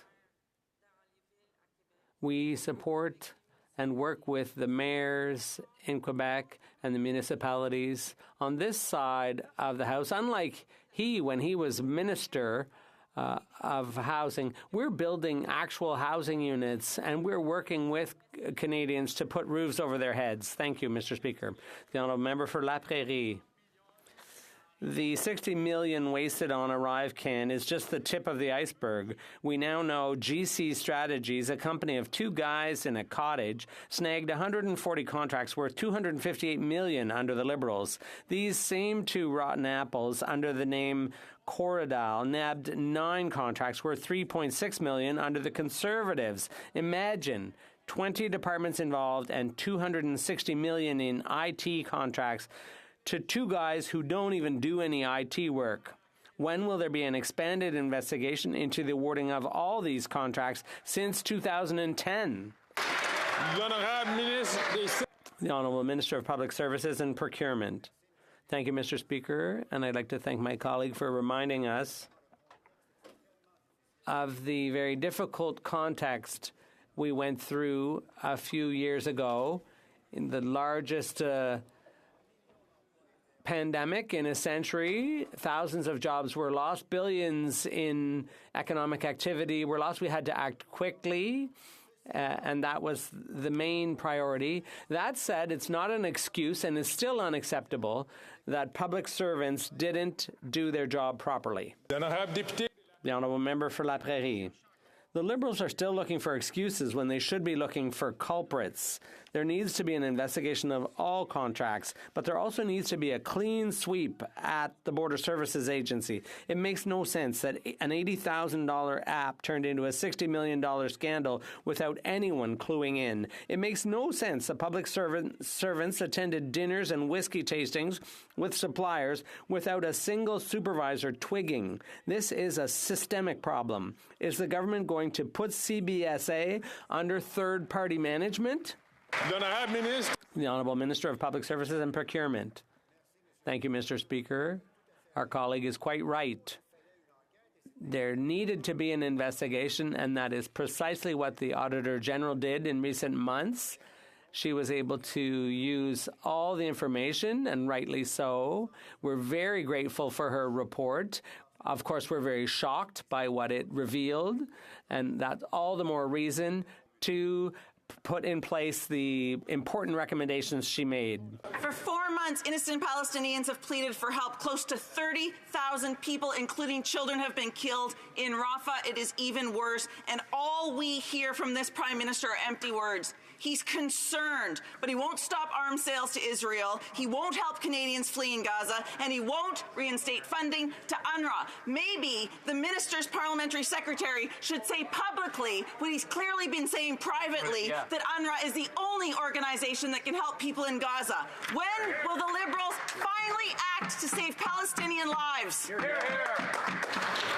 The Honourable Minister for International Development. Mr. Speaker, only the NDP would consider the first Western government to move on humanitarian aid to not be enough. Only the NDP would think that adding an additional $40 million to get even more aid to the Palestinians is not enough.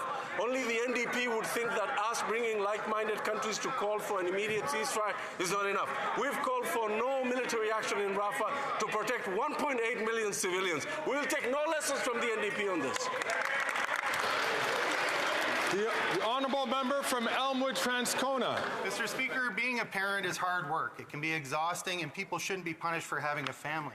But new parents who are laid off through no fault of their own before, during, or after parental leave are denied access to the regular employment insurance benefits they paid for. Women still do most of the unpaid caregiving work for Canadian families, so this disproportionately affects them. It's a clear case of gender discrimination. New moms shouldn't have to cannibalize their EI benefits to get a mat leave, and the government shouldn't have to wait for a court order to do the right thing. So when are these Liberals going to get the job done and end this discrimination against women? The Honourable Minister for Development. Mr. Speaker, I appreciate my colleague's advocacy on this important issue. We have spoken about the ongoing work of modernizing our EI system, and our government continues to make progress on this. As my colleague is aware, Mr. Speaker, this particular issue is before the courts. But, Mr. Speaker, make no mistake, we are supporting families. We are supporting parents. We are supporting women. Let's look at our child benefit. Look at $10 a day childcare. Look at all of the improvements we've made to the EI system, making sure that parents have more access to this. Mr. Speaker, we're going to deliver for families. We're going to deliver for women. That's what we're here to do. That's exactly what we're going to do. The Honourable Leader of the Opposition. Monsieur le Président, le ministre.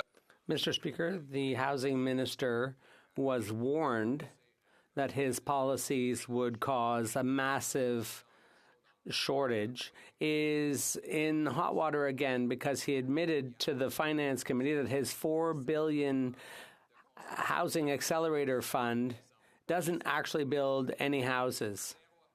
0 houses, 0 apartments built, and he even admitted that it wouldn't lead to future construction. So will he follow my plan, my common sense plan, which will encourage the municipalities to create more housing units? Honourable Parliamentary Secretary.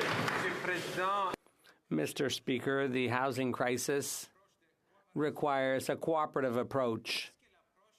What is the opposition leader's approach?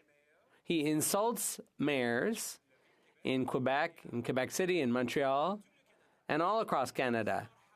Engage in a serious housing policy, Mr. Speaker. The Accelerator Fund, which he points to, is incenting change at the zoning level municipally. That is critical if we are going to see more supply. It's absolutely vital that we see more supply because that's what underpins the housing crisis in front of us. He is not serious. The Honourable Leader of the Opposition. Together with municipal politicians to block housing. In fact, this housing minister, who when he was immigration minister was warned his policies would lead to a massive shortage, and yet went ahead with them anyway, made some incredible admissions yesterday at Finance Committee. He said, 1, that his $4 billion accelerator fund has not completed any homes, and 2, quote, it doesn't actually lead to the construction of specific homes. Why doesn't he instead follow my common sense plan to link municipal funding to housing construction so we can build homes and not bureaucracy?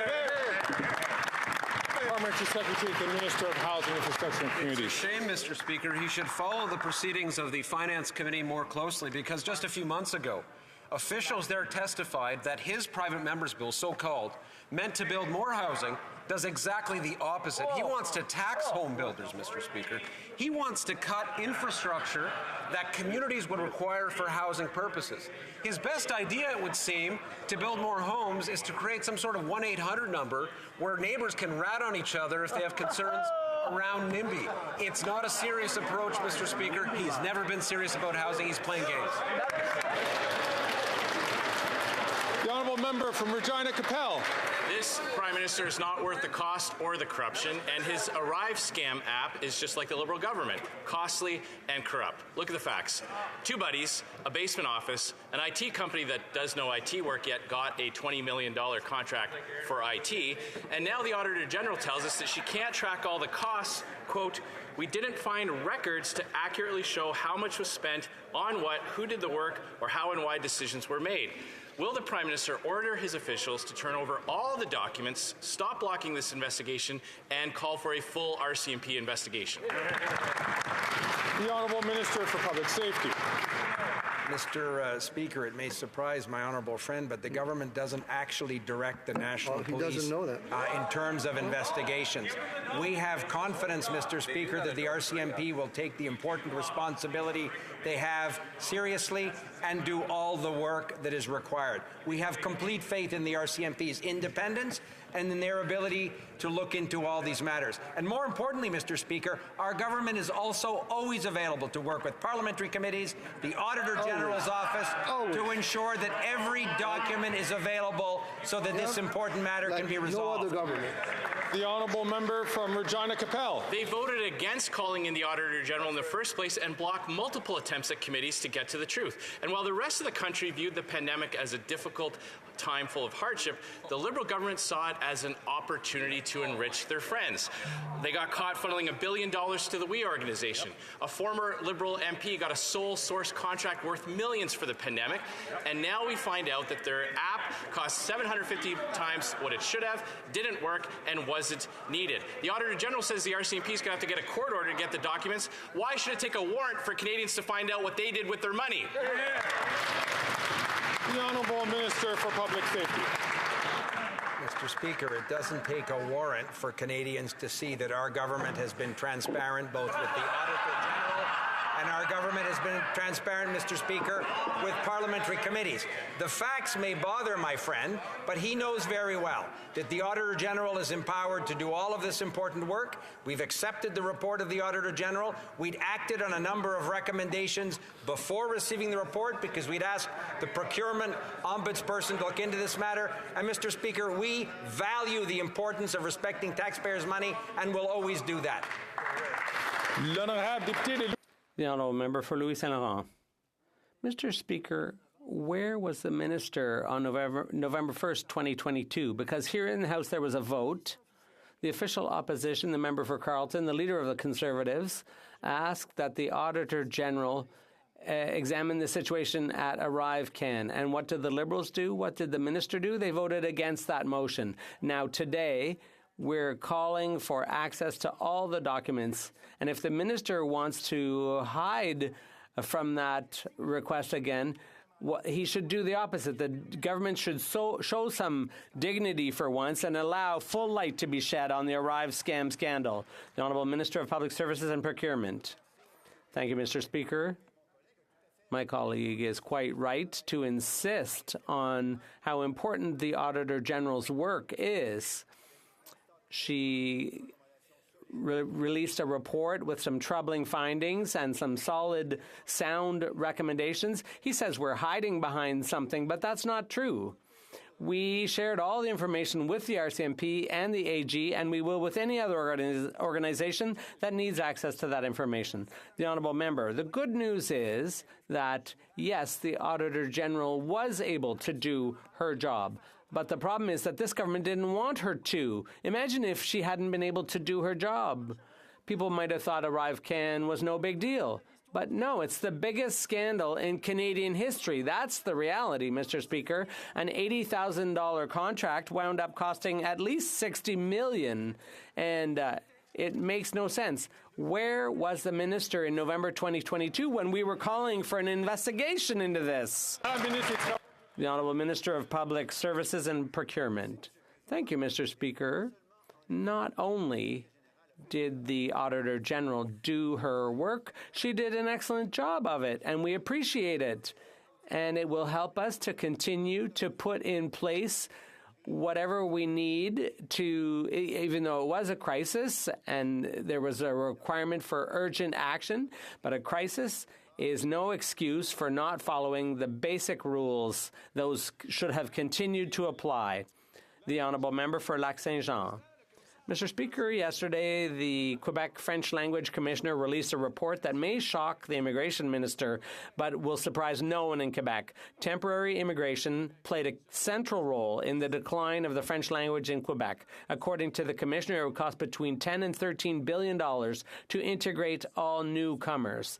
Needless to say, that's not sustainable. Among the commissioner's recommendations is one aimed directly at the federal government. Will the minister finally share the burden of settling asylum seekers among the provinces instead of contributing to the decline of French?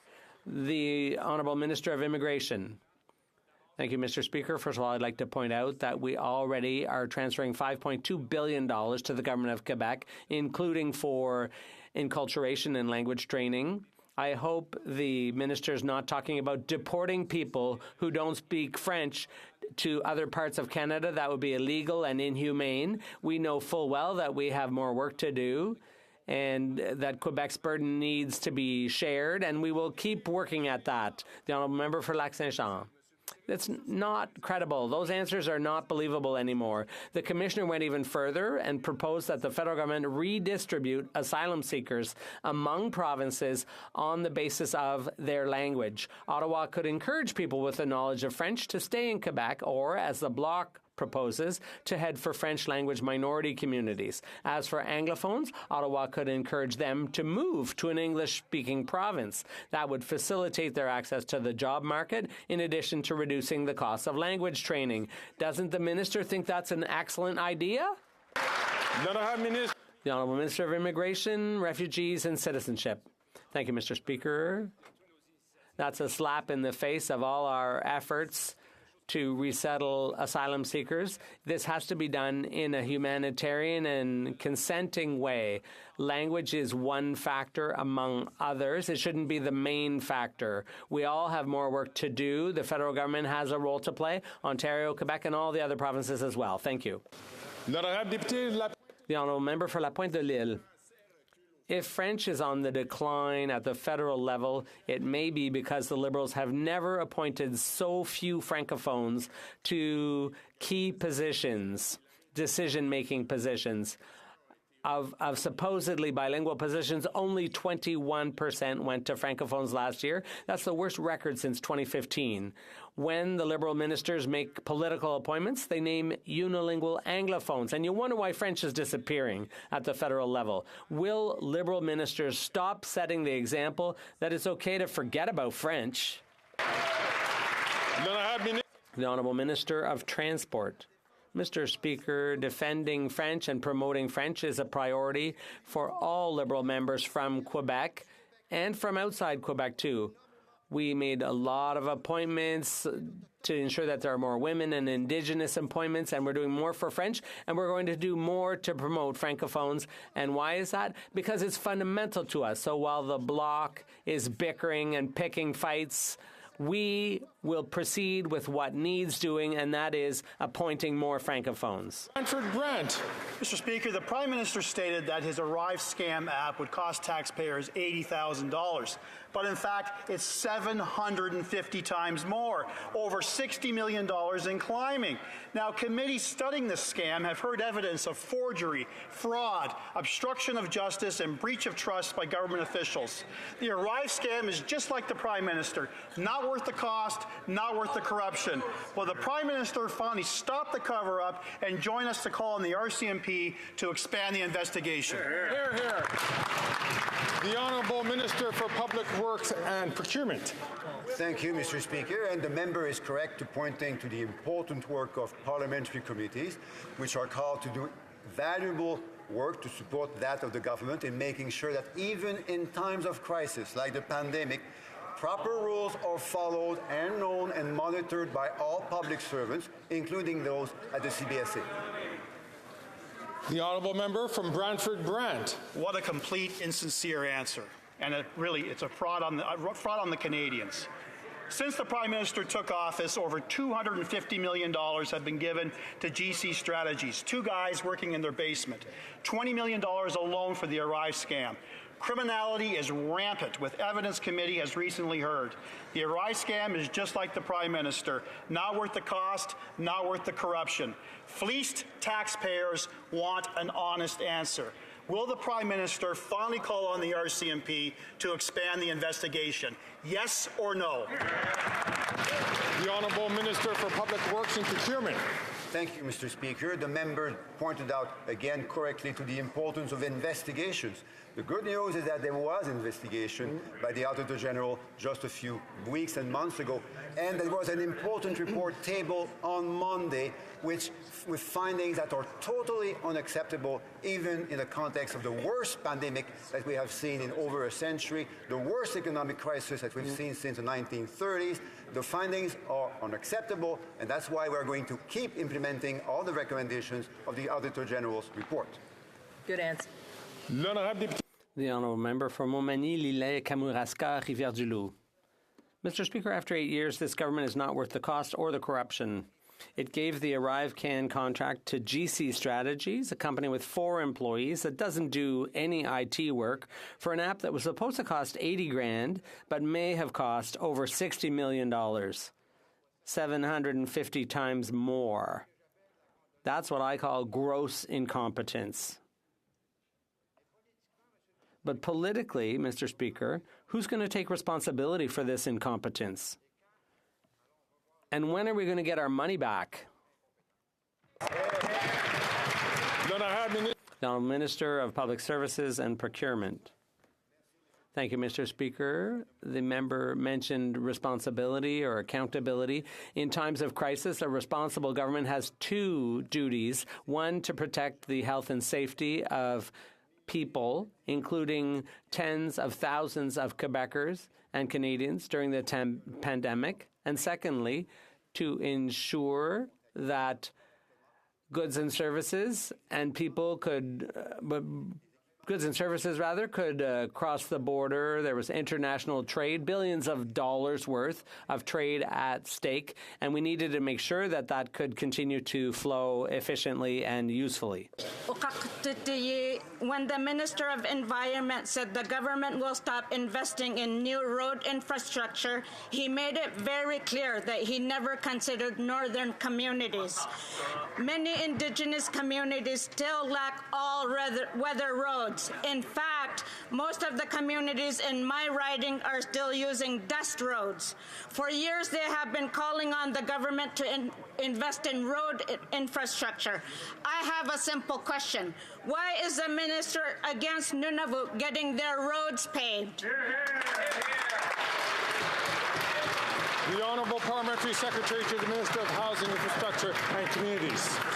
Mr. Speaker, first of all, I thank the member for what she brings to this House. I know her advocacy on a range of issues matters and does make a difference. On this side, Liberal MPs since 2015 have ensured that this government invests in infrastructure, invests in roads and highways. And I'll give you examples of northern infrastructure investments. We're talking about $10.5 million for the Inuvik to Tuktoyaktuk highway rehabilitation in the Northwest Territories. $18 million for a new 10.5 million, for active transportation projects in Whitehorse and Watson Lake and Yukon, and projects in Nunavut as well. Thank you very much. The Honourable Member from Churchill, Kiiwetinoong, Aski. Mr. Speaker, the Minister of Environment's recent comments that the Liberals have stopped investing in new road infrastructure and that the current system is perfectly adequate to respond to Canadians' needs is anti-Northern and anti-Indigenous. It's a death knell to isolated communities like Wasagamak, St. Teresa Point, and others who've been forced to call states of emergency because climate change has made their ice roads unreliable. Other Liberals have been actively engaged in finding solutions on this front. Will the Minister of Environment retract his comments, work with his colleagues and First Nations to build the all-weather road access they desperately need? The Honourable Parliamentary Secretary to the Minister of Housing, Infrastructure and Communities. Mr. Speaker, we know that infrastructure investment is absolutely vital to economic growth, and as part of our infrastructure policy, we're talking about almost 400 road and highway projects that have been invested at the federal level, and that's just one example of a fund that's at work. I've mentioned already northern examples. Let me give you the example, of course, of the Gordie Howe Bridge, which that side, the Conservatives, oppose, Mr. Speaker. $6 billion for the Gordie Howe Bridge, $153 million to enhance the Trans-Canada Highway in Newfoundland to make sure there's improvements there. The twinning on the highway, to be specific, will continue. L'honorable député de Louis Hébert. Thank you, Mr. Speaker. Since 1954, the Quebec Winter Carnival has been synonymous with great fun for Quebecers, Canadians, and everyone through the world. Children meet Bonhomme, the Bonhomme des Neiges, for the first time. There are some grandparents who meet him for the umpteenth time. It also generates economic spin-off throughout the Quebec City region. Can the minister tell us how the government ensures the economic growth of the Carnival and Quebec in general? Mr. Speaker, our government understands that economic spin-offs from the Carnival contribute directly to the growth of businesses in the region. Unlike the Conservatives who want to cut the programs that fund festivals and refuse to take action on climate change, our government is investing more than $8 million to enhance the Carnival tourist experience and combat climate change. Mr. Speaker, on this side of the House, we're making sure that Bonhomme Carnival doesn't lose his job and that the Ice Palace doesn't melt. The honourable member from Flamborough-Glanbrook. Thank you, Mr. Speaker. The Prime Minister's radical environment minister is launching a war on cars. He said that their government has decided to stop investing in new road infrastructure. The radical minister did not clarify his remarks. Rather, he went even further, adding that these Liberals plan to block big projects. For example, the Highway 6 South expansion, which is so critical to the safety of people in my community. Why are these Liberals attacking commuters in the GTHA who are just trying to get to work? Good question. The Honourable Parliamentary Secretary to the Minister for Housing, Infrastructure and Communities. It's all a bit rich, Mr. Speaker, to continue to hear the Conservatives talk about road infrastructure in particular, but infrastructure in general, which they continue to cut in their time in office and would do the same if they were back in power. He mentions the GTA, for example. Let me give you an example. $2.3 billion to build the Scarborough subway extension, $1.9 billion to build the Eglinton Crossway West extension, over $2 billion to build the Yonge North subway extension, $4 billion to build the Ontario line. There's other examples from the GTA. I thank the Liberal members of this caucus for advocating for all of this. The honourable member from Flamborough-Glanbrook. Well, Mr. Speaker, the previous Conservative government invested significantly in roads and highways in the GTA, Ontario, and Canada. So that non-answer doesn't cut it. Canadians already pay plenty of taxes, sending their money to Ottawa and expecting the government to build roads and infrastructure. Yet this Prime Minister and his radical minister would endanger the lives of Hamiltonians by not supporting projects like the Highway 6 South expansion. Will the Prime Minister stand up for Canadians and reject his radical environment minister? The Honourable Parliamentary Secretary to the Minister for Housing, Infrastructure and Communities. Almost 3,000 road and bridge projects in Ontario, Mr. Speaker. That's just one example. I remember in this House of Commons when this government moved forward to talk with Windsor, to engage with Governor Rick Snyder in the state of Michigan years ago to make sure that the Gordie Howe Bridge would be a reality, and they were against it. $6 billion to make sure that's a reality. It's happening, and this government stands by that decision. The Conservatives have let down the people of Windsor. Thank you to the member for Windsor-Tecumseh for being there for his constituents. The honourable member from Chilliwack Hope. When the Prime Minister appointed a radical activist to be the Environment Minister, we knew that this Liberal government would be implementing extreme and divisive policies, but this latest Liberal announcement takes the cake.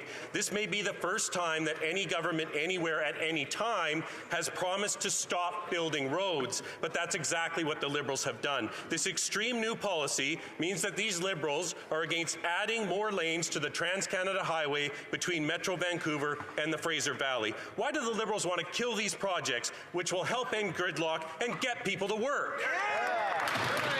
The Honourable Parliamentary Secretary. Very interesting, Mr. Speaker. He should have checked the record. It's stunning. As a BC MP, he voted against over $1 million for the 100-mile horse Loke Ridden Road Bridge replacement in that province. It's an example of conservative hypocrisy on the other side. On the one hand, they want to stand for infrastructure investment and supporting roads. On the other hand, anytime this government has attempted to do that, they've voted against it. We'll continue to work with provinces, with municipalities to make that a reality.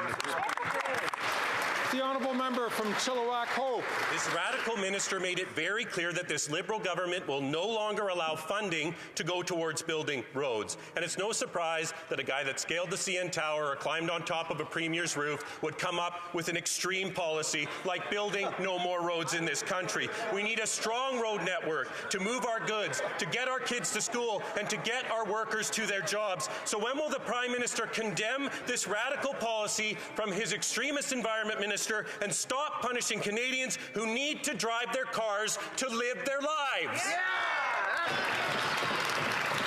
The Honourable Parliamentary Secretary to the Minister of Housing, Infrastructure and Communities. More slogans from the other side, Mr. Speaker, more slogans. And you know why it's a slogan, Mr. Speaker? Because there's no sincerity. And there's no sincerity because they want to cut funding to cities. They want to cut funding to towns. Every time we've put measures on the table to make sure that municipalities are better supported and provinces are there with us, they've stood in the way of that. I've given examples here today, the Gordie Howe Bridge in my province. I just gave an example from his province. He's let down his constituents in the approach that he's taken. It's not a serious approach. It never was, Mr. Speaker.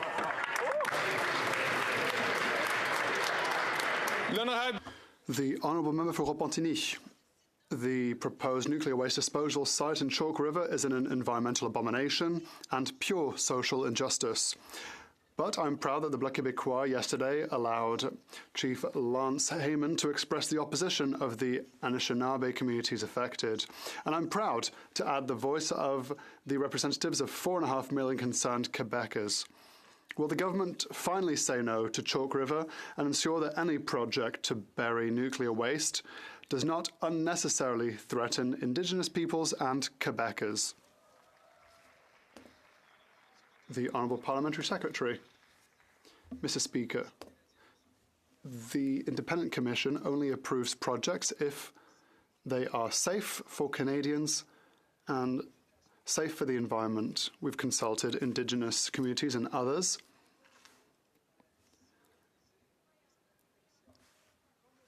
As this file is subject to a judicial review, we are waiting for the results of the decision before we move forward. Thank you, Mr. Speaker.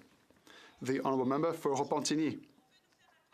They want us to believe that the Canadian Commission is independent, but it's funny because the Governor Council appoints the head of it.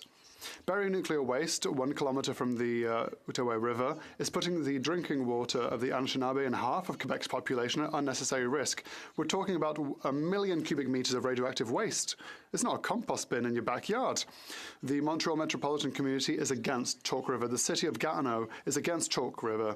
The Indigenous communities concerned are against the Chalk River project. Environmentalists are against as well. So when will the minister finally say no to this project that threatens our health and that of the environment?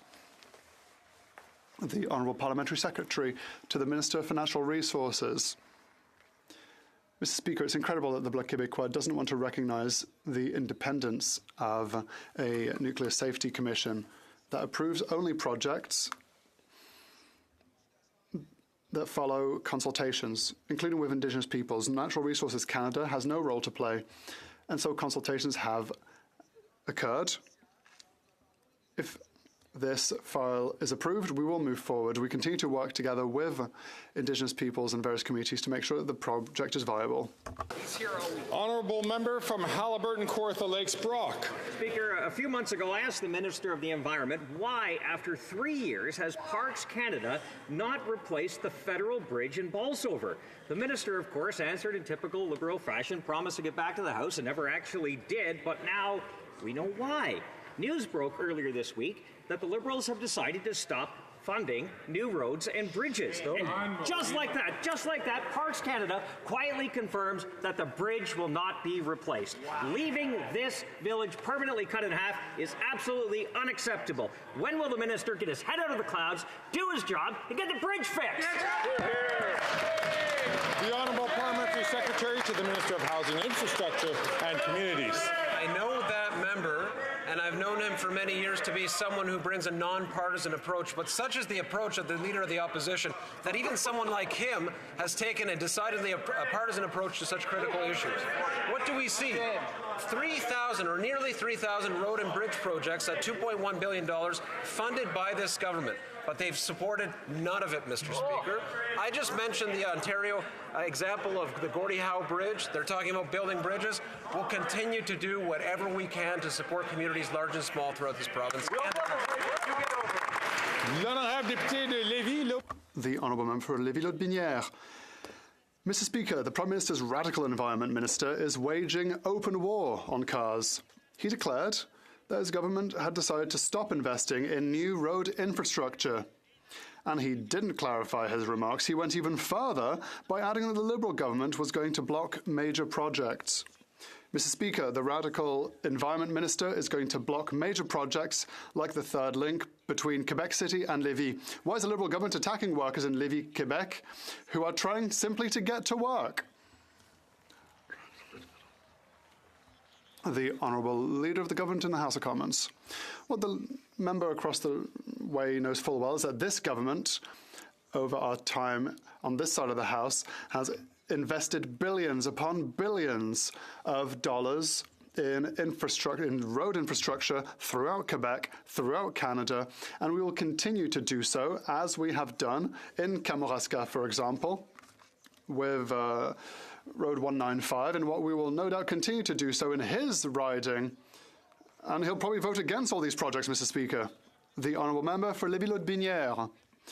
Mr. Speaker, when was the last time a radical minister and muzzled minister drove through the Lévis, Quebec region without his limousine? Building the third link won't be a luxury because it's a necessity. Quebecers in remote regions pay taxes and send their money all the way to Ottawa, which is supposed to build reliable roads and infrastructures for them as well.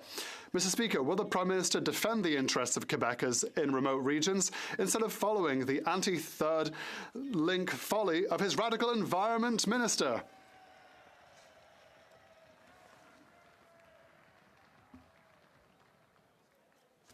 Not take,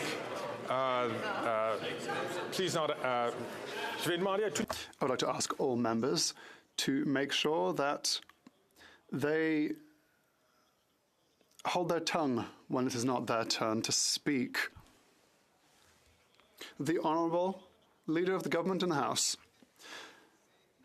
The Honourable Member knows full well that this government has invested billions upon billions of dollars in road infrastructure projects, highways in Quebec, for example, and throughout Canada. We're the second largest country in the world. We know full well, Mr. Speaker, that we have to invest to build better roads for our constituents, for Canadians and for businesses. But every time this member votes against our investments in highways, he votes in systematically against everything that the government is doing for Quebec. He needs to make sure that people know this. The Honourable Member from Vancouver Centre. Mr. Speaker, I wish a happy Black History Month to residents in my riding of Vancouver Centre. I want to highlight their contributions to economic development and job creation in BC. Shout out to the Black Business Association of BC, an umbrella organization of small businesses that work to help Black entrepreneurs thrive and expand despite the systemic barriers they still face. Can the Minister of Small Business tell us how our government helps Black entrepreneurs to overcome these barriers and succeed in Canada? The Honourable Minister for Small Business. Mr. Speaker, we know that building a more inclusive economy means building a stronger economy. That's why our government created the first ever Black Entrepreneurship Program.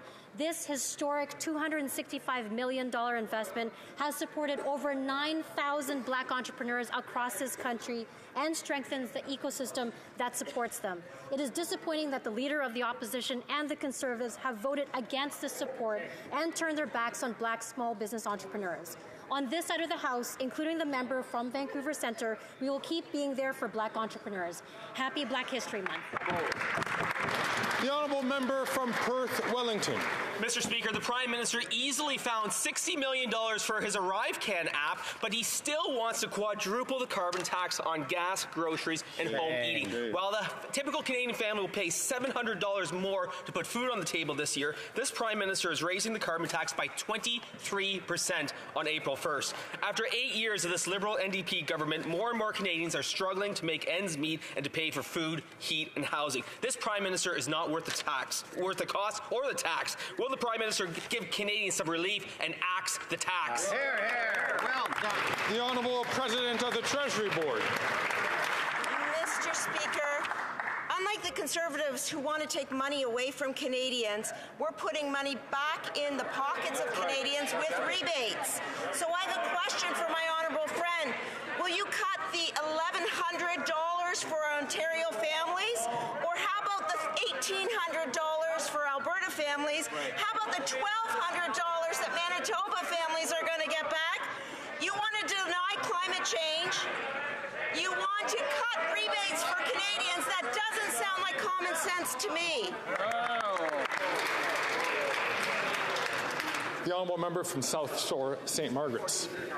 The Prime Minister's NDP Liberal friends got rich turning the ArriveScam app into a $60 million grift for an $80,000 app. But if hurting taxpayers for personal gain of Liberals wasn't enough, now this Prime Minister is going to increase the cost of everything on April 1st when he increases the carbon tax by 23%.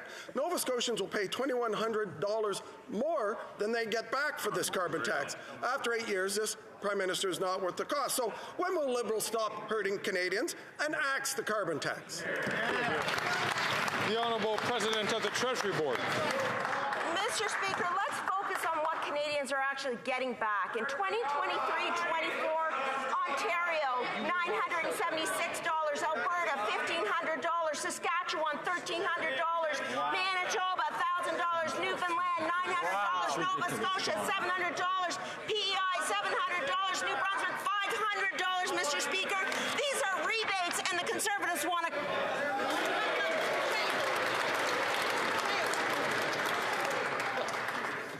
Order, colleagues. The Honourable Minister has 12 seconds left on the clock.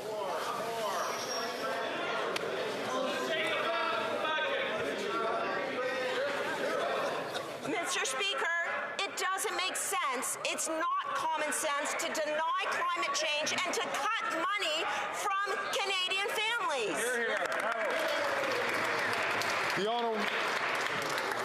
The Honourable Member from Fort McMurray, Cold Lake. After 8 years of this Liberal Prime Minister, costs are up. Already, a typical family of four will pay $700 more in groceries in 2024 compared to last year. I've talked to moms who are skipping meals simply so they can feed their children. Yet for this extremist NDP Liberal coalition, this isn't enough. It's gross. They are going to continue punishing Canadians, raising the carbon tax on April 1st. So the question is simple. Will they do the right thing and axe the tax? Honourable Minister for Workforce Development.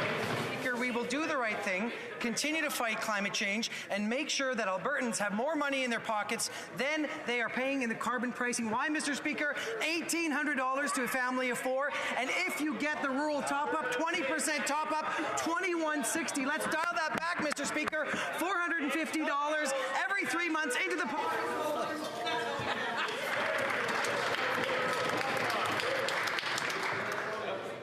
Colleagues, the reason why I've stood up the last couple of times is because the chair has had difficulty in hearing the answer from the honourable members. I'm going to ask honourable members who sit near the minister to please hold your comments back until you have the time to ask a question. The honourable minister has 12 seconds left on the clock if he chooses to use it. Mr. Speaker, I choose to use the 12 seconds because Albertans need to know falsehoods from the Conservatives don't pay the bills. Canada carbon rebate helps. That's why we put it in place. The honourable member from Humber River, Black Creek. Mr. Speaker, strong, vibrant communities are good for everyone. In my riding, Maxmar Window Coverings, led by Norbert Morocco, has been operating since 2007 and continues to help my ridings like mine and Canada a better place to live, work, and to raise a family. A key ingredient for any successful business, of course, is drive and determination to grow and keep building on past successes. Anyone who's met Norbert knows that his business has that in spades. Can the Minister of International Trade share with this House how our government is supporting businesses who want to grow and expand their businesses for new markets? Thank you, Mr. Speaker. The Honourable Minister for International Trade. Mr. Speaker, Canada is a trading nation and our businesses create great jobs for our workers. While the Conservatives vote against the trade agreement with Ukraine, we will keep helping businesses grow with confidence. And what a success story this is. A Canadian company selling internationally. Our government is making those investments to open doors, and in this case, open blinds. On this side of the House, I'm proud to work with member from Humber River, Black Creek, and I want to thank her for her incredible leadership as the chair of the Trade Committee, and I hope this business is going to consider exporting to Ukraine. Absolutely. The honourable member from Edmonton, Griesba. A new report on rent prices across Canada confirms what Canadians already know. Rent prices are skyrocketing while real estate CEOs are making record profit. And which city had the rental prices go up the fastest? Well, my city of Edmonton. And that's because the Liberals are leaving it up to Danielle Smith and corporate developers who are failing to build the homes that people can actually afford. Mr. Speaker, when will this government act to lower rent so people in Edmonton have a place to call home? The Honourable Parliamentary Secretary to the Minister for Housing, Infrastructure and Communities. $470 million, Mr. Speaker. That is the amount that the federal government has allocated through, among other things, the Canada Housing Benefit, which was recently topped up. We will continue to support Canadians going through a difficult time and make sure that we are working with different orders of government to ensure that that outcome is a real one, a lasting one, a meaningful one for Canadians who are challenged right now. I would also point to other measures that we're taking to ensure more homes are being built, lifting the GST off of purpose-built rentals, for example, making sure there's low-interest loans that are available to builders. That is how we get more supply on the market. The honourable member from Saanich Gulf Islands. Thank you, Mr. Speaker. On Monday, February 26th, the 13th Ministerial of the World Trade Organization will open in Abu Dhabi. And amazingly, just 8 weeks ago, that same country closed on an ambitious climate agenda from COP28, referred to as the United Arab Emirates Consensus.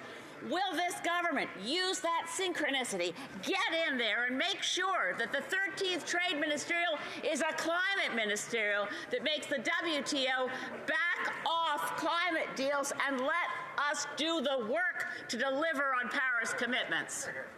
The Honourable Minister for International Trade. I want to thank the honourable member for her advocacy, particularly on the environment.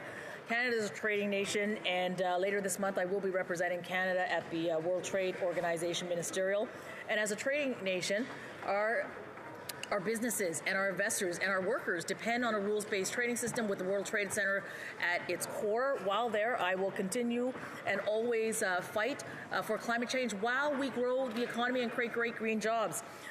So I want to thank the honourable member for that important question. I look forward to making sure that Canada continues to do the work of fighting climate change. Bravo. And so brings to the end of question period for today. But this is Is there a point of order? The Honourable Member for La Prairie. During a question from my colleague for Lac-Saint-Jean, the Minister of Immigration mentioned that the Bloc wanted to deport immigrants to Canada. We are all parliamentarians, Mr. Speaker. We know that words have meaning. When we talk about deporting, we're talking about crimes against humanity. deportation refers to the Acadians. Excuse me, this is important. People need to understand that they need to respect people who are speaking. I call on this minister to withdraw his comments and apologize.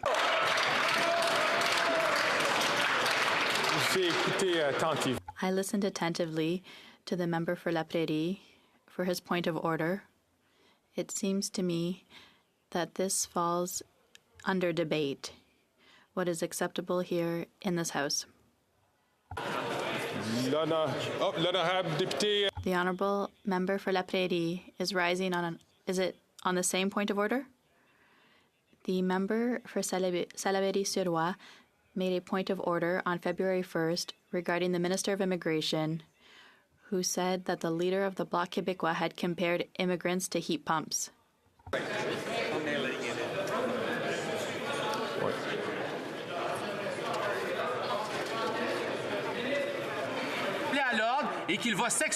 That he will apologize for all of the things he says in Parliament.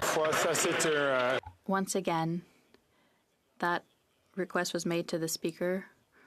The person who was in the chair indicated that he or she will return to Parliament if necessary. The Speaker has looked at that matter. Once again, that falls under the category of debate. Now, the Honourable Member for Portneuf, Jacques Cartier, rising on a point. Excuse me, Montmagny-Liselec, Kamouraska, Rivière-du-Loup.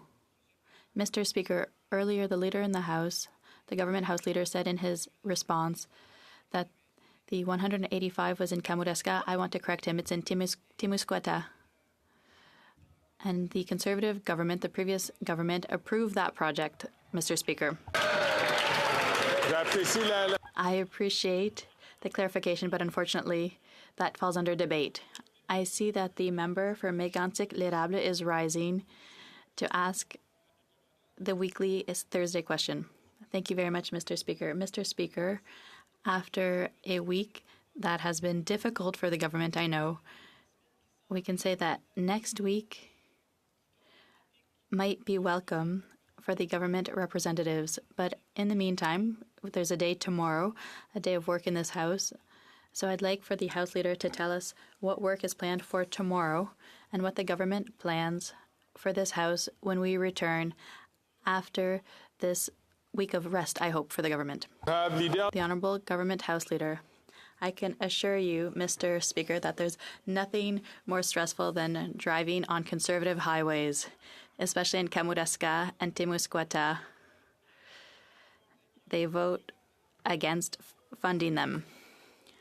We will be voting on third reading of Bill C-62, Medical Assistance in Dying. Tomorrow we will resume debate on the motion respecting the Senate amendment to Bill C-35, the early learning and child care legislation. Next week is a constituency week, during which the House will be adjourned, and we will be in our ridings serving our constituents. When we return, we'll put Bill C-58 concerning replacement workers on the agenda. On Wednesday of the same week, we'll continue debate on Bill C-61, the First Nations Clean Water Act. Finally, Tuesday and Thursday will be allotted days. Thank you for your attention and have a good constituency week. Bravo. Ordre du jour. Orders of the day.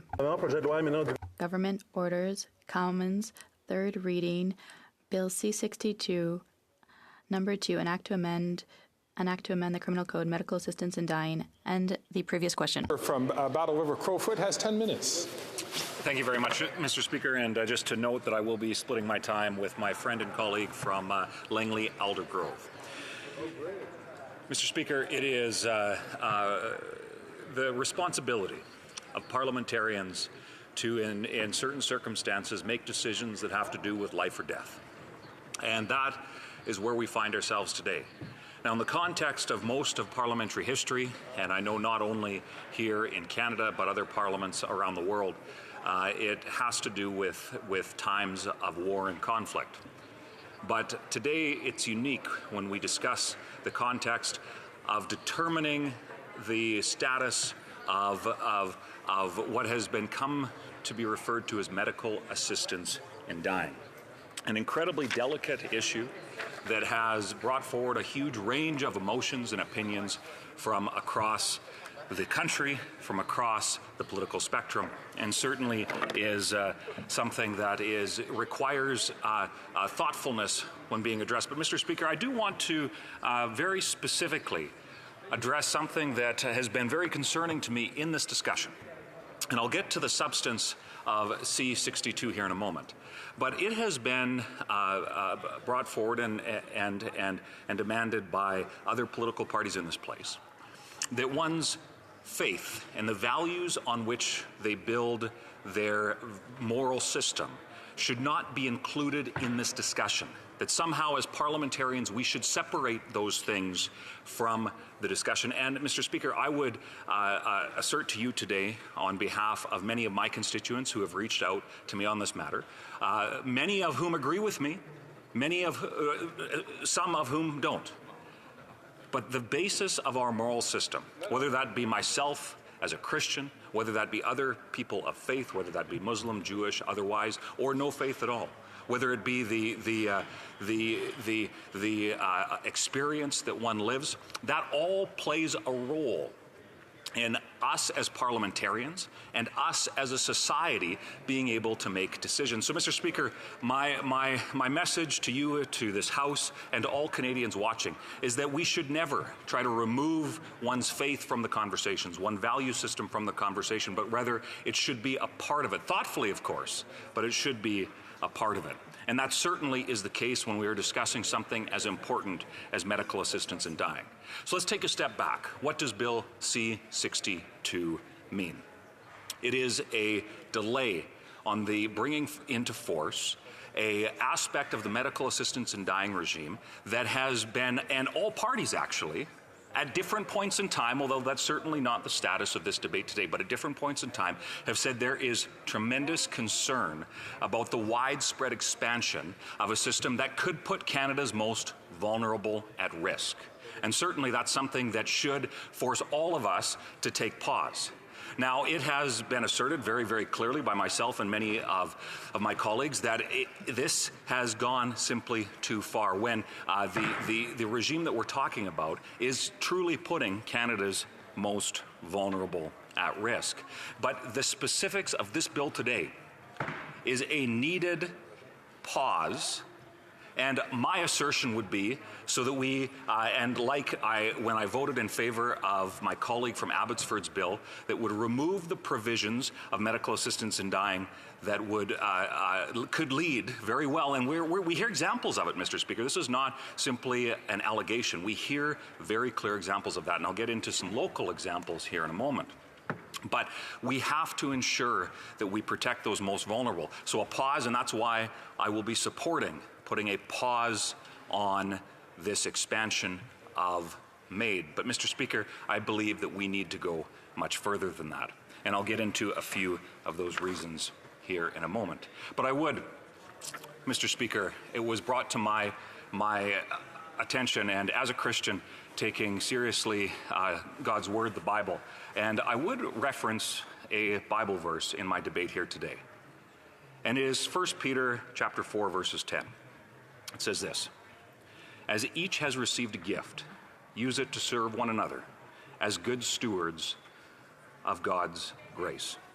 And the reason why I bring that forward today is because I think it provides important context for something that is truly foundational in how we look at the world, and that is the idea of life, the value and dignity of life and one's life. I heard recently from a constituent who shared a heartbreaking story. A woman shared that her son was in a mental health hospital. He was found inches away from taking his own life. He did reach out at the last moment, asking his parents for help and expressing that while it was incredibly complex, the different things he was facing, he did not want to die. And as a result, the family was able to advocate for him and to work very diligently to help bring a care to help support this young man and to ensure that he could get the help that was required. The slippery slope, and we were told in the beginning that there was no such thing as a slippery slope, but we have seen over the last 8 years, since the Liberals first brought forward, when Jody Wilson-Raybould was Minister of Justice and Attorney General, there was warnings at committee, there was warnings in the various court decisions that led us to this point, that we had to be very, very aware of the slippery slope. And we are seeing that here today, Mr. Speaker. And what I find very, very tragic is that whether it is the story that I referenced from a constituent where I won't get into the specifics to ensure that their identity is protected, you hear this tragic, tragic story where at least intervention was possible. Yet this constituent reached out and said, had there been mechanisms in place that would have even suggested that it was possible, they feared the outcome, what the outcome would have been, and that they would have lost their son. We hear also the numerous examples of where addiction, stealing the life away from individuals. Yet instead of ensuring that there is hope and opportunity, there would be that they're not given that dignity to get better. So, Mr. Speaker, the potential of getting better is so very important in this discussion. And I compliment my colleague from Caribou Prince George and the 988 number. And in fact, it was a tragic irony that it took longer for the government to set up the 988 suicide helpline than it did for them to bring forward what was the first one-year extension in the expansion of the medical assistance in dying regime. We have before us a delay. But Mr. Speaker, when it comes to the very heart of the matter, we need to stand up for the life and dignity of all Canadians. I would submit to you, and I understand how we need to be thoughtful in how we engage in the subject because it is deeply personal and everybody can point to different stories. But to protect life, to offer life, to not lose hope, and to ensure that death does not become a part of health care.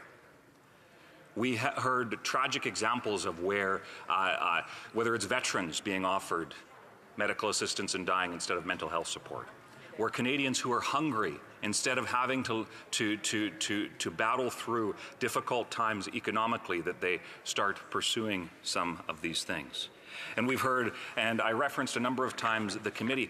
I tell you, Mr. Speaker, and to those who might be watching, listening to some of the stories of those who shared very honestly about how their lives would have been put at risk had there been mechanisms that did not have safeguards, that did not prioritize the need for life and to offer that hope. So, Mr. Speaker, I started my speech by talking about how, as parliamentarians, sometimes we're tasked with making decisions that are literally life and death, and this is one. And my submission to you and to this place, and I would urge all members, that we need to ensure that we always prioritize life. Because if we fail in that duty, I shudder to think what the long-term implications of that would be for our society and how absolutely devastating that would be for lives that could be lost through a regime does not prioritize dignity and ensure that whether that's with mental health, whether that's with disability, or whether that's others who are facing vulnerable, whether it's moments or longer stages of their life, Mr. Speaker. Let's make sure that Canadians are given every opportunity to choose life and that it's the government not facilitating death. Questions et commentaires, questions and comments. L'honorable député de Montcalm. The honourable member for Montcalm. Mr. Speaker, I am glad that my colleague's tone was quite calm and thoughtful. I'm happy to reflect on what he said, but when I listen to him, it sounds like all mental illnesses are reversible and curable.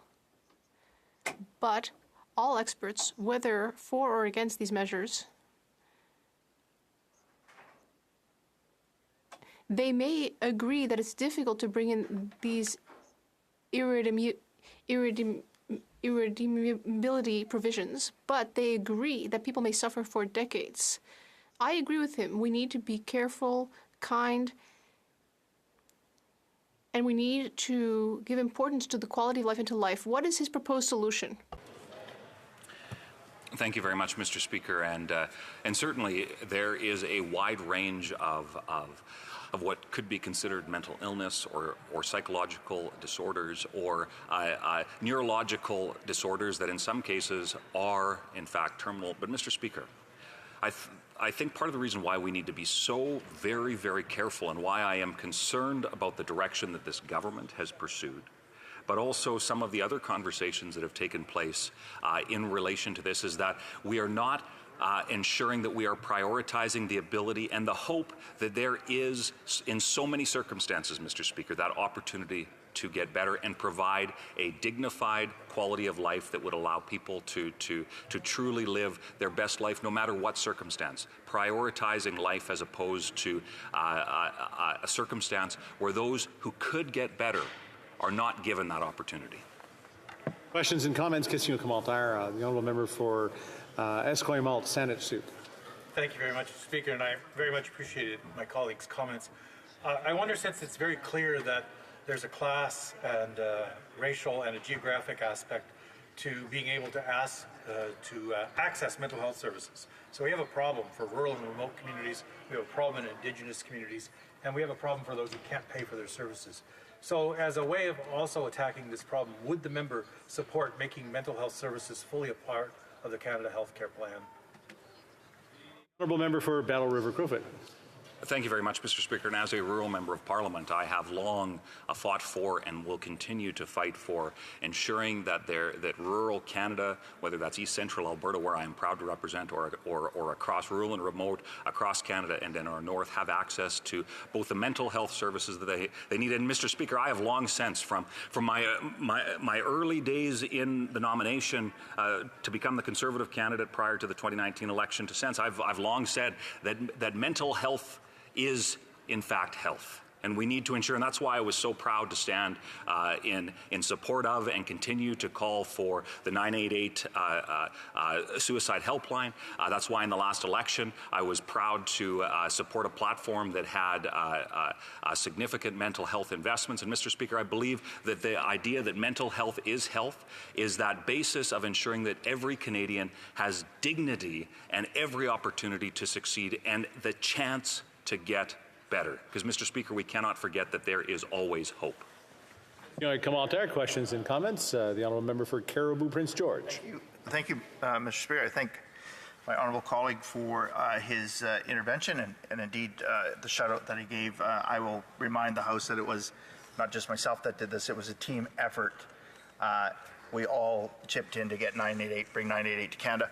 Mr. Speaker, what was interesting throughout our committee work on MAID is that we found that countries that offer psychiatric medical assistance in dying, those countries that it was almost a 2-to-1 ratio that women select or try to get or apply for MAID more than men. So there are more women that are seeking MAID than men, and that is indeed troubling. And I would offer through you, Mr. Speaker, I wonder if our colleague shares the same, but I also would ask that should we not be looking at a national strategy for suicide prevention rather than going down this road of offering medical assistance in death, medical assistance in suicide, rather than we should be doing everything in our possible that is possible to help those rather than to help those end their life. In the best 30 seconds possible, the honourable member for Battle River Crowfoot. Thank you very much, Mr. Speaker. And there's a lot to unpack there. I appreciate that question. And certainly it speaks to how in so many circumstances, whether it be women or whether it be people of color, whether it be those who are in a lower socioeconomic bracket, those are often the ones that end up being, in some cases, encouraged to pursue things like medical assistance in dying, when, Mr. Speaker, there needs to be dignity given to the value of their lives just as much as any other Canadian. And I find it so troubling that we seem to not be acknowledging those facts, and that we are putting the most vulnerable in our country at risk of the most final decision that could possibly imagined, and that is death. Mr. Speaker, we need to always prioritize life and treatment above that of death. Thank you. Reprise du débat, continuing debate. The honourable member for Langley Aldergrove. Thank you, Mr. Speaker. Today we're talking about Bill C-62, a bill necessitated by the Liberal government's total mismanagement of the MAID regime, medical assistance in dying. The first example of the mismanagement is their failure to appeal a lower court decision that mandated Parliament to expand MAID beyond what was initially intended to be medical assistance in dying. This lower trial court ordered that Parliament delete the reasonable foreseeability of natural death requirement for applicants of MAID. The Supreme Court of Canada should have been asked to weigh in on this very, very important topic, particularly since the law that was being challenged had just a few years ago been written by this Parliament in response to a Supreme Court of Canada decision, the Carter decision that started this whole conversation. The second example of Liberal incompetence was that they accepted the reckless addition by the Senate of mental illness as the sole underlying condition for MAID qualification. It is clear from expert testimony that there's no consensus in the medical or psychiatric fields of what irremediable means when it comes to mental illness. That was certainly clear a year ago when a similar bill, C-39, was before this House for debate to extend the deadline for 1 year. And here we are at the end of that 1 year period and seeking another extension. It is even truer today that there is no consensus, and that is why we are here today debating what is now going to be a 3-year extension. Bill C-62 will extend by 3 years the deadline for expanding MAID to include people whose only underlying health condition is a mental illness. Now, just like we supported the 1 year extension a year ago, we will support this 3-year extension because it is better than the alternative, which would be a disaster for Canada. But I would note that this 3-year extension brings us beyond the next election, which must happen within a year and a half. And we are feeling pretty confident on this side of the House, as are many Canadians across the country, that the next government will be a Conservative government led by our current leader, the member for Carleton, and he's on record as saying that this 3-year extension will become a forever extension. But now, in the meantime, until that happy day arrives, Canadians are going to have to continue with living with the uncertainty around this Liberal government's mismanagement of the file. That uncertainty and confusion around our current MAID regime is exemplified, I think, in this example. It's a story coming out of St. Catharines about 15 months ago. A reporter interviewed a middle-aged man who was in the process of applying for MAID. The reporter quoted this man as saying, "I don't want to die, but I don't want to be homeless more than I don't want to die." Now, here's the backstory. He had already qualified for MAID by the first assessor, and he was waiting for a second one. And why was he applying for MAID? Well, not because he wanted to die, but because in addition to his chronic back pain, which I will acknowledge was probably intolerable to him, he had just gotten news that he was soon to be homeless because the boarding house in which he was living was up for redevelopment due to plans in the city, in the neighborhood. And he was pretty certain that in his current health condition, he would not survive long on the streets. And so that, even though it wasn't his first choice, he thought that it would be better to die in a dignified manner, dignified by a government seal of approval. MAID, we call it, medical assistance in dying. But when he was asked by the reporter if his housing was stable, would he still consider MAID? And his answer was absolutely not. And this is when he said it. I don't want to die, but I don't want to be homeless more than I don't want to die. Now, this sad story is a commentary, I believe, on the state of our nation today, on the state of our MAID regime under this current government. There are two problems. First of all, why was this man not getting the medical treatment that he needed, and why, in a wealthy nation like Canada, did he not have stable housing? After 8 years of this government, it is clear that many people are being left behind. We have failed this man. Secondly, and this is more relevant to the discussion today, where did this man get the idea that the government might step in to relieve him of his pain and discomfort by helping him to commit suicide? Now, proponents of expanding MAID for more people in more circumstances will object to me using this as an example of what's wrong with our regime, with our MAID regime. They will point out that this man was misinformed about MAID availability, and that it was never intended to alleviate problems associated with poverty. And I agree. But I would note parenthetically that the assessor, the first assessor, had approved him for MAID. Did the first assessor ask him the same question that the reporter asked him? If he or she had, I'm assuming that this man would have given the same answer. I don't want to die. I just don't want to be homeless. No wonder people are confused. And at the center of this confusion is an incompetent prime minister and an equally incompetent attorney general, now former attorney general, failing to appeal a lower court decision, failing to stop a reckless amendment coming from the Senate, and giving confusing signals about the state of the law in Canada. A year ago, a group of 32 constitutional law professors from law schools across the country wrote a letter to the Prime Minister and the Attorney General pointing out that despite what they had been saying, the Supreme Court of Canada has never said that MAID should be expanded to include mental illness. In the Carter decision, the 9 justices of the Supreme Court of Canada had this to say: euthanasia for minors or persons with psychiatric disorders or minor medical conditions would not fall within the parameters suggested by these reasons. That's pretty clear, and it's a shame that our now former Attorney General, the top lawyer of the land, muddied the waters on this very difficult topic. A year ago, Mr. Lametti appeared before the Justice Committee when we were debating the first one-year extension, and he was asked, who was right, the 32 law professors or you?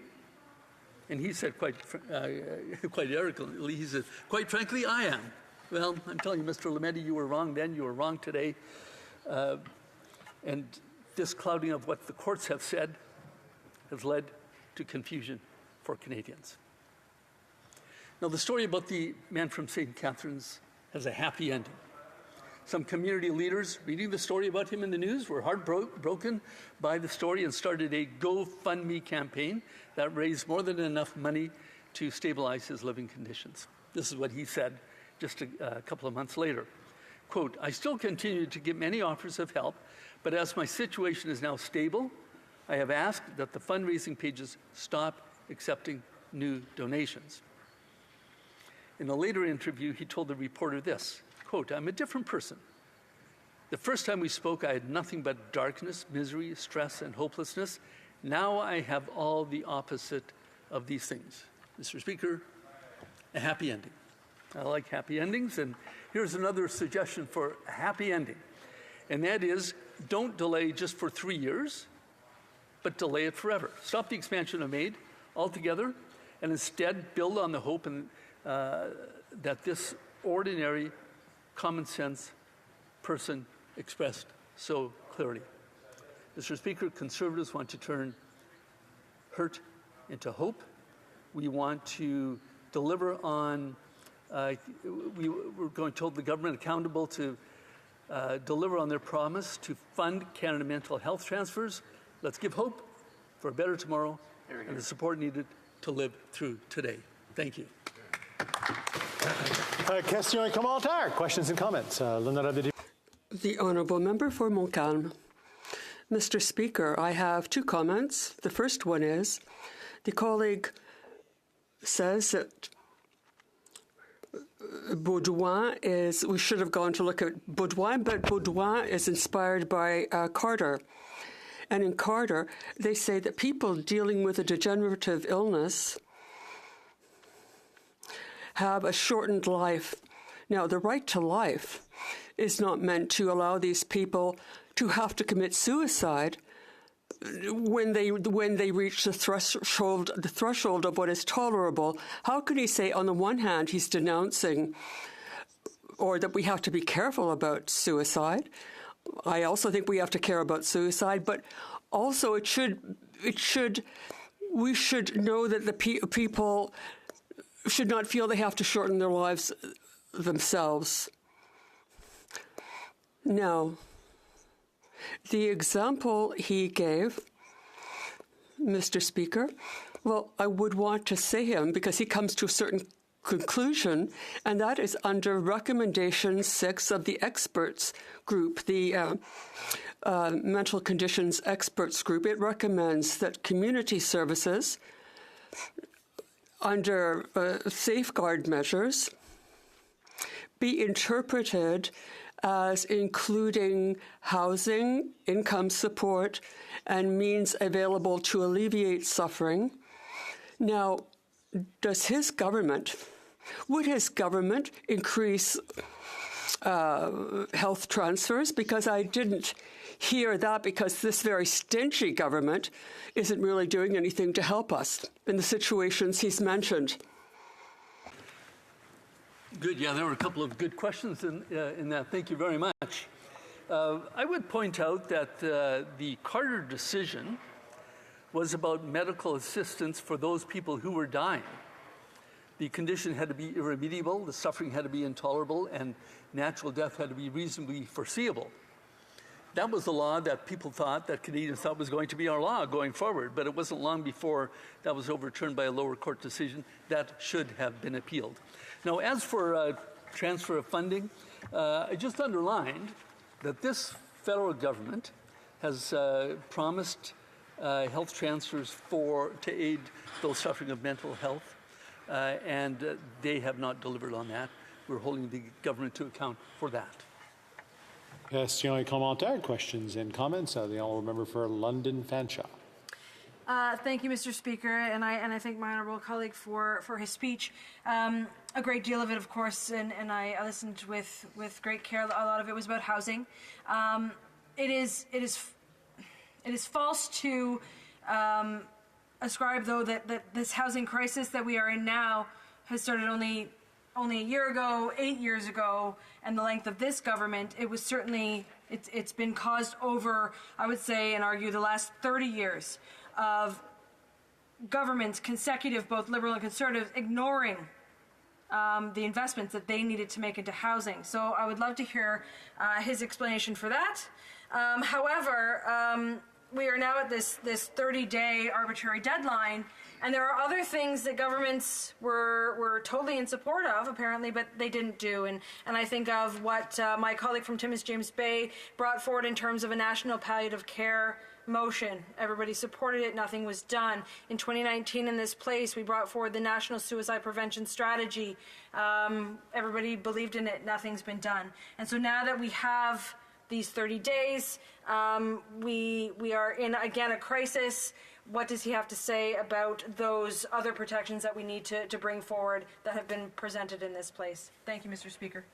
Honourable member for Langley Otter Grove. I'd like to thank my colleague for those thoughtful questions.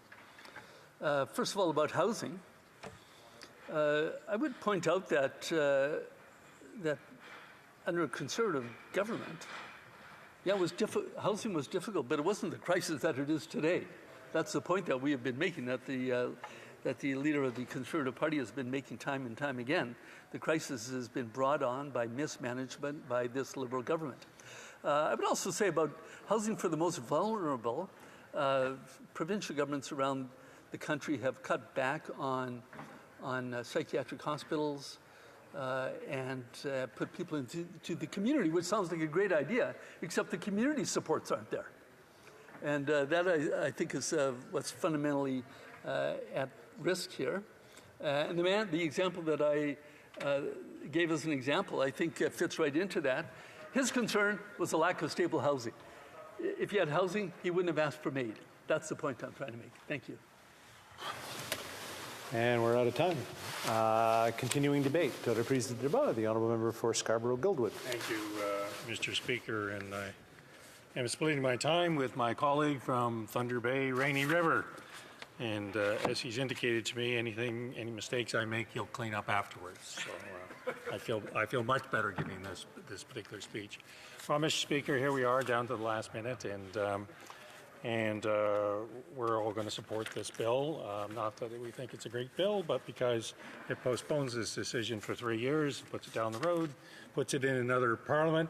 I'm not quite as confident as a previous speaker, my honourable friend, that there will be another government at that time of his persuasion. But nevertheless, it will be a decision that will have to be dealt with by another parliament, which I think is actually quite regrettable under the circumstances. The ostensible reason that we're doing that is that the medical system is not ready, the hospitals are not ready, the healthcare systems are not ready. And my view, Mr. Speaker, is that they'll never be ready, that you can't be ready for this kind of thing. I take the view that doctors have misplaced faith in the ability of politicians and legislators to achieve a state of readiness, a state of legislative harmony. I also take the view that legislators and politicians have an elevated view of doctors' ability to manage the requests in this kind of system. And the reason for that, Mr. Speaker, is basically 25 years of walking a path with one of my sons.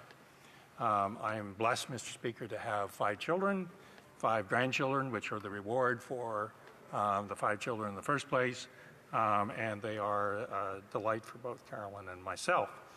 One of the boys has schizophrenia, and we started on that journey when he was, I guess he was about 14 or 15.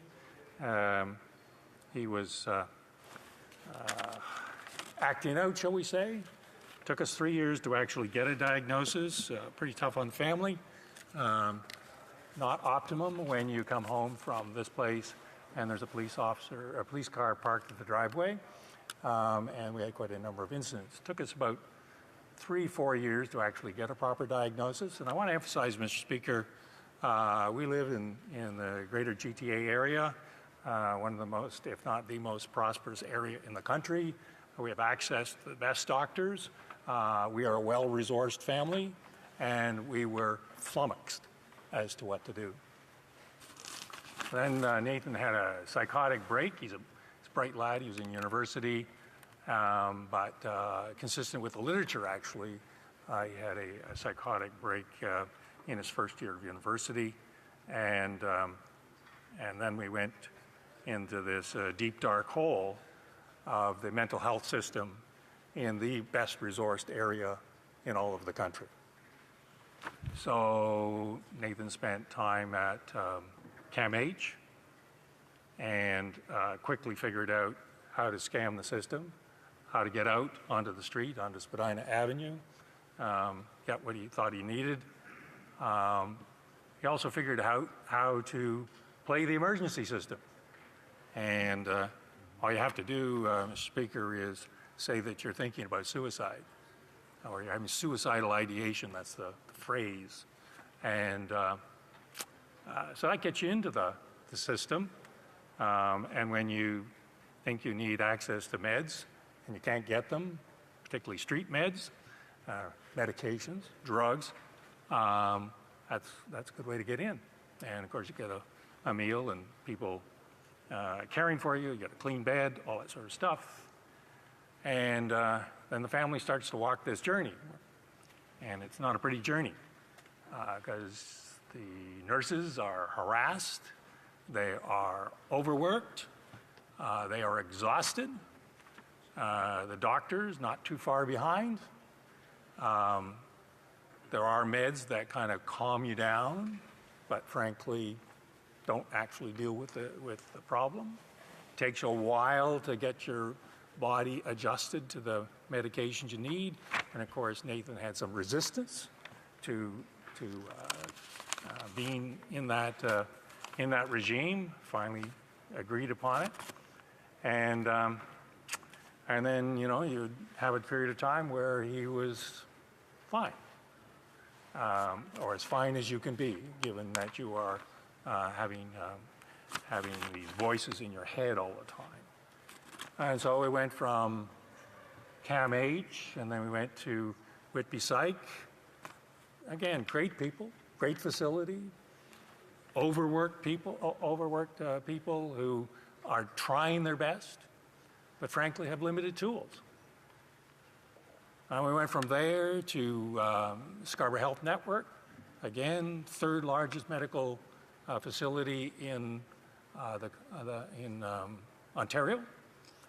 Again, really good people, but frankly, the system and the state of medication has limited ability to deal with a person like Nathan, who kind of goes in and go out.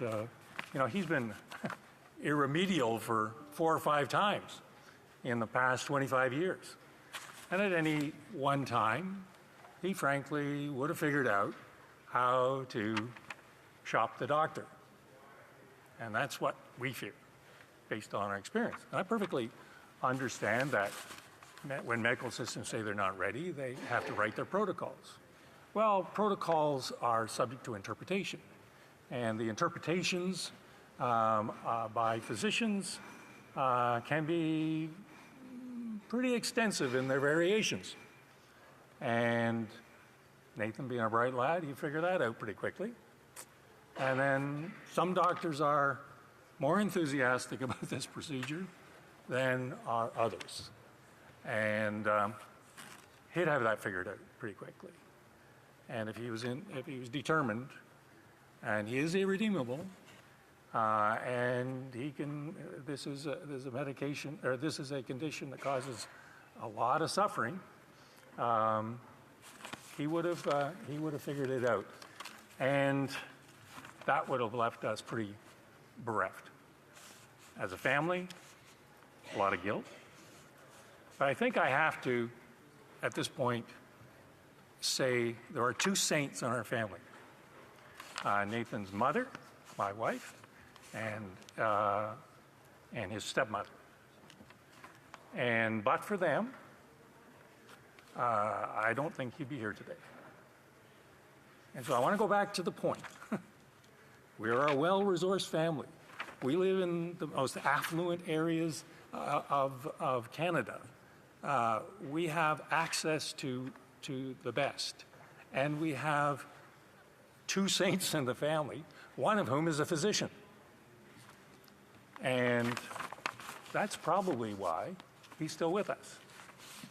And so my concern is that whether it's this bill, whether it's 3 years from now, or what it is that the protocols will be written, maybe, and the protocols may or may not be subject to interpretation that allows some people who have irredeemable conditions leave. So, Mr. Speaker, I'm sorry that we're here.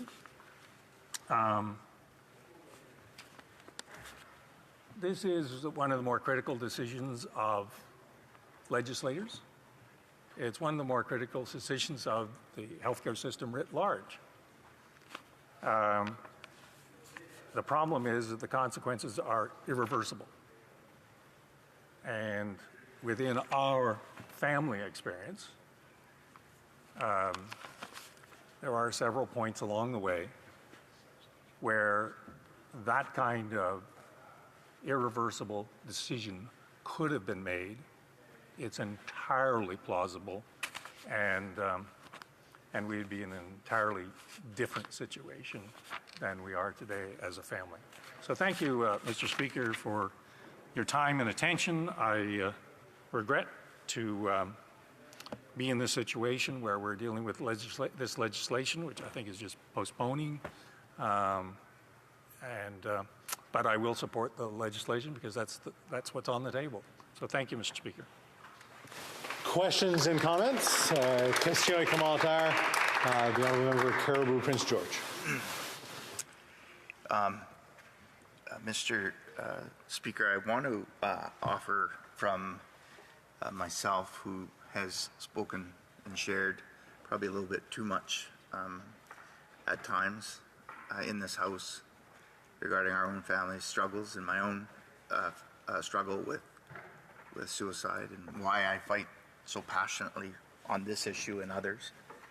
I want to say a heartfelt thank you to my colleague across the way. I've only known him for 8.5 years, but for me, that's perhaps the most profound speech intervention that he has had. And I just want to say thank you. I do want to offer this.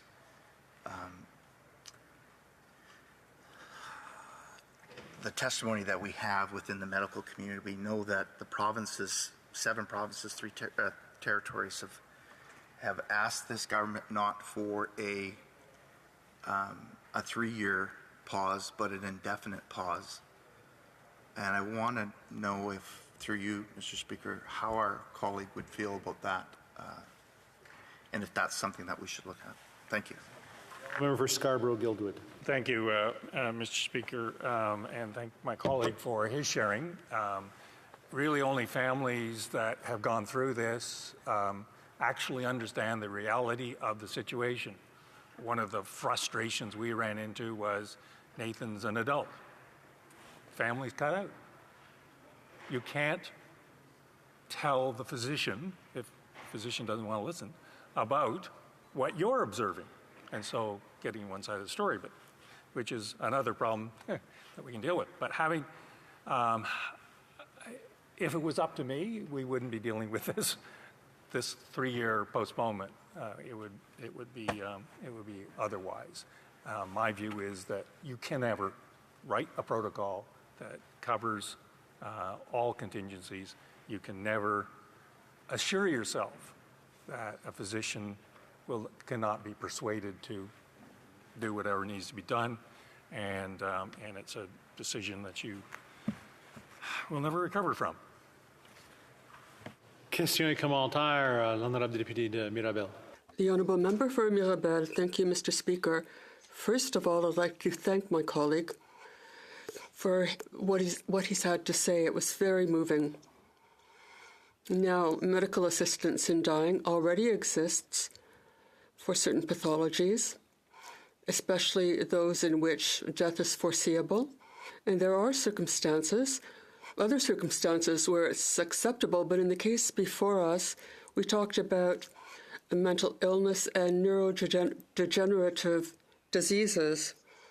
Now, I understand that my colleague is very sensitive to the situation in families, but in terms of mental illness, is there consensus among experts? I don't believe so.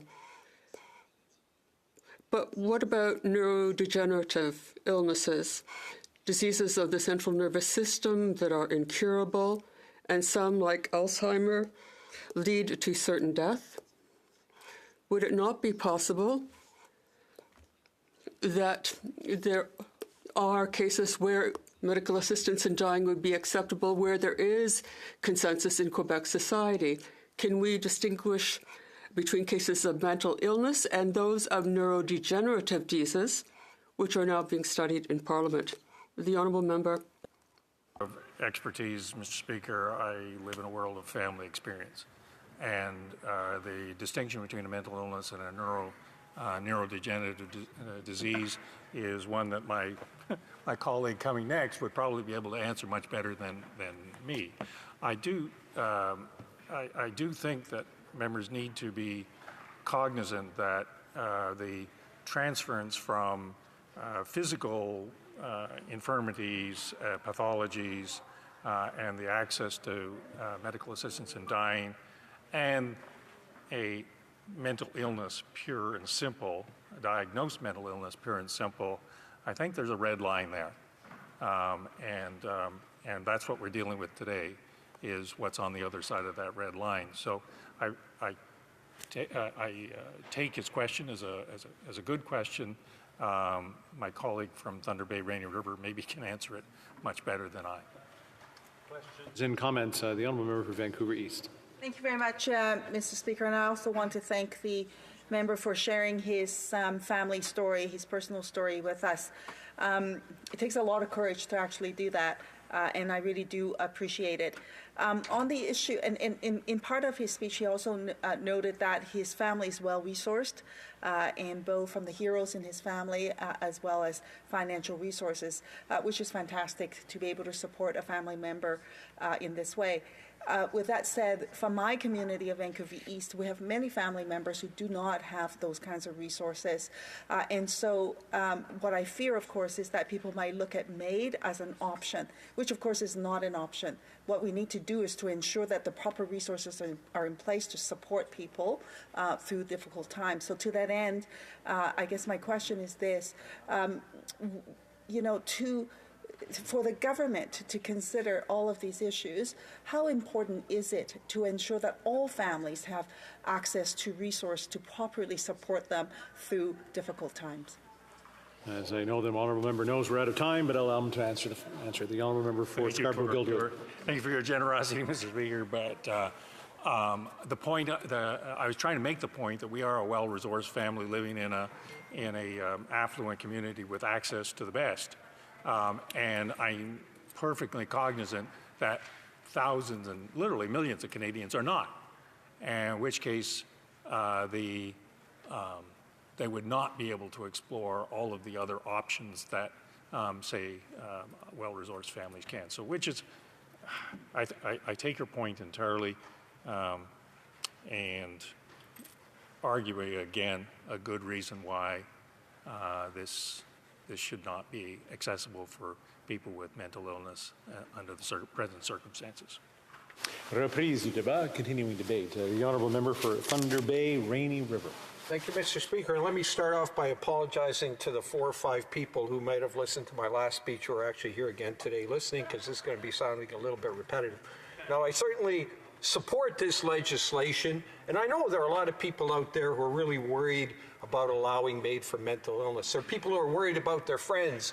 There are people who are worried about their parents. But what I'm most sympathetic is people worried about their children. And I have 6 children. And I know that they're going to, at some point in their lives, go through difficult times. And I would certainly be a little bit worried for them if we were to allow MAID for mental illness to be implemented with the current safeguards. I know there are also many psychiatrists out there who are worried and or oppose this legislation. In fact, the latest statistic I heard was a survey showed about 75% of psychiatrists were against this. They're worried that their patients who would otherwise get better would instead resort to MAID. Now, let me take a step back and look at the arguments coming from the other side. They're going to say, why not? Isn't it a matter of personal autonomy? Isn't it my body, my choice? But this isn't about the state dictating to the individual what they can do with their own body. It doesn't criminalize trying to commit suicide or committing suicide. This is about what role, if any, the state should have in assisting people to commit suicide. Now, I'm going to come back to the issue is, well, is MAID for mental illness the same as assisting suicide? Now, the question of whether the state ought to take a role in assisting people to end their lives, I think, is a little like the question of whether the state should try to prevent people from killing themselves. Now, this is a topic I know something about because having worked a lot of years as an emergency room physician, my job as an emergency room physician, if somebody came before me and they were suicidal, was to keep them in the hospital, even in case they're well, to prevent that happening. And occasionally people would ask, well, why should you have that power? Isn't this my body, my decision to make? And I thought, well, there's 2 legitimate reasons for the state to try to prevent people killing themselves. One, to protect you from yourself. Because when you're in the depths of depression, you can't realize that things will get better. And that's partly why you're so depressed and want to kill yourself. But the reality is, for most people, they do, in fact, get better. The other legitimate reason for the state intervening is the fact that we're to protect the family. The person who commits suicide is dead. The rest of the family lives on, lives with the pain, and not only that, but the constant kind of being haunted by, was it because of something they did or didn't do? Now, some people are going to say, no, MAID for mental illness is not the same as assisting suicide. We're talking about a small group of people who have intense, prolonged suffering, who've tried every form of treatment. Nothing has worked. It's cruel and unconstitutional to not allow those people access to MAID. I disagree. The Canadian law is far more permissive than, for example, the Dutch law. There's absolutely no requirement that all forms of treatment have been tried and been unsuccessful. Our law doesn't even require patients to have tried any treatment at all, because it only requires people to have no other treatment which is acceptable to the patient. There's going to be people out there who refuse all form of treatment altogether.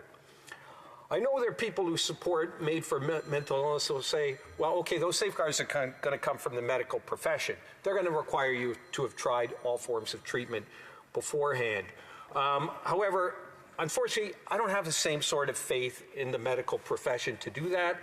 And why? Because if you look at what's happened with the MAID regime for people with physical illnesses, there's a lot of MAID practitioners out there who are very zealous about it all being your personal autonomy. It's not for me to question your suffering, and are quick to approve people. Let me give you some examples from the media. The Fifth Estate had a program, 23-year-old diabetic going blind in one eye, granted MAID.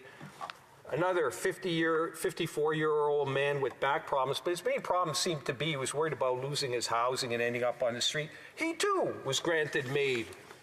CTV had a couple of articles. A 51-year-old woman was actually granted and got MAID for multiple chemical sensitivities.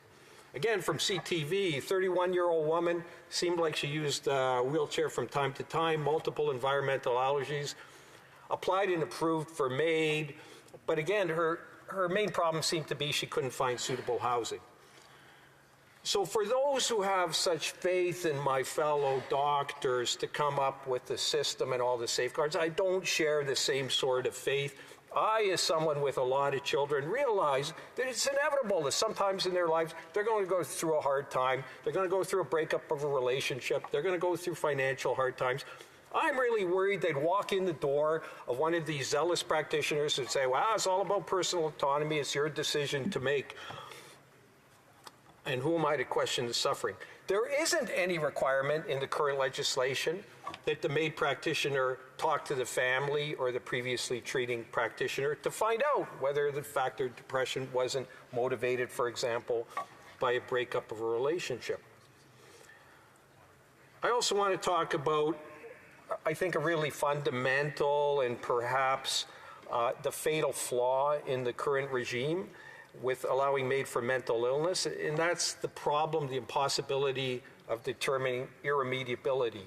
Who isn't actually going to get better? Now, I've spoken previously about a suicidal individual's inability to appreciate the fact that they're going to get better. Now, some people are going to say, well, certainly aren't there people who really aren't going to get better, that are irremediable? That is, in fact, a requirement of the legislation.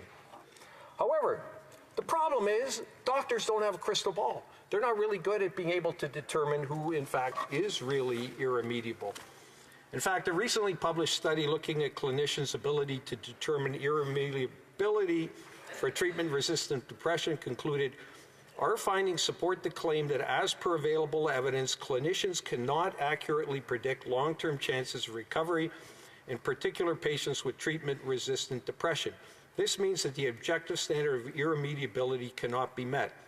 Furthermore, there are no current evidence-based or established standards of care for determining irremediability of mental illness for the purpose of MAID assessment. For me, as a longtime medical doctor, it's absolutely mind-boggling that there are medical practitioners, psychiatrists out there who aren't particularly bothered by the fact that they really can't say this is irremediable, and they would grant the MAID. Because if you allow MAID for one such person who would actually get better, to me it would seem tantamount to the same sort of tragedy as the state hanging someone who later turned out to be innocent. And we in this place can't let that to happen.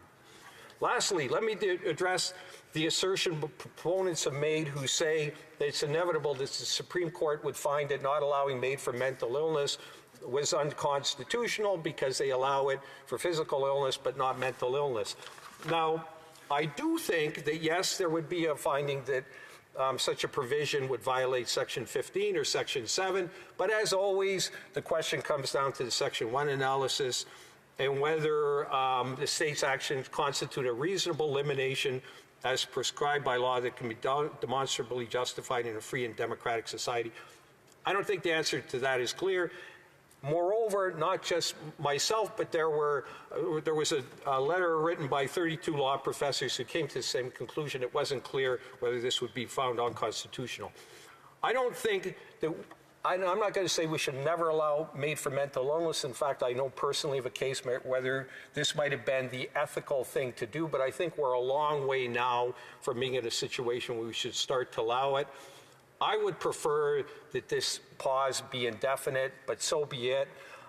We've got what we got. Let's look at it in 2 years and see what changes. I doubt very much will have changed. Thank you. Questions and comments, Question Kamal-Attar, and I'm going to work backwards from this one because I know the honourable member for St. Gulf Islands hasn't had a chance to ask any questions yet. Thank you, Mr. Speaker, and thank to my honourable friend from Thunder Bay, Rainy River. As we debate here, and we keep hearing the words, which we're now getting used to, medical assistance in dying, and in this context of Bill C-62, I'm wondering if we can't create something different, societal assistance in living.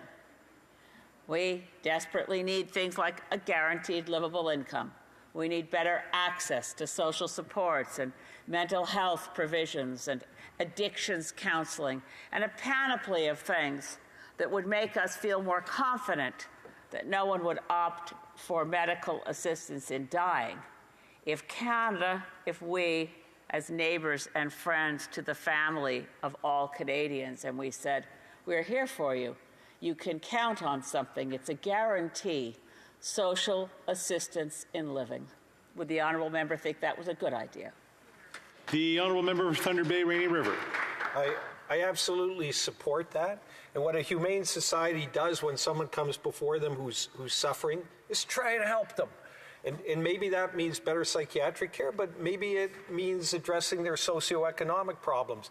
Certainly, I don't think that some humane society's first response to that ought to be to offer them death. I think that's an absolute failure. I think that's a solution of an inhumane society. We ought to be helping people who are suffering, not ending their lives. Thanks. Kamal-Attar, questions and comments? The honourable member for Montcalm. Thank you, Mr. Speaker.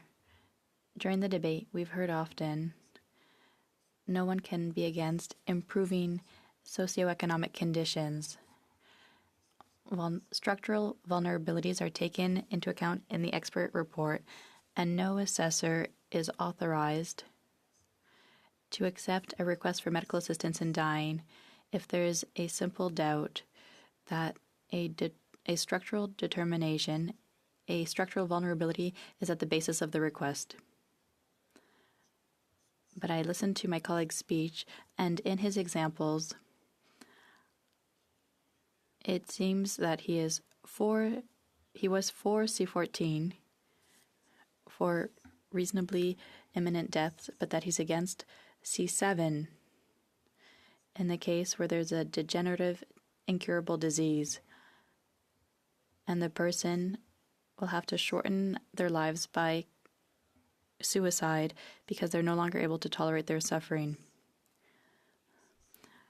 With C7, that person could live until the threshold of tolerability. So have I understood correctly that my colleague is against C7 for degenerative diseases? I'm interested in knowing that. He spoke about it in his speech. Member for Thunder Bay, Rainy River. No, absolutely. I'm not against MAID for physical illnesses. I think that's a totally different situation. The problem with MAID for medical illness is the inability to determine who isn't going to be better, and the unfortunate reality that there's a lot of doctors out there who I think have a very cavalier attitude towards taking someone's life. And that there are people, in fact, who could or would get better with a little time, with a little better treatment, who would have their lives foreshortened by one of these zealous practitioners. But certainly it's very different from, for example, the Carter situation where someone has ALS who's terminally ill and neurodegenerative diseases. I think that's a totally different story. And in those cases, I certainly approve of MAID if that's what the person wants. Question Kamal Tar, questions and comments. I'm a member for Sherwood Park, Fort Saskatchewan. Thank you, Mr. Speaker. Just picking up on the comment that my colleague just made, saying that essentially there are instances of zealous practitioners that may be going very far in terms of determining someone's eligibility when they shouldn't be. Part of the problem with the euthanasia regime we have is that it allows doctor shopping. It allows somebody to find two doctors who may not be representative at all, who may not be, in fact, the attending physician, to say, can you sign this, please? And then they may get approved, even if they shouldn't meet the criteria. Conservatives proposed in the last election platform that we should require MAID assessors to complete MAID assessor training to ensure full awareness of and compliance with the laws and best practices around MAID. Would this member be supportive of that proposal that we put forward to have specific MAID assessor training to try to have more consistency and less arbitrariness or less instances of people sort of shopping around? We have the quick answer, the member for Thunder Bay, Rainy River. I would approve it. However, as a medical practitioner, I would not volunteer to become a MAID practitioner. If you're going to create this position, the only people who are going to go into that situation, take on this job, or people who believe in MAID, believe in it's all about your personal autonomy, believe that it's not for me to question your suffering. So you get so whatever you're going to teach them, they're going to be people who I think a lot of them are going to be the kind of people who do have this kind of cavalier attitude towards taking life. Those of us who disagree with it aren't going to accept those positions to begin with. Reprise du débat, continuing debate. The honourable member for Yellowhead. Thank you. Thank you, Mr. Speaker. I'll be splitting my time with the member from Pitt Meadows, Maple Ridge. Bill C-62, number 2, suggests we pause the expansion of medical assistance in dying, known as MAID, to people suffering from mental illness. This Liberal government has shown time and again that they consistently pass legislation without the careful consideration needed for such significant changes to our society. This discussion isn't just legislative. It's about how we value human life and the impact of this government's choices on all Canadians. Thinking about extending MAID to include mental illness needs a deep understanding of the complexities and uncertainties of diagnosing and predicting mental health outcomes. Evidence to the Special Joint Committee on MAID showed a worrying truth. Clinicians often struggle to predict if mental health conditions are irremediable, with a 50% chance of being wrong. This alarming fact points to a big problem with the proposed expansion, the chance of making permanent choices based on uncertain medical opinions. Mental health involves biological, psychological, and social elements. Recovery isn't always straightforward, and what seems irremediable at one point may improve with treatment. Basing MAID on the idea that a mental illness can't be cured misunderstands the changing nature of mental health recovery.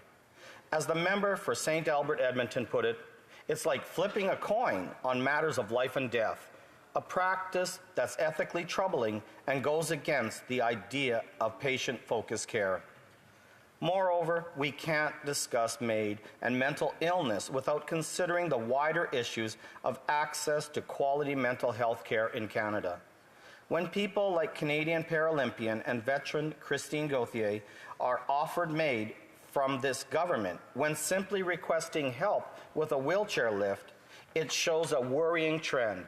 Suggesting MAID as a fix for systemic failures in providing proper care and support for those with disabilities and chronic conditions.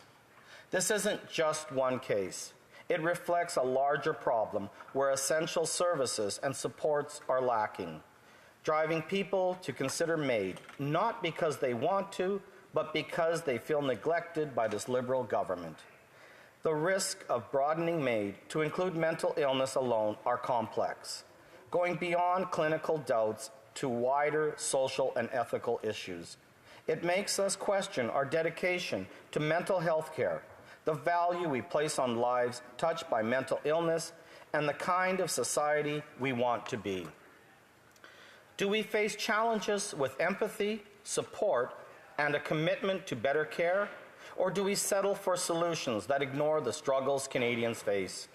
The Liberal government's approach to expanding MAID shows a wider trend of hasty lawmaking that leads to policies being introduced and then pulled back or changed after facing reality and public criticism. From errors in firearm legislation to heated debates on carbon tax, this government often acts first and thinks later. This not only damages our lawmaking process, but it also lowers public trust in our ability to govern wisely and carefully. The rush to include mental illness in MAID without proper evidence or full discussions with mental health experts, ethicists, and affected groups shows a lack of regard for the careful and expert-led discussions such a major policy change requires. The need for this bill to pause and rethink this expansion amidst the government's rash and poorly thought-out actions. This legislative step back marked the 2 delays in implementation isn't just a minor issue, but a clear sign of the dangers of choosing political speed over solid, evidence-based policymaking. It raises serious doubts about this government's commitment to responsible governance, which includes the need to fully explore, understand, and foresee the effects of laws before they're passed. In this critical discussion on MAID, we must also consider the perspective of those directly affected by such policies. The voices of individuals and families living with mental illness must be central to our legislative process. Their experiences and insights can provide invaluable guidance as we navigate the complexities of this issue. By engaging with these communities, we can ensure that our laws reflect the realities of those they impact most and uphold the principles of empathy and inclusion. Furthermore, the debate on MAID expansion underscores the need for comprehensive mental health services. This government must prioritize the enhancement of mental health care infrastructure, ensuring that all Canadians have access to the support and treatment they require. By strengthening our mental health care system, we can address the root causes of despair and hopelessness that led individuals to consider MAID, thereby affirming our commitment to life and well-being. This moment also calls for a reevaluation of our societal values and the role of government in safeguarding the dignity of every citizen. As policymakers, we have a duty to foster a culture that values every life, provides hope through support and resources, and respects the autonomy of individuals while carefully considering the ethical implications of life-ending interventions. This approach will not only address the immediate concerns surrounding MAID, but will also contribute to a more compassionate and just society. As we think about what this pause means, we must consider the lessons learned and push for a more thoughtful, consultative, and evidence-based approach to making laws. The stakes are too high and the chance for unintended harm too great to accept anything less.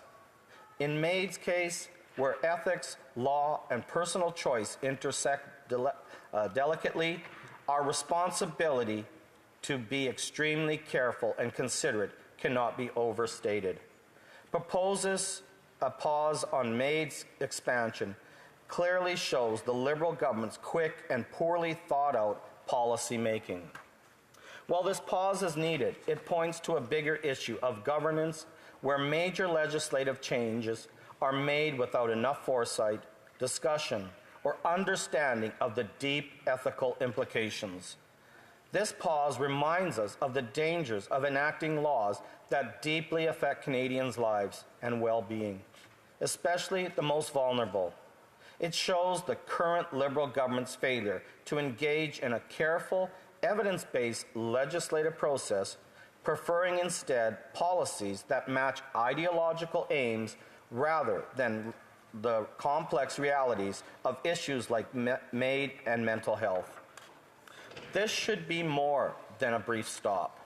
It should be a crucial time to rethink how policies, especially those about life and death, are made and applied. It questions the government's commitment to maintaining the highest standards of care, empathy, and respect for all Canadians' dignity. We must demand greater legislative care and ethical responsibility from this government. The discussions on MAID and mental illness needs a comprehensive approach that puts individuals' well-being and rights ahead of quick political gains. It's time for a move towards more responsible governance, where policies are made with great care, based on wide consultation, and reflect our collective values and ethical standards.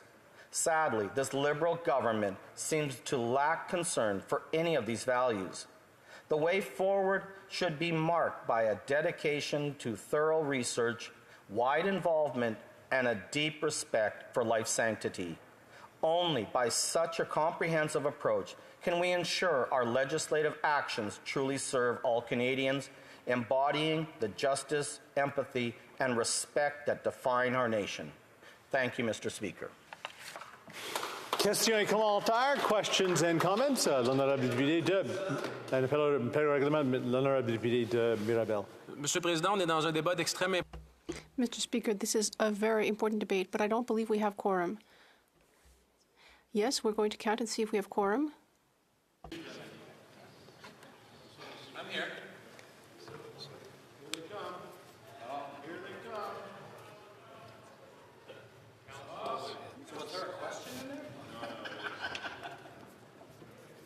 Oui, Jean bien.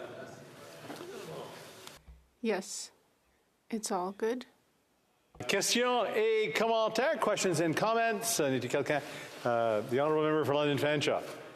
Thank you, Mr. Speaker, and I thank the honourable member for his speech. He spoke a lot about, of course, mental health. A lot of us are speaking about that today. It's so important. One of the major things that stands in the way of people receiving the help that they need is cost, and that barrier of cost to ultimately something that a lot of people, certainly I believe, that mental health is and needs to be part of our greater healthcare system. And I know that a lot of people now have been working towards the idea of a universal mental health care system, and I would like to know what he thinks about that. Thank you, Mr. Speaker. The honourable member for Yellowhead. Thank you to the honourable member through the Speaker. I have to admit that has been one of my big things, even when I was mayor, was saying about the mental health of Canadians.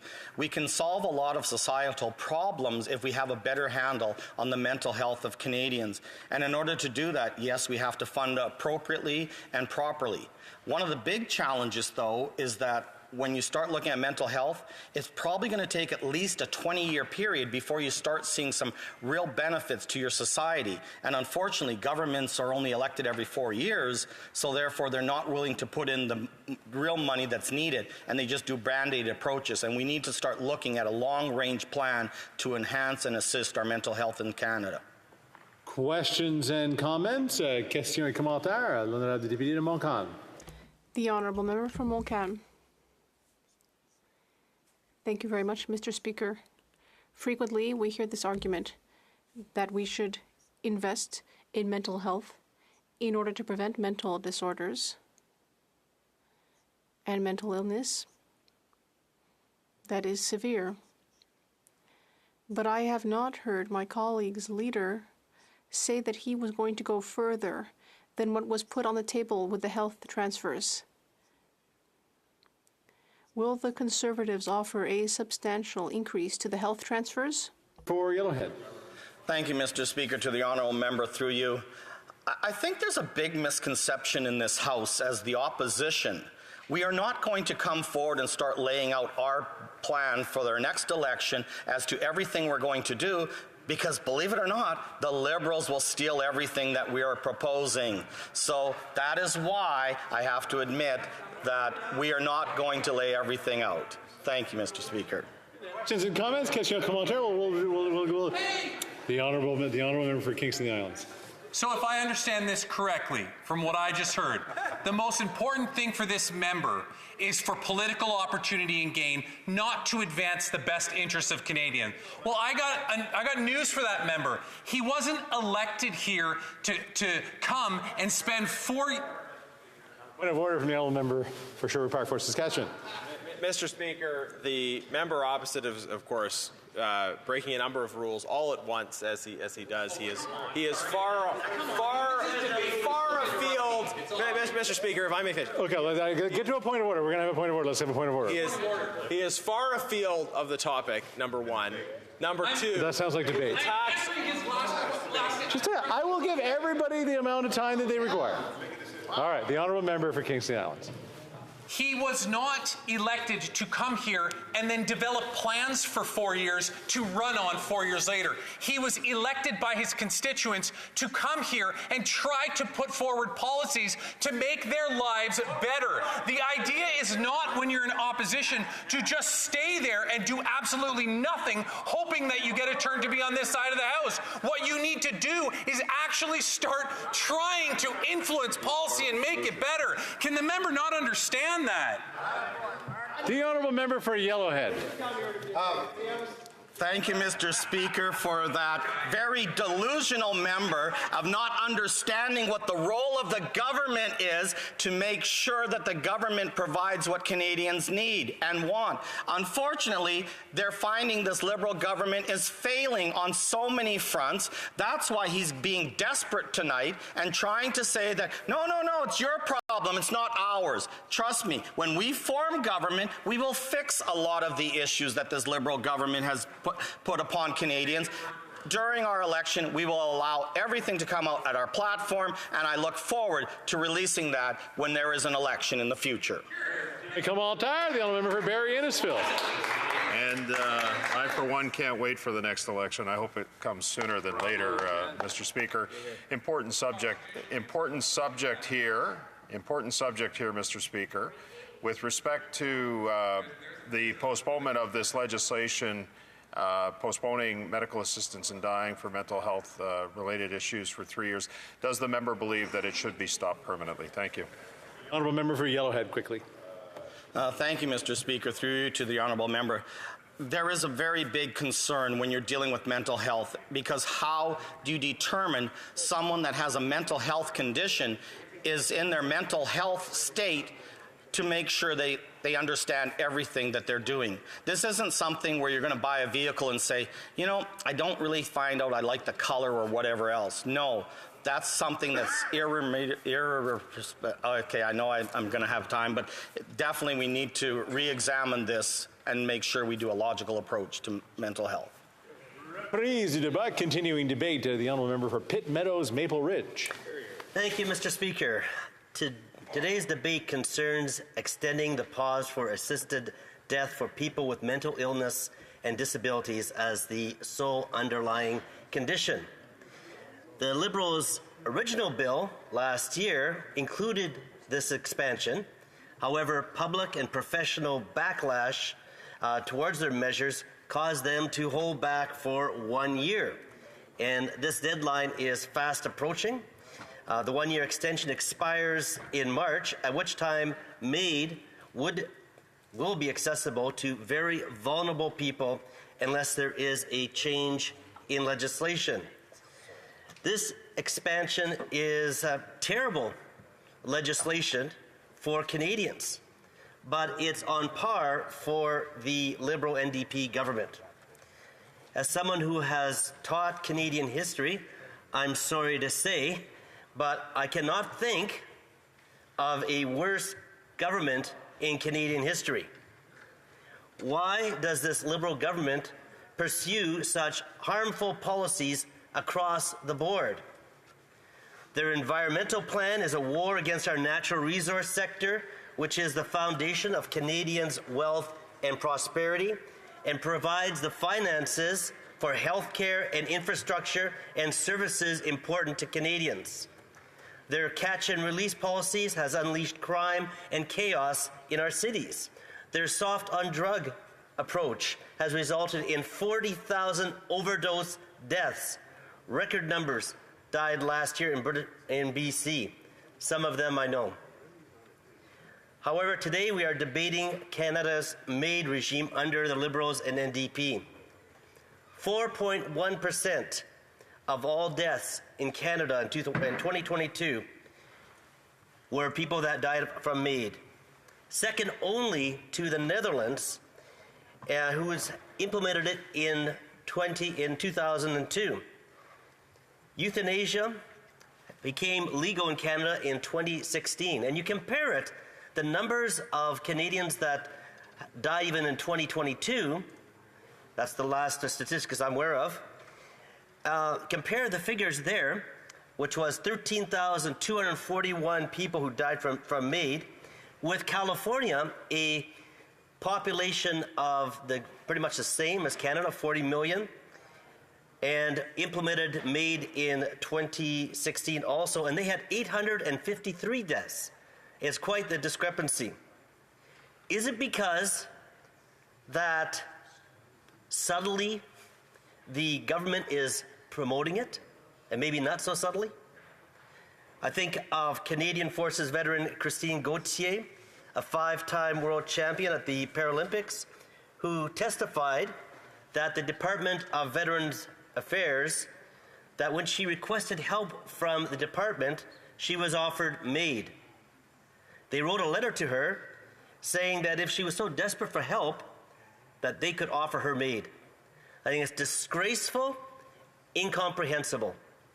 6 other veterans that we're aware of were also offered medical assisted death. That's the ones we know of. It's easier in Canada to get MAID than it is to get palliative care. That's disgraceful. It's easier to get MAID in Canada, and the wait time is less, than to get psychiatric help. And that's disgraceful. It's easier to get MAID than to get supports. Andrew Robbins from Hamilton told the Globe and Mail that he was seeking medically assisted death to escape the cycle of poverty and health problems. Under this NDP liberal government, everything is getting more expensive. People are struggling to pay their rent, pay gas, pay for groceries. He stated, "I know one thing, I would be better dead than on the streets. My wife would be better also." And that's a shame. The bill before us delays the implementation of MAID being extended to people with mental illness and those with disabilities who are not facing imminent death. Over 200 organizations representing persons with disabilities across Canada actively opposed and urged the government to appeal this decision. Not a single national disabilities rights organization expressed support for the repeal of RFND, which is reasonably foreseeable natural death. They said it stigmatizes MAID for people with disabilities and dehumanizes persons with disabilities and the international human rights obligations. United Nations representatives also agree. This legislation is so contrary to what our country has stood for. I think of BC native Rick Hansen, paraplegic, who did the Man in Motion World Tour on a wheelchair. His message is that you can do it. You can be productive in spite of your disabilities. You can enjoy a full life despite these challenges. Terry Fox, also from British Columbia, lost his leg to cancer, decided to run across Canada for cancer research. He had to stop in Thunder Bay because the cancer had returned, but still the Terry Fox run continues, raising hundreds of millions of dollars, and he is a national hero. He's an inspiration not to give up. Then there's Nicholas James Vucevic, mispronouncing his last name. He's not a Canadian, but he was born with a rare disease without arms and legs, and only a 6-inch foot coming out of his torso. He founded an organization called Life Without Limbs. He's spoken to millions of people, very inspirational, saying no matter what your circumstances, we have something to give and to live for in helping others. This is the message that we should be promoting, especially to people who become disabled. I'm disturbed that the Liberals merely want to just postpone this legislation, which opens wide the door for people still struggling with mental illnesses to access medically assisted death. The chairs of all of Canada's 17 schools, so their psychiatric departments, called on the Liberals to hold off. They said it's extremely difficult to predict whether a person will get better or will recover, as my colleagues even across the side has mentioned, and that clinicians get it wrong 50% of the time. As my colleague from St. Albert said, it's like flipping a coin with people's lives. Suicidal thoughts are often symptoms of mental disorders, and it's hard to distinguish between the two. People can get better with supports, and a great many do. In the early 1980s, I went through a clinical depression. It was a very dark and painful time, and suicidal thoughts bombarded me. I had medical care, and I had friends with me, and I totally recovered. And it's only now a distant memory, and all the pain and all the despair and all the darkness is now faded. And there is hope. Most people with opioid addictions also struggle with mental illness. Is this the direction that the government is prepared to take us? It seems sinister. Liberals and NDP give addicts, they provide addicts free hard drugs. And there's a high likelihood that this will kill them sooner or later, as we're seeing by statistics. But if they don't like their state of life as an addict, in 3 years, if we have a Liberal government, state-sanctioned suicide could be available to them. Conservatives believe in supporting the most vulnerable. We believe in treatment and recovery and not safe injection sites. We believe in palliative care at the end of life and supports for our most vulnerable. We initiated, the member, I believe, from Prince George, the 811 suicide prevention line. And finally, Conservatives believe that this bill expanding to people, made to people with disabilities, needs to be struck down because it could be brought back in 3 years. Thank you very much. I think we have a point of order from the honourable member for Caribou, Prince George. Point of order. Mr. Speaker, I'd like to correct my honourable colleague. I know in his zest for this intervention, he misread the number. It is not 811, it's 988. I think that was a good clarification. Not a point of order, but a good clarification. This is the member. Question, thank you. Questions and comments, question or commentaire. The honourable member for Renfrew, Nipissing, Pembroke. Speaker, it wasn't that long ago where Made in Canada was a phrase we were proud of. Now, we do have teenagers, sometimes for the very first time in their lives, they're encountering adversity, and it's a psychological crisis to them, and they react in such a way that they're actually trying to commit suicide. And it's often said that an attempt at suicide is a cry for help. They end up in the hospital for a time. We've seen with veterans how some of them who seem to be near the end of life have been encouraged to use MAID. Is there anything in this legislation that would explicitly prevent medical workers from suggesting MAID to the people who attempt suicide but thankfully are not deceased as a consequence of it? Honourable member for Pitt Meadows, Maple Ridge.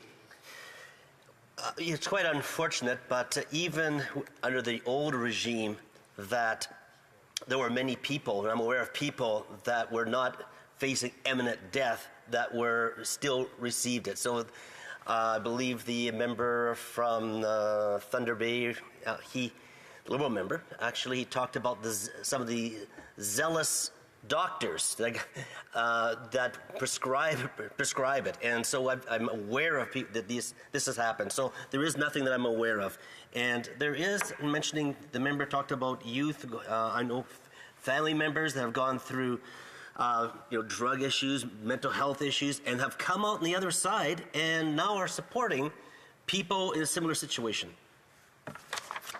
Comments, question or commentaire, the honourable member for Esquimalt-Saanich-Sooke. Thank you very much, Mr. Speaker. I have the same question through this whole debate today, and that is, as I've said before, we all know that access to mental health supports varies by your residence, by your income, by your ethnicity. And so people have trouble accessing mental health services. So my question to the member is, would he support making mental health services fully part of the Canada Health Act so we can equalize access to mental health services in this country? For Pitt Meadows, Maple Ridge. No, we do not have the supports we need for people with mental health challenges. And you mentioned about ethnicities. I'm Indigenous, I'm Métis, and I know that a lot of the Indigenous First Nations, Métis groups are very concerned because the number of suicide attempts among adults is at least double the rest of Canada's population, and among youth it's 6 times. So it's very vulnerable, and I think that it's a concern, especially for Indigenous Canadians. Comments, question, commentaire. The honourable member for Charleswood, St. James, Assiniboia, Headingley. Thank you, Mr. Speaker. My question to my colleague is, this amendment was brought in by the Senate the other place in the first place. It wasn't in the original legislation. It came back here, and the Liberals decided it was a good idea, and it got put through the House without any time limit. It was supposed to be law, and then they extended it for a year. Now they're trying to extend it for 3 years, and they're relying on the same people who brought in this idea of MAID for mental illness to postpone it for 3 years. Does the member think that this is going to be an easy ride through the Senate? Or are those senators who brought this in the first place going to give it a hard ride? The honourable member for Pitt Meadows, Maple Ridge. That's a real concern, especially we do have a deadline in March, so to get it passed here and then in through the Senate. Questions and comments? Question, the honourable member for Elmwood-Transcona. Given the March deadline and the potential for trouble getting this expeditiously through the Senate, is he glad that we're wrapping up debate in the House of Commons so quickly so that we have the time to try and get it done before the deadline? The honourable member for Pitt Meadows, Maple Ridge. I think it's an extremely important discussion, and so I know that it is moving forward, and so it does need to go to the next House. Yes. Reprise du débat, continuing debate. The honourable Parliament. Oh, let me do this first, because I think they'll get mad at me if I don't do this. In my duty to, pursuant to Standing Order 38, to inform the House that the question to be raised tonight at the time of adjournment are as follows. The honourable member for Calgary Rocky Ridge on the automotive industry, the honourable member for St. Albert Edmonton, public services and procurement, and the honourable member for Calgary Nose Hill on carbon pricing. Reprise du débat. The honourable parliamentary secretary to the Minister of Tourism. Thank you, Mr. Speaker, and I'd like to inform you that I will be sharing my time with a member for Lambton-Kent, Middlesex.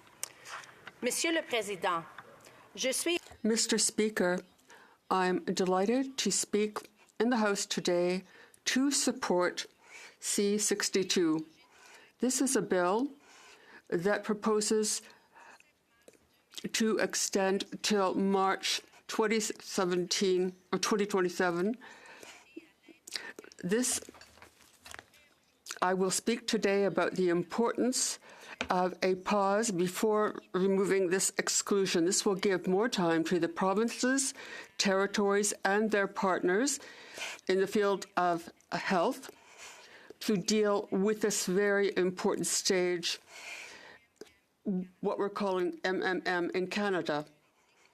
The present legal framework has been established in the Federal Criminal Code, but it is provinces and territories that are responsible for delivering health care, including implementing MAID.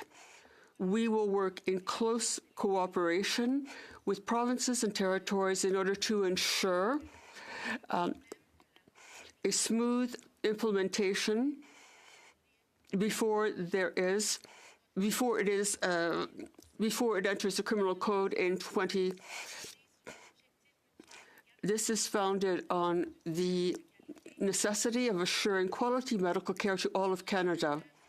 A group of experts on MAID and mental disorders, as well as the Parliamentary Committee on MAID, have all underscored the importance of having clear practices and having clear guidelines Canada-wide, and also the training of doctors and nurses, and also ensuring vigilance and having best practices in applying the law.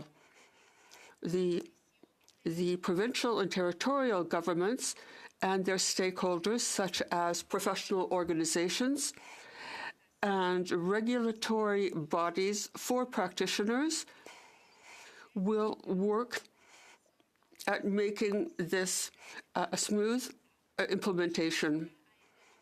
As has been acknowledged in all fields, considerable progress has been realized in this respect. Nevertheless, provinces and territories have to deal with different challenges and also find themselves at different stages of the implementation of all this and are at different stages of preparation. For example, a working group, an independent working group, including clinicians and legal experts, have implemented a number of practices that regulatory bodies and physicians groups have adopted in their design or revision of medical assistance in dying. This working group has also published a document titled Advice to the Profession. There are practices which have been designed and adopted by professional groups, and they make sure that the proper professional groups are operating in respect of the standards and respecting best practices.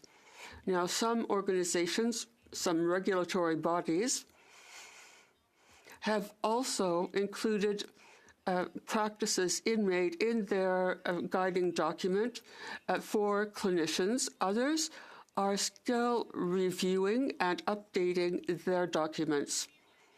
In order to support a safe implementation of MAID, Health Canada has supported the development of a bilingual guide to be used nationwide in order to support a pan-Canadian, all-Canada guide. The Canadian Association of those who practice MAID have created a training program which has been accredited by the appropriate professional bodies.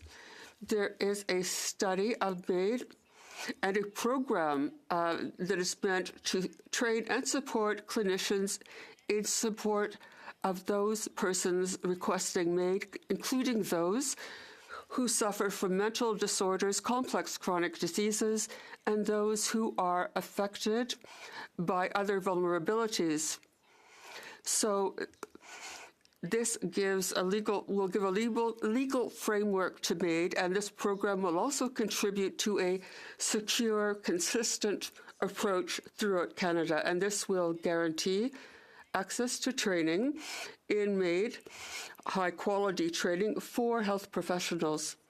Until present, more than 1,000 clinicians have signed up for the training, which is impressive given that the program was only launched in August 23. Nevertheless, it is only one piece. With more time, this will allow people and will allow more doctors and nurses to register and to participate in training and to put this to practice professionally. Further, in Canada, we have a self-regulating process within medical and nursing professional bodies, regulatory bodies in provinces and territories,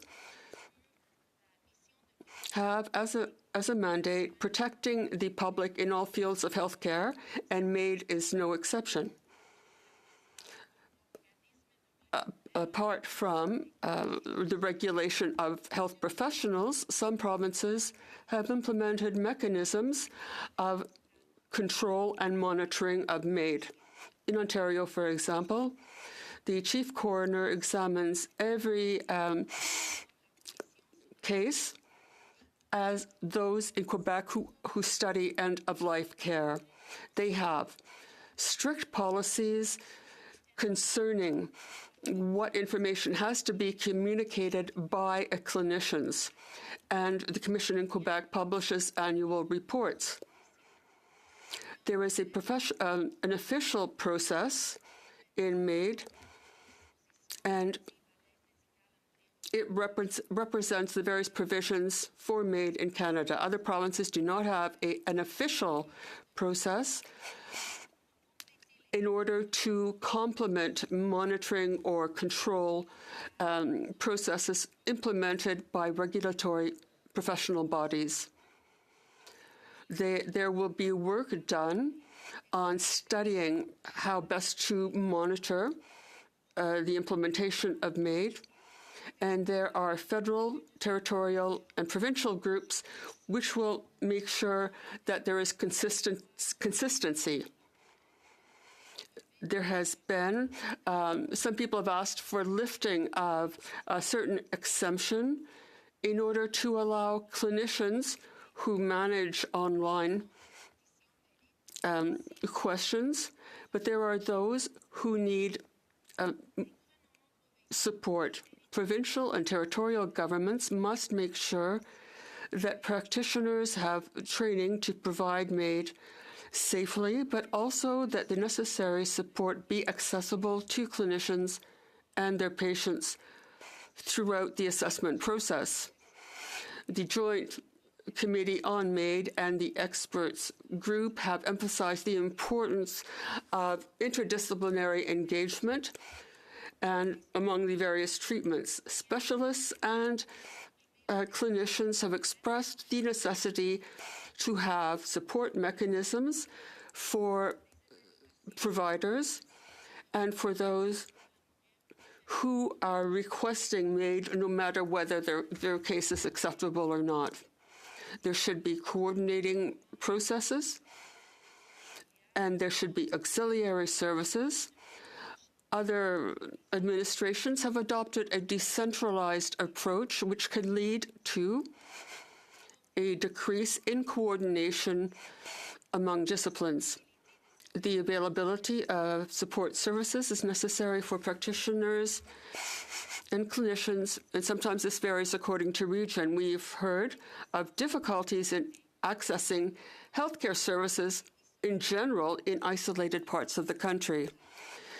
This allows for a longer period of time, but which may also allow for better support of those requesting MAID. This government has committed to supporting and protecting Canadians who are dealing with mental disorders, which makes them vulnerable, while respecting their personal choices. We feel that prolonging the extension for C62 will allow healthcare workers to deal with these important elements. Thank you. Questions and comments. The honourable member for Sherwood Park, Fort Saskatchewan. Thank you, Mr. Speaker. I have a question for the government about their so-called MAID policy. Now, they've said repeatedly that, especially as it relates to mental health challenges, their MAID policy would aim to exclude those who are suicidal. But I want to understand from the government, isn't any person who requests MAID suicidal simply by definition, since they're requesting MAID? L'Honorable Secretary. The Honourable Parliamentary Secretary. Your very important question. I think it's irresponsible and untrue, honestly, to claim that MAID has anything to do with suicide.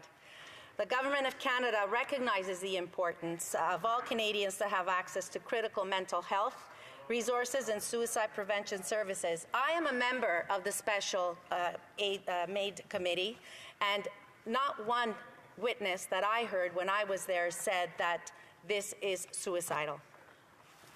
Questions and comments? Question et commentaire? Quelqu'un? Anyone? The Honourable Member for Laurentides-Labelle. Thank you, Mr. Speaker. Based on our deliberations, we've seen that though there's a position in each party, in my conversations, I've seen there's a divergence of opinion. So I would ask my colleague, given that within the Liberals, there are a number of them who agree that once the criteria are well designed and there's a team for the implementation to respect the criteria, what does she think?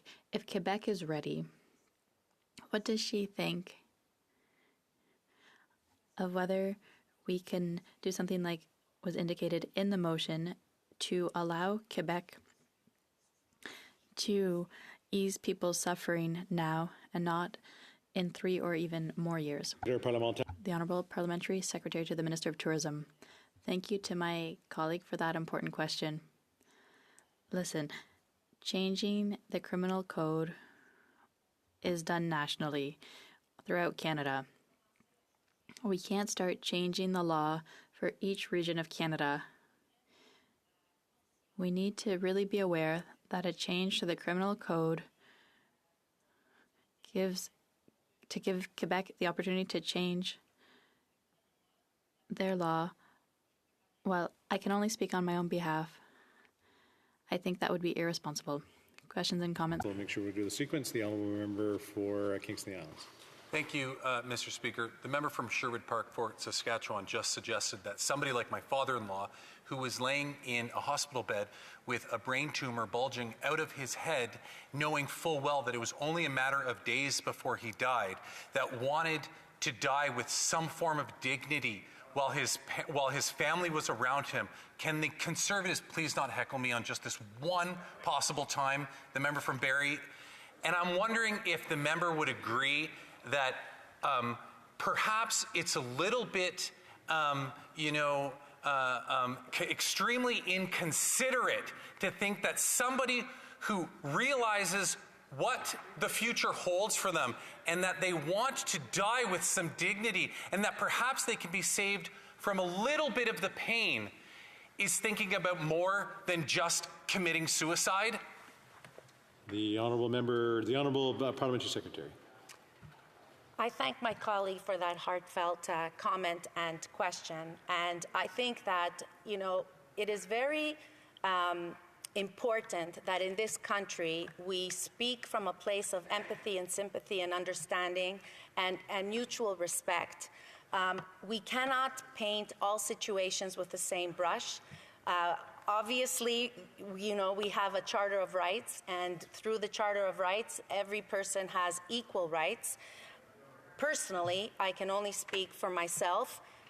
I believe that someone who has long-standing suffering with a mental health issue or a degenerative, brain malady that we know should have access to medical assistance in dying, because I think it's far better for the family for that person to be surrounded by their loving family than to continue the suffering. The Honourable Member Caribou Prince George. Thank you, Mr. Speaker, and to our honourable colleague from Kingston and the Islands. Our colleague from Sherwood Park, Fort Saskatchewan, only said that when speaking of MAID for those with mental illness, how do you differentiate between suicidal ideation and MAID, which indeed is what we are hearing from the experts who said that there's no evidence that shows we can predict irremediability in mental illness, and is vastly different from other medical conditions and neurodegenerative diseases.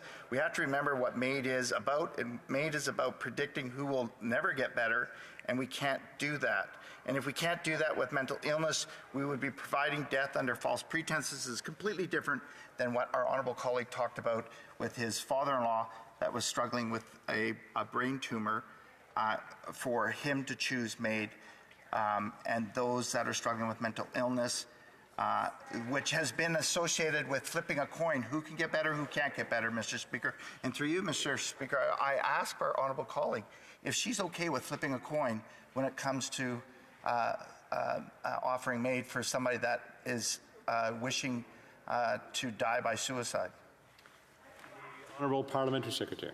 Thank you for that very important question. I don't believe in flipping a coin, but the mere fact that in this country we are still having this conversation and this debate and not having consensus, I think a 3-year pause is the way to go about it. It gives the provinces and territories, together with all the professionals, to get together and make sure that when this does become, whatever the next step will be better for it as a country.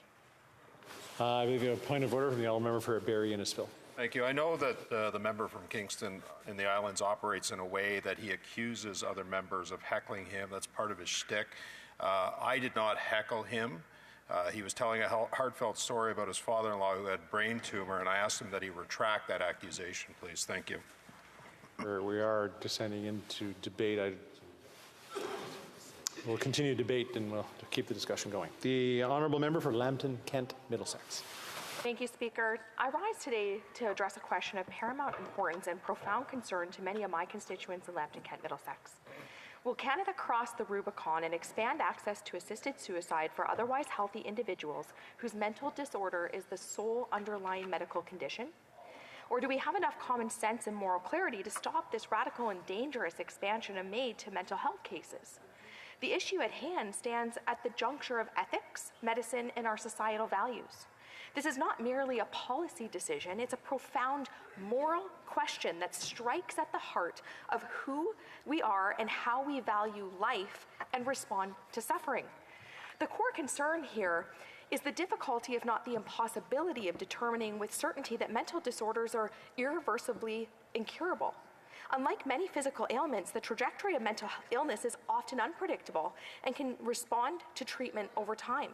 The NDP Liberal government's push towards expansion, despite substantial opposition from medical professionals and the public, raises serious questions.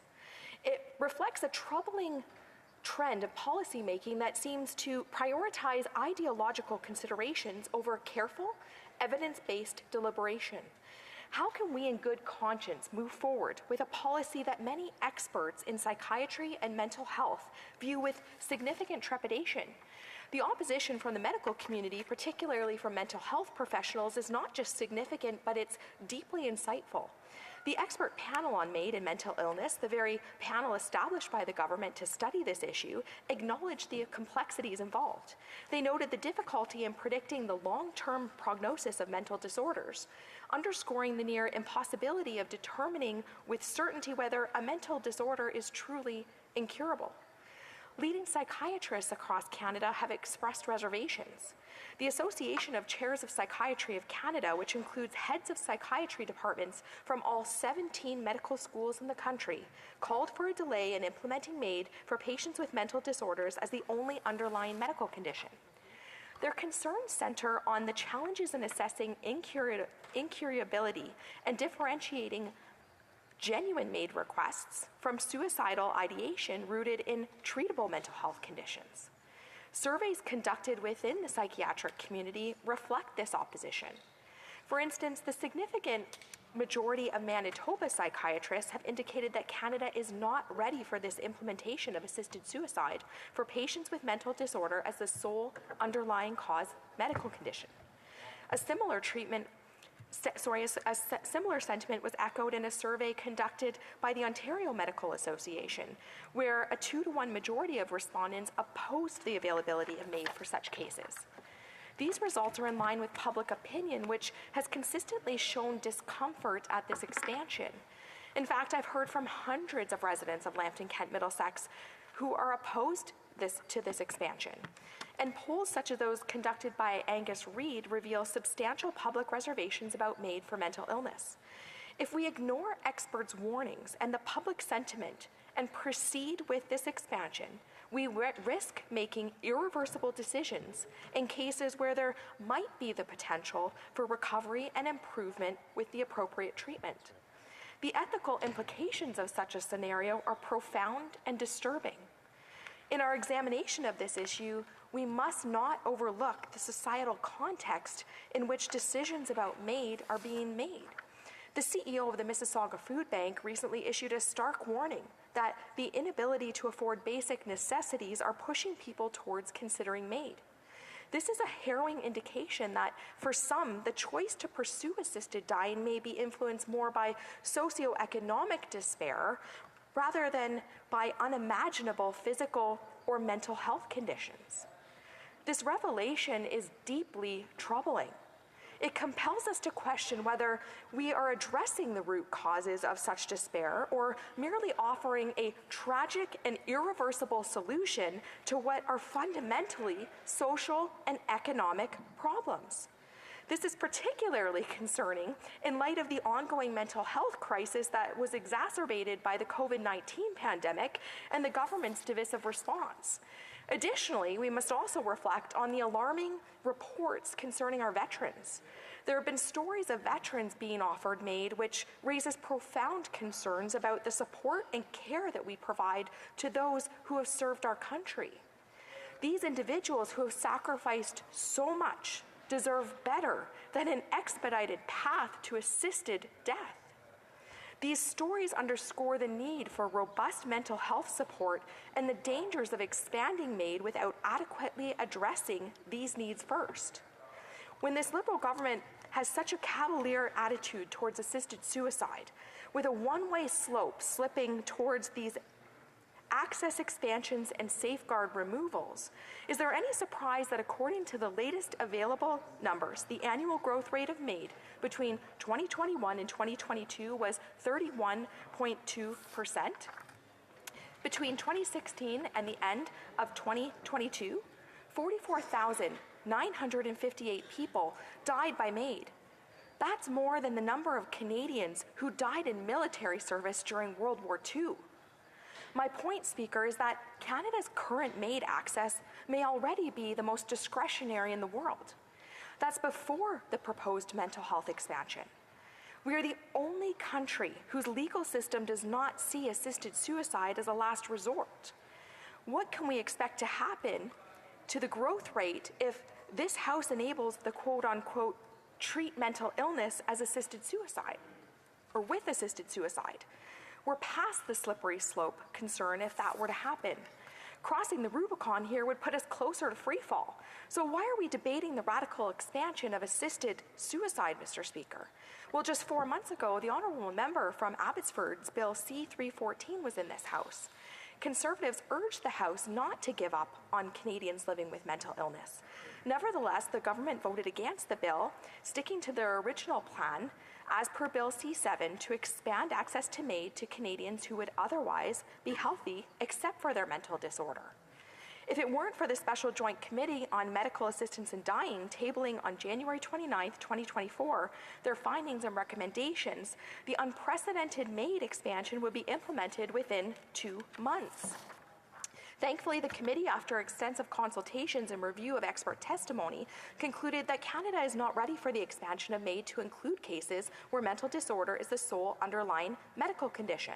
The report highlights the unresolved issues in accurately assessing the irremediability of mental disorders and the challenges in distinguishing between genuine requests for MAID and those stemming from treatable mental health conditions. The report confirms what common sense Conservatives have been saying for months, that expanding assisted suicide to those suffering from mental illness will result in the deaths of those who could have gotten better.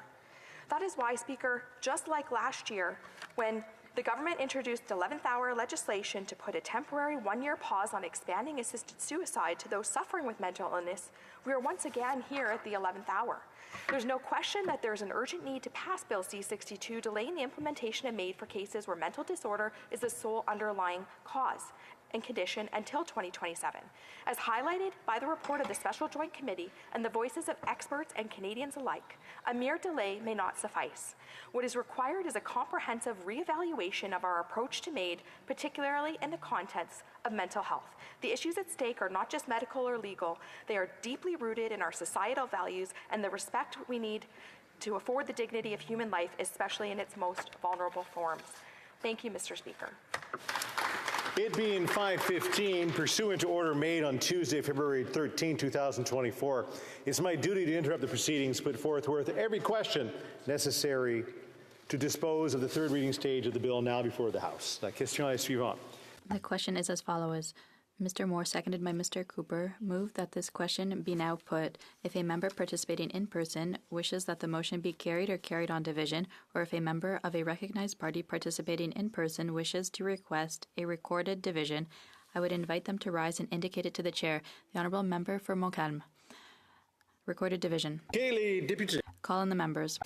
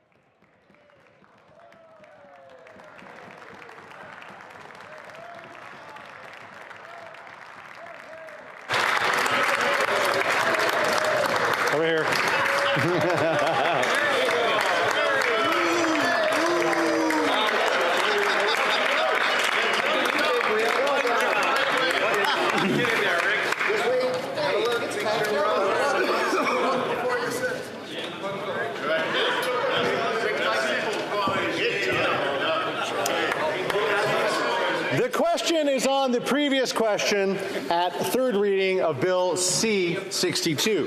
Mr. Moore, seconded by Mr. Cooper, move that this question be now put. La période de 10 minutes pour les députés votant for. The 10-minute period for members voting electronically will begin. All those in favor of the motion will please rise. Mr. McKinnon-Gatineau. Mr. Macaulay-Cardigan. Mr. Macaulay-Cardigan. Mr. O'Regan. Mr. O'Regan. Ms. Ng. Ms. Ng. Monsieur Rodriguez. Monsieur Rodriguez. Ms. Annan. Ms. Annan. Monsieur Guilbeault. Mr. Guilbeault. Ms. Sachs. Ms. Sachs. Mr. McKay. Mr. McKay. Madame Saint-Onge. Madame Saint-Onge. Ms. Jazik. Ms. Jazik. Mr. Garrison. Mr. Garrison. Madame Fortier. Madame Fortier. Mr. Fragiscados. Mr. Fragiscados. Mr. May Cambridge. Mr. May Cambridge. Mr. Badaway. Mr. Badaway. Ms. Demoff. Ms. Demoff. Mr. Maloney. Mr. Maloney. Madame Koutrakis. Madame Koutrakis. Monsieur Robillard. Monsieur Robillard. Mr. Chang. Mr. Chang. Mr. Rogers. Mr. Rogers. Miss Yip. Ms. Yip. Mr. Louis Kitchener-Conestoga. Mr. Louis Kitchener-Conestoga. Mr. Pulowski. Mr. Pulowski. Mr. Van Bynen. Mr. Van Bynen. Mr. Baines. Mr. Baines. Miss Bradford. Ms. Bradford. Mr. McDonald-Malpeck. Mr. McDonald-Malpeck. Mr. Schmale. Mr. Schmale. Mr. Perkins. Mr. Perkins. Mrs. Gray. Mrs. Gray. Mr. Moore. Mr. Moore. Mr. Kelly. Mr. Kelly. Mr. Baldinelli. Mr. Baldinelli. Mr. Cooper. Mr. Cooper. Mr. Small. Mr. Small. Monsieur Berthold. Monsieur Berthold. Mr. Stewart. Mr. Stewart. Mr. Viss. Mr. Viss. Mr. Doherty. Mr. Doherty. Monsieur Brassard. Monsieur Brassard. Mrs. Goodridge. Mrs. Goodridge. Monsieur Godin. Monsieur Godin. Mr. Morantz. Mr. Morantz. Mr. Patzer. Mr. Patzer. Mrs. Gallant. Mrs. Gallant. Mr. Muse. Mr. Muse. Mr. Van Popta. Mr. Van Popta. Miss Rude. Miss Rude. Monsieur Lehoux. Monsieur Lehoux. Monsieur Généreux. Monsieur Généreux. Monsieur Martel. Monsieur Martel. Monsieur Gourde. Monsieur Gourde. Mr. Epp. Mr. Epp. Mr. Caputo. Mr. Caputo. Mr. Dreeshen. Mr. Dreeshen. Mr. Kitchen. Mr. Kitchen. Mr. Cram. Mr. Cram. Mr. Tolmie. Mr. Tolmie. Mr. Soroka. Mr. Soroka. Mr. Shipley. Mr. Shipley. Mr. McGuire. Mr. McGuire. Mr. Shields. Mr. Shields. Mr. Arnold. Mr. Arnold. Mr. Albus. Mr. Albus. Mr. Dalton. Mr. Dalton. Mr. Ruff. Mr. Ruff. Mr. Majumdar. Mr. Majumdar. Miss Idlout. Ms. Idlout. Miss Barron. Ms. Barron. Mr. Garrison. Mr. Garrison. Madame Hughes. Madame Hughes. Mr. Cannings. Mr. Cannings. Miss Matheson. Ms. Matheson. Miss McPherson. Ms. McPherson. Mr. Blakey. Mr. Blakey. All those opposed to the motion will please rise. Monsieur Garon. Monsieur Garon. Monsieur Thériault. Monsieur Thériault. Madame Godreau. Madame Godreau. Madame Larouche. Madame Larouche. Monsieur Champoux. Monsieur Champoux. Madame Sinclair-Desgagnés. Madame Sinclair-Desgagnés. Monsieur Blanchet-Jonca. Monsieur Blanchet-Jonca. La Chambre attendra maintenant l'affaire de... The House will now wait for the electronic voting period to end before resuming its proceedings.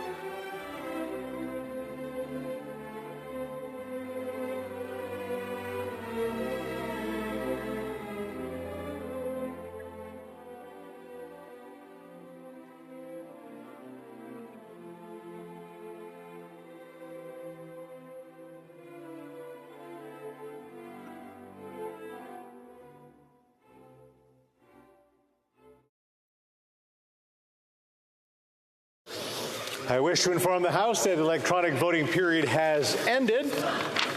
If members were unable to vote due to technical difficulties, they may now use the raise hand function and the chair will recognize them. Ms. Thomas.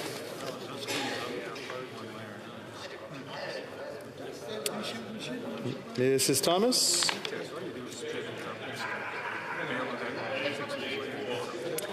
Sorry, Speaker. Thank you. I vote yay. Mrs. Thomas, yay. Pour. Merci. Anybody else that's had technical difficulties that ran all of a sudden into the chamber? No. The table will now compile the results of the vote. Yeas pour 281, 281. Nays contre 30, 30. Je déclare la motion. I declare the motion carried. The next question is as follows. Mr. Holland, seconded by Mr. Duclos, moves that Bill C-62, an act to amend the Criminal Code, Medical Assistance in Dying No. 2, be now read a third time and do pass. If a member participating in person wishes the motion be carried or carried on division, or if a member of a recognized party participating in person wishes to request a recorded division, I'd invite them now to rise and indicate it to the chair. The Honourable Deputy. The Honourable Member for Cold Lake. Thank you, Mr. Speaker.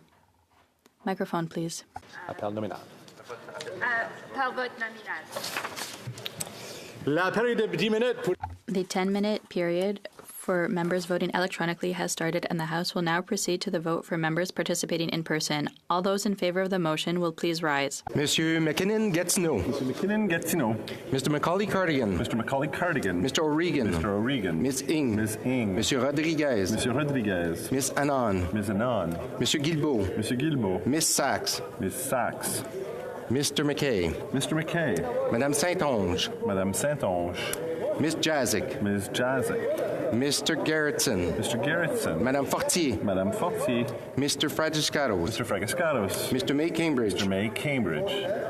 Mr. Badaway.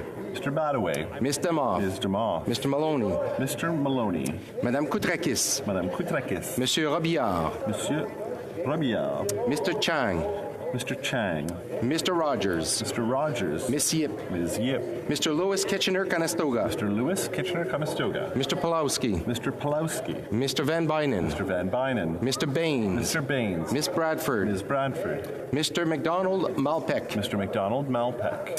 Mr. Schmale. Mr. Schmale. Mr. Perkins. Mr. Perkins. Mrs. Gray. Mrs. Gray. Mr. Moore. Mr. Moore. Mr. Kelly. Mr. Kelly. Mr. Baldinelli. Mr. Baldinelli. Mr. Cooper. Mr. Cooper. Mr. Small. Mr. Small. Monsieur Berthold. Monsieur Berthold. Mr. Stewart. Mr. Stewart. Mr. Viss. Mr. Viss. Mr. Doherty. Mr. Doherty. Monsieur Brassard. Monsieur Brassard. Mrs. Goodridge. Mrs. Goodridge. Monsieur Godin. Monsieur Godin. Mr. Morantz. Mr. Morantz. Mr. Patzer. Mr. Patzer. Mrs. Gallant. Mrs. Gallant. Mr. Muse. Mr. Muse. Mr. Van Popta. Mr. Van Popta. Miss Rude. Ms. Rude. Monsieur Lou. Monsieur Lou. Monsieur Généreux. Monsieur Généreux. Monsieur Martel. Monsieur Martel. Monsieur Gould. Monsieur Gould. Mr. Epp. Mr. Epp. Mr. Caputo. Mr. Caputo. Mr. Dreeshen. Mr. Dreeshen. Mr. Kitchen. Mr. Kitchen. Mr. Cram. Mr. Cram. Mr. Tolney. Mr. Tolney. Mr. Soroka. Mr. Soroka. Mr. Shipley. Mr. Shipley. Mr. McGuire. Mr. McGuire. Mr. Shields. Mr. Shields. Mr. Arnold. Mr. Arnold. Mr. Albus. Mr. Albus. Mr. Dalton. Mr. Dalton. Mr. Ruff. Mr. Ruff. Mr. Majumdar. Mr. Majumdar. Miss Idlout. Ms. Idlout. Miss Barron. Ms. Barron. Mr. Garrison. Mr. Garrison. Madame Hughes. Madame Hughes. Mr. Cannings. Mr. Cannings. Miss Matheson. Ms. Matheson. Miss McPherson. Ms. McPherson. Mr. Blakey. Mr. Blakey. Caduce. All those opposed to the motion will please rise. Monsieur Sainte-Marie. Monsieur Sainte-Marie. Monsieur Garon. Monsieur Garon. Monsieur Thériault. Monsieur Thériault. Madame Godreau. Madame Godreau. Madame Larouche. Madame Larouche. Monsieur Champoux. Monsieur Champoux. Madame Saint-Clair-Desgagnés. Madame Saint-Clair-Desgagnés. Monsieur Blanchet-Jonca. Monsieur Blanchet-Jonca. The House will now wait for the electronic voting period to end before resuming its proceedings.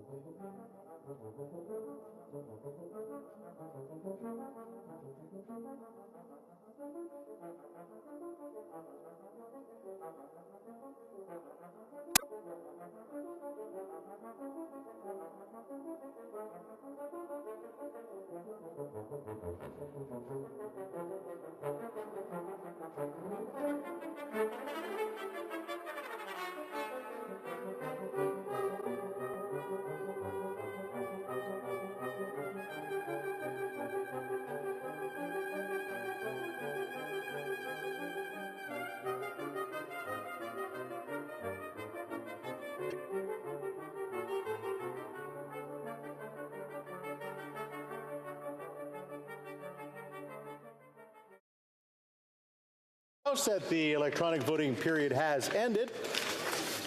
If members are not able to vote due to technical difficulties, they may use the raise hand function, and the chair will recognize them. Mrs. Thomas. Chair, I vote yes. Mrs. Thomas. Yay, pour. And I don't see any other hands up, and nobody standing in the chamber. Le Bureau of Amendment. The table will now compile the results of the vote. Yeas pour 272, 272. Nays contre 32, 32. Je déclare la motion. I declare the motion carried. Bill, troisième lecture de ce projet de loi. What? It being 6:11, the House will now proceed to the consideration of private members' business as listed on today's order paper. Private members' business, affaires émanant des députés, reprise du débat. Resuming debate, second reading of Bill C-354, an act to amend the Canadian Radio, Television, and Telecommunications Commission Act, Quebec's cultural distinctiveness and French-speaking communities, in the name of Mr. Beaulieu. I think... Ouais. Le prochain, donc c'est l'honorable député. Now, the honourable member for Mégantic-l'Érable. Thank you. Thank you very much, Mr. Speaker. I'm pleased to participate in this debate on Bill C-354, a bill that was tabled by the Bloc Québécois. Mr. Speaker, the bill seems pretty simple. Allow me to highlight what we're talking about, that the CRTC consult the Government of Quebec on Quebec's cultural specificity, and that the governments of the other provinces about their Francophone communities before exercising its powers for the Canadian broadcasting system regarding these matters. So a request for consultation, which seems pretty simple, which would have the CRTC consulting Quebec and the provinces. So I am for the principle that the Government of Quebec have the opportunity to express itself, especially when it's a matter of Quebec's cultural specificity. The Government of Quebec and the National Assembly are not shy in expressing their position, especially when it comes to protecting the French language and Quebec's culture. Mr. Speaker, as a conservative, conservatives recognize that French is the only official language to be in decline in the country. Therefore, we have an essential role to play in protecting it. To continue debate, I'd like to refer to Bill C-11 on broadcasting, where the Government of Quebec had specifically called for changes to the bill to address Quebec's concerns. In February 2023, the Minister of Culture, Communications of Quebec, Mr. Mathieu Lecombe, wrote to the Minister of Canadian Heritage of the time, and I will draw from his letter to put into perspective the Bloc Québécois bill. And for months, they didn't express this request from the politicians of Quebec in this House. So Mathieu Lacombe, Minister, wrote, "It is essential in Bill C-11 and its implementation by the CRTC that Quebec's specificity and the reality of French language markets be adequately considered. I reiterate our call for an official and mandatory consultation mechanism with Quebec be set out in the law." In addition, Quebec must always be able to express its point of view before instructions are given to the CRTC to guide its actions on this law, when its actions are likely to affect companies offering services in Quebec. End of quote. So this letter, which came from the Government of Quebec, was sent to the Minister of Canadian Heritage, Madam Speaker. And unfortunately, from what we've observed, it seems that no one in the Liberal government decided to even take the time to respond to this request. It seems there was total radio silence following that letter. But here, the Conservatives heard that call. The member for Louis Saint Laurent, the member for Charlesbourg, rose a number of times in this House to call on the government to meet with the minister from Quebec to hear what Quebec was calling for and to see how C11 could contribute to taking into account Quebec's cultural specificity. This is something concrete. There was a concrete request from Quebec to be heard on a bill that had considerable impact on Quebec's cultural specificity on the language. And it was appropriate, in our opinion, for this request to be met and for the Quebec minister to be able to appear before the committee. Allow me to quote from La Presse, a French newspaper. February 14th, 2023, almost 1 year ago to the day. The title was Reforming the CRTC Act. Conservatives support Quebec's request to be consulted. It's pretty clear. And so I'll draw from this article. The Conservative Party is pressing the Prime Minister and his government to send C11 to modernize the Broadcasting Act, to look at Quebec's request to include a mandatory consultation mechanism so that the CRTC protects Quebec's cultural specificity. End of quote. That is from Joël Denis Bellavance, somebody who reports the facts well. So I will continue a little bit further to talk about what happened here in the House of Commons when we discussed this matter.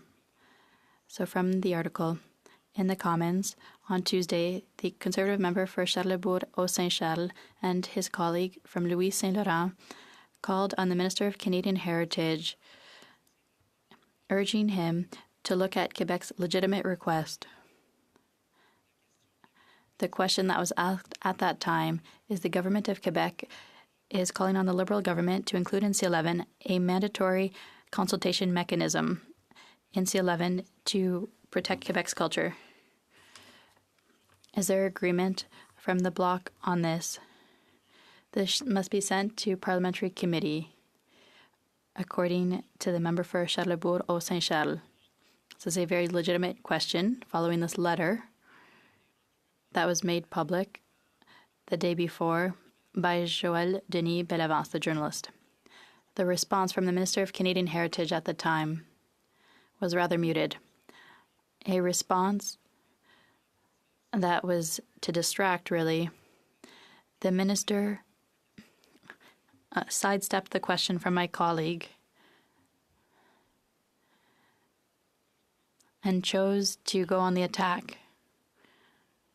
Did not answer the basic question on the fact that Quebec's Minister of Culture and Communications asked to be heard at a parliamentary committee. The member for Louis Saint Laurent, the same question period, asked again. This is from the question and the article. How can a member for Quebec, a minister from Quebec, refuse to listen to the calls from the government of Quebec? I understand that C11 is a centralizing law that would give more power to the federal government in Ottawa. That is being done with the agreement of the Bloc Québécois, which I should now call the centralizing bloc. That was from the member for Louis Saint Laurent. Once again, it's very clear. You'll understand why there was that anger against not only the Liberal Party, but also the Bloc Québécois. And now the Liberal minister gave his argument rather than answering the question and agreeing to the legitimate request from the Minister of Culture to appear before a committee. The Minister of Canadian Heritage at the time accused the Conservative Party of wanting to delay the adoption of the bill. Madam Speaker, as if wanting to hear the minister of a duly elected government wasn't worth holding up the adoption of a bill a little bit to hear what Quebec had to say. That's unacceptable. Madam Speaker, in his letter, Minister Lacombe said that Quebec felt it was essential to be able to express itself as the home of the French language and culture in North America. I think the committee should have heard from Minister Lacombe. It is not surprising, therefore, that a motion was tabled by my colleague for Louis Saint-Laurent at committee, and unsurprisingly, the Liberal Party voted against that motion, which was on the Senate amendments and Quebec's requests. The NDP, again unsurprisingly, followed the Liberals. And what did the Bloc Québécois member at committee do? Did he seize that opportunity to be a reasonable voice for Quebecers? After a formal letter from the Quebec government and a unanimous vote at the National Assembly, how did the Bloc Québécois vote? Well, Madam Speaker, you'll be shocked to hear that the Bloc Québécois voted against the common sense motion tabled by my colleague, which would have enabled us to hear from the minister at committee. So, Madam Speaker,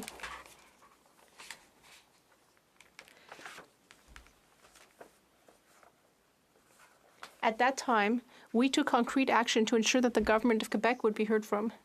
And now, let's see if everyone is really serious about what they want. Thank you. The Honourable Member for Elmwood Transcona. Thank you, Madam Speaker. In the NDP, we recognize that Canada is a distinct nation within Canada. And we also recognize that it's the only Francophone majority culture in North America. We know that if we wish to protect it, we must also protect and promote the French language here in Canada. And we must protect radio, television broadcasting. That is essential to promote and protect the culture in the 21st century. That's why it is very important that the French language be represented in the CRTC's decision-making. Once upon a time, there was a tradition to try to ensure that there would be a Francophone voice within the CRTC. The tradition was that there was alternation between Francophone and English, Anglophone, leaders of the CRTC. But unfortunately, this government broke that tradition. It's unfortunate that it broke with that tradition. We think that there is some common sense here in formalizing a consultation with Quebec. And we also think that it's important to consult Francophone communities and organizations throughout Canada, not just in Quebec. But that said, it is clear that the Quebec government has a special role on this and a very specific interest in the CRTC's decisions. That is why we believe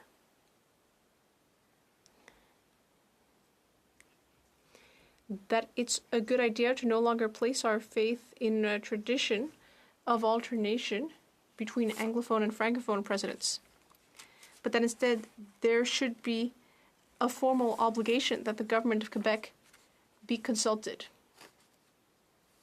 And in addition, that Francophone communities from throughout Canada be also consulted. That is why we will be supporting this bill at second reading. Thank you very much. Resuming debate.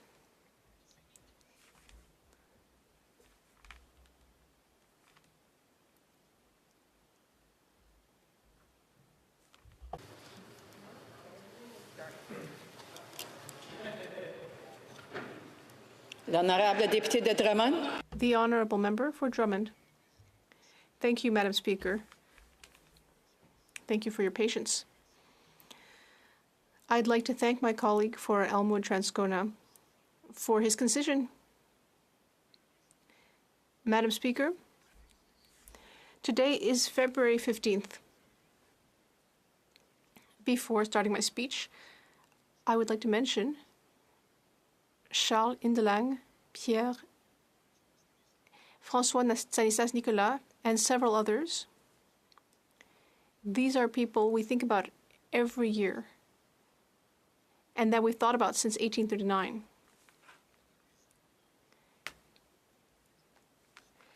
Now, Madam Speaker, the bill we're discussing today is a simple one. What we're asking for is to amend the CRTC Act to ensure that Quebec is systematically consulted. When there are regulations brought in by the CRTC that would have an impact on Quebec culture, that the Quebec government be consulted. The bill is short, and we're talking here about a very simple amendment. Earlier, I was listening to my colleague talk about the events that followed the adoption of Bill C-11. When it was almost complete, the Conservative Party brought out a letter that had been sent to the government, to the Liberal Party, to the Minister of Heritage at the time. A letter with Quebec-specific requests with regard to Bill C-11, which was an act to amend the Broadcasting Act. If we remember what was happening at the time, and I think my Conservative colleague, if he shows some good faith, will recognize what I'm reminding this House.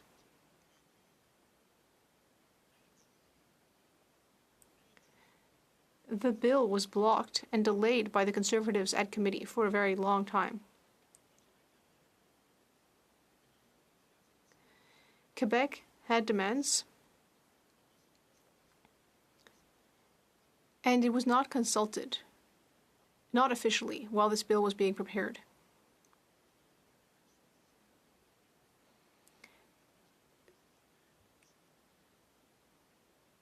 Now, the bill was about to be adopted when Quebec was heard from. Does that mean that Quebec's demands were illegitimate? Not at all. But it was too late by any realistic yardstick to reopen the work we had done at committee and to get back to work on it. And if my Conservative colleagues had the slightest knowledge of how the Quebec government works in this type of situation,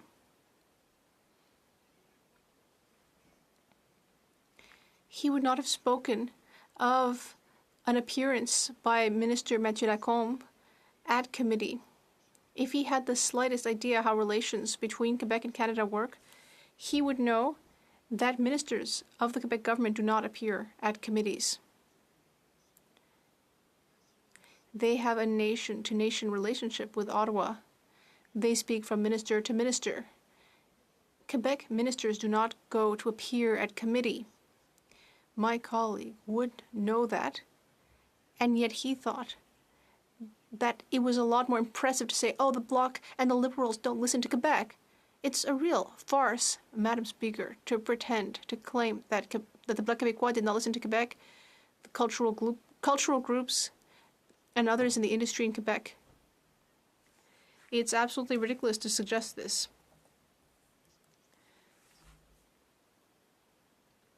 It's actually kind of humorous, so I'll leave it at that. That said, now with Bill C-354, sponsored by my colleague for La Pointe-de-l'Île, and this bill addresses one of the most important demands that was in the letter from Minister Lacombe and the government of Quebec. This demand is nothing new. It's not this minister's request. The need, the very urgent need to ensure that throughout successive governments that Quebec can express its opinion on decisions made in Ottawa that have a direct impact on Quebec's language and culture. That has been requested since 1929. Alexandre Taschereau, the premier at the time, wanted to address this new technology, radio. Therefore, a regulatory agency was created to supervise the sector. And then, of course, Ottawa, unsurprisingly, didn't say, oh, Quebec had a good idea, we're going to support that, we're going to help that agency. They decided to do something additional. They decided to create a separate agency, which was the ancestor of the current CRTC. So, as is so often the case, there were two organizations that worked in parallel, and there was interference in Quebec's business, although at the time there was much less resistance to federal interference. Because, of course, at the time, there wasn't the Bloc Québécois to defend Quebec's interests in Ottawa. So we must remember that this is not some mere whim from sovereigntists or advocates of independence. No, not at all. Union Nationale, politicians, liberals, all asked for this, for Quebec to be able to speak up. Minister Lawrence Cannon, a liberal minister from Quebec who later became a conservative minister in Ottawa, he also asked for that. So this is not some kind of temper tantrum thrown by sovereigntists who want to bring all powers back to Quebec. This is a perfectly reasonable request, and which aims to ensure that decisions made in the neighboring nation that have an impact on the Quebec nation, to ensure that Quebec be consulted in those decisions. Therefore, Madam Speaker, we will shortly be voting on this bill, C-354. We're not asking for anything unreasonable. We're not asking for a Quebec CRTC to be created, although that's also been asked for by Quebec, and that is also something that the Bloc Québécois advocates for, and it's perfectly reasonable. However, we're not asking for that at this time. We're simply responding to a clear request made by Quebec, and as my Conservative colleague said earlier, even our Conservative colleagues tried to push that forward, although it was too late in the C11 process. So I believe that when we vote on this amendment to the CRTC Act, I hope that everyone in this House will support this reasonable request. Therefore, Madam Speaker, I would conclude by saying that Bill C-354 is a response to the government of Quebec, the people of Quebec, and I hope that everyone will vote for it in this House. That Quebec and provinces who care about preserving French in some of their communities will be interested in ensuring that this regulation will better protect French and Francophone culture in those regions. Thank you. Parliamentary Secretary to the Minister of Canadian Heritage. Merci, Madame la Présidente. Je prends la... Thank you, Madam Speaker. I rise today to speak to Bill C-354, an act to amend the Canadian Radio, Television and Telecommunications Commission Act to add additional obligations for the CRTC, which are the obligation to consult the government of Quebec on its cultural distinctiveness, as well as the governments of provinces and territories on the Francophone markets there. Our government is already working very hard to ensure that our radio broadcasting system reflects the evolution of our digital world and that all Canadians are represented in it.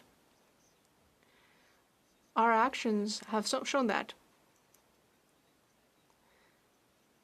The modernization of the legislative framework around radio broadcasting is one of the methods we have used to support the French language. The Online Streaming Act, which received royal assent in April 2023, is a good example of that. It is the first major reform of the Broadcasting Act since 1991. This act will enable all Canadians, including members of Canada's Francophonie, to recognize themselves more clearly in what they watch and listen to, thanks to a new framework that better reflects our country's diversity. The reform of the Official Languages Act is just one example of our hard work in support of the French language. The purpose of this act is to protect and promote the French language by recognizing its status as a minority language in Canada and North America. While the objectives of Bill C-354 are laudable and relevant, it is clear that the bill poses more problems than it solves, creating redundant obligations and impeding existing processes. And that's why the government is opposed to this bill, Madam Speaker. Among other things, the bill has a number of problems. It imposes redundant consultation obligations on the CRTC, and it could be perceived as jeopardizing the CRTC's independence. Redondance et l'adossement de fardeaux. An increase in the regulatory burden for the CRTC, as well as redundancies.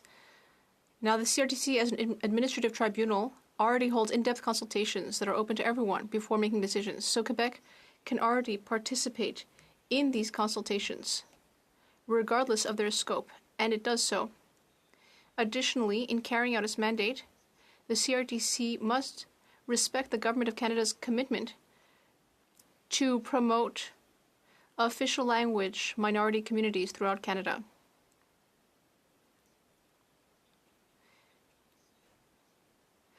the obligation in Bill C-354 to consult the Government of Quebec and the other provinces and territories would add an additional burden in terms of time and resources. Our government understands the importance of having regulatory measures to ensure that the broadcasting landscape is fair and representative.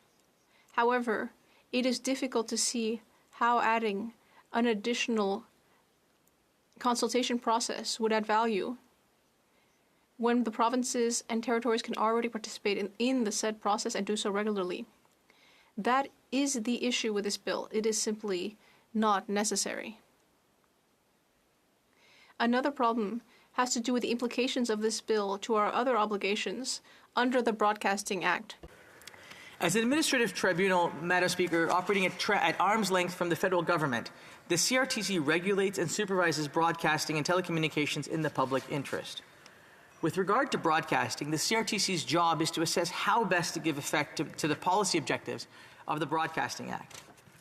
One of these objectives is to support the creation and discoverability of original French language programming. In a democracy like ours, it would be inappropriate for any level of government to exert inappropriate influence on the day-to-day decisions of the CRTC, which of course is an independent body. Just as a requirement for the CRTC to consult the federal government would undermine its independence, so too would a requirement to consult provincial and territorial governments. Bill C-354's requirement to consult directly with provincial and territorial governments on certain matters in the exercise of its powers would be unprecedented for the CRTC in the exercise, risking interference with the decision-making process and undermining public confidence in its independence. At the risk of repeating myself, Madam Speaker, I'd like to remind this House and all Canadians that the government already actively consults the provinces and territories, particularly where it comes to broadcasting. Now, I understand the intention behind my good friend's proposal here, but the reality is the work that the CRTC is already doing takes into account the very requests that he is making. The CRTC plays a critical role in regulating the broadcasting system in Canada. It is essential that we give it the necessary flexibility to carry out its mandate effectively. Bill C-354 goes against those objectives. It is clear that this bill raises several problems. It does not target the right legislative document, creates ambiguity, and adds an unnecessary burden to the CRTC. And imposing an obligation to consult the CRTC as proposed in this bill is not appropriate for the various reasons that I mentioned. In conclusion, I believe that though there are laudable intentions for this bill, I believe as well that it holds significant risks for the CRTC's functioning and the legitimacy of our processes on regulating our broadcasting system. I would encourage you, dear colleagues, to attentively consider the possible consequences of this bill before making a decision.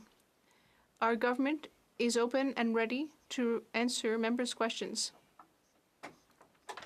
and will continue to ensure that the CRTC can carry out its critical role without adding an inordinate burden. If we consider the motivations behind this proposal, this bill, there are many, many things that the honourable member, as I mentioned before, seeks to achieve. In understanding the mandate of the CRTC and what the CRTC already does and already seeks to do, particularly with regards to consultation, already exists. It's important for us to remember that provinces like Quebec already get involved, already make their submissions, already appeal to the CRTC as and when required.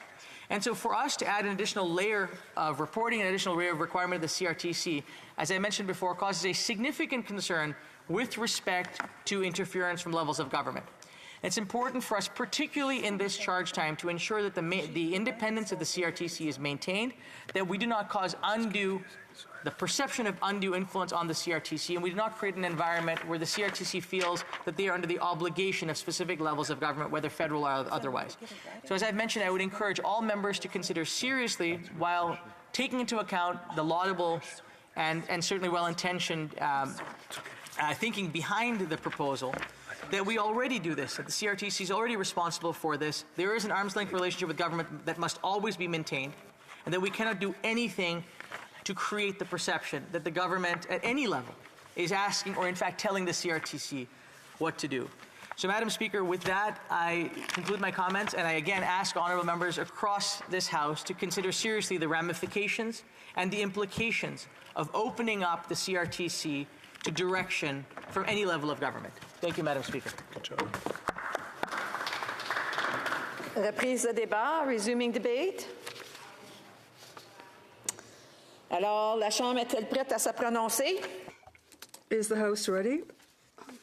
The question is as follows. Mr. Beaulieu, seconded by Mr. Sainte-Marie, moves that Bill C-354, an act to amend the Canadian Radio, Television and Telecommunications Commission Act, Quebec's cultural distinctiveness and French-speaking communities, be now read a second time and referred to the Standing Committee on Canadian Heritage.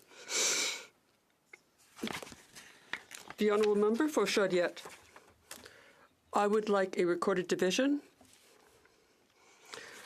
Pursuant to the standing order, a recorded division will be the 28th February after the question period.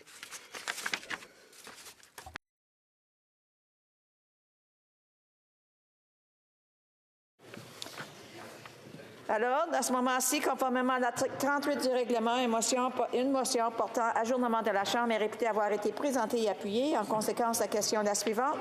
Que cette Chambre s'ajourne maintenant. The honourable member. Okay.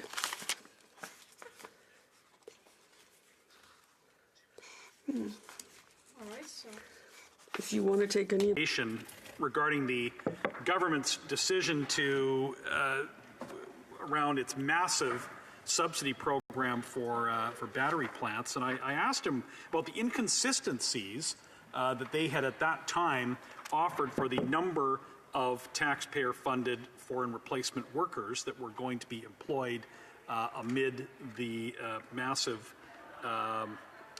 incentives that were being given a profitable company in Windsor. And we had reports of, it was quite alarming. I think people were really quite surprised that despite the massive financial support from the government, that this was actually not even going toward jobs, local jobs in Windsor, but that it would require massive temporary workers that would have to come and add to the strain on local housing and health and all the other services that people need municipally, while the tax and that locals in Windsor would be actually have the workers there would have their own taxes paying the salaries of people that were coming in to take these jobs. So the response was wholly unacceptable. The minister just talked about how wonderful it was that they have all these new factories that are being built only with massive support from the government. The question, though, at the time was, will they release the contracts and actually be clear with Canadians what the details are and what the costs would be? The estimates are that every family in Canada would be paying $1,000 for this subsidy program for construction to be carried out by temporary foreign workers, not by local workers, and adding to the strains on the local housing market and all the other things that go along with that. So, but this is part of a broader pattern, Madam Speaker, where this government's industrial policy is to chase out actual real investment, whether foreign or domestic investment, in merely and the only way that they can get anything built in this country is to subsidize it. You need to look no further than what they've done in the oil and gas industry. And, reading from this government's own reports from Statistics Canada, rising living standards will depend on productivity growth. Labor productivity has declined in 11 out of the past 12 quarters and is below its pre-pandemic level. Business investment in non-residential structures and machinery and equipment has pulled back since the mid-2010s. Madam Speaker, the living standards of Canadians are declining. The per capita GDP in Canada is shrinking. People are doing less well, and the response of this government is simply to try to incentivize countries through subsidy while they're chasing out private capital, as they have done in my province. You know, we have and then this week, I mean, to top it all off, this week, the Environment Minister says that there will be no more road construction, which is the kind of thing that would lead to productivity. One wonders, will the batteries from the Stellantis plant subsidized by this government power flying cars, Madam Speaker? It's a growing country that needs roads. They don't want roads. They don't want private investment. They simply want to subsidize for as their industrial policy, Madam Speaker. Parliamentary Secretary to the Minister of Innovation, Science and Industry. Well, thank you, Madam Speaker. It gives me great pleasure to be here tonight and answer the members' questions. The Honourable Member for Calgary Rocky Ridge regarding the employment at the Nexstar battery plant in Windsor. Madam Speaker, I would like to take this opportunity to clarify the ways in which Canadians will benefit from the partnership with Nexstar. Nexstar is investing billions of dollars to establish Canada's first large-scale EV battery manufacturing plant in Windsor. This facility will produce leading-edge lithium-ion battery cells and modules for Stellantis' vehicle production in North America. Through its investment, Nexstar will create a total of 2,300 jobs for Canadians during the construction of the facility and an additional 2,500 permanent jobs for Canadians during the operation of the facility. Beyond the jobs associated with the facility in Windsor, an investment of this size will act as an anchor for further investments across the EV battery supply chain. It will also help secure the new EV mandates at Stellantis' Windsor and Brampton assembly plants. Madam Speaker, it is correct that during the construction phase of this project, Nexstar has indicated that they will employ approximately 900 foreign specialists with technical skills needed to install machinery and equipment and train Canadians. This is in addition to their commitments to create jobs for Canadians. This government, our government, strongly believes that all businesses operating in Canada should prioritize the use of our local workforce. So the government will continue to work with Nexstar to ensure that they are filling as many jobs as possible through our talented local workforce and minimizing the number of workers employed from outside Canada. However, it is important for the member opposite to remember that this is the first large-scale battery plant in Canada. Most of the machinery and equipment will be imported as it cannot be sourced domestically. It is normal practice in the manufacturing and automotive sector that when dealing with imported specialized machinery and equipment, the company supplying the machinery has its own employees complete the installation.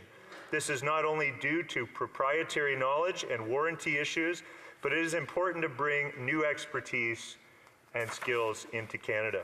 Without the use of foreign workers, this investment and others like it would not be possible, and the resulting thousands of Canadian jobs would not be created. This is a first of its kind transformational investment that requires expertise that currently resides outside of Canada. Thank you, Madam Speaker. The honourable member for Calgary Rocky Ridge. Well, Madam Speaker, if this government would simply get out of the way, private capital would return to this country and we would have actual investment that would employ Canadians and create jobs without massive subsidies. The estimate has been that the subsidy on this plant alone will be $1,000 per family in Canada. And this, a perfect example is of this government's absolute disastrous track record on investment in this country is in the oil and gas business, where they chased out private capital that would have built the Trans Mountain Pipeline. Now this government has had to massively massively subsidize that project where it could have been built with private capital and employed Canadians with both the construction and the fulfillment of that job. The project's still not done. The government wants extraordinary credit for its subsidy program when it should be welcoming private capital. Here, here. Honourable Parliamentary Secretary. Well, Madam Speaker, it's no surprise that I disagree with the member opposite. And I think the stats and actual information that's out there actually proves the opposite, which is that foreign direct investment, Canada is rated number 3 in the world in foreign direct investment. We've also been rated number 1 by Bloomberg NEF as the number 1 place for investment in electric vehicle supply chains in the whole world. The automotive manufacturers in Canada and around the world are taking major steps to transition to electrification, and as a result, demand for EV batteries is expected to grow exponentially over the next decade. Canada is uniquely positioned to take advantage of this transition with its existing expertise in the automotive sector, clean energy, and an abundance of critical minerals and access to global markets. However, Canada will not be able to secure these investments without taking steps to remain competitive. And restricting the use of foreign work. Honourable member's time is up. The honourable member for St. Albert, Edmonton. Thank you, Madam Speaker. I rise to follow up on a question that I posed to the Minister of Industry in question period last November, namely, which Liberal insiders is the Minister protecting at the Liberals' corrupt green slush fund? The level of corruption, conflicts of interest, and self-dealing at the fund are staggering. According to whistleblowers, more than $150 million of taxpayers' money has been misappropriated by Liberal insiders at the fund. An independent fact-finding report revealed that board members at the fund funneled millions of dollars, tens of millions of taxpayers' dollars from the fund to their own companies. Talk about self-dealing, talk about corruption. Now, the minister has the authority to fire the corrupt Green Slush Fund board. But, incredibly, the minister refuses to do so. Why? When this scandal broke, the minister claimed that he was unaware of corruption at the Green Slush Fund.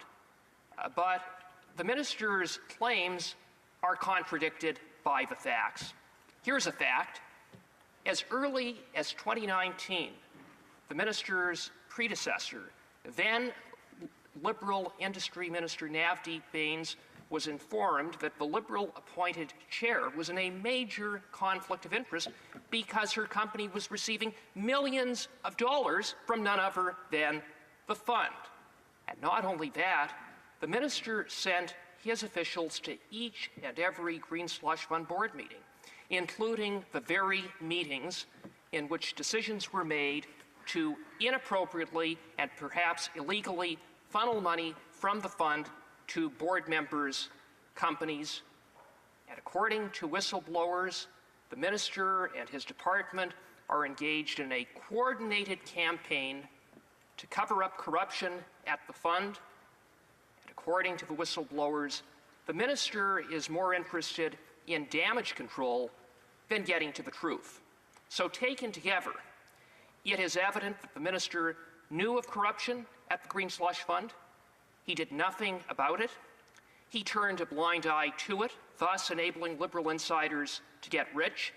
And when the corruption was revealed, the minister continues to stand behind the Green Slush Fund board.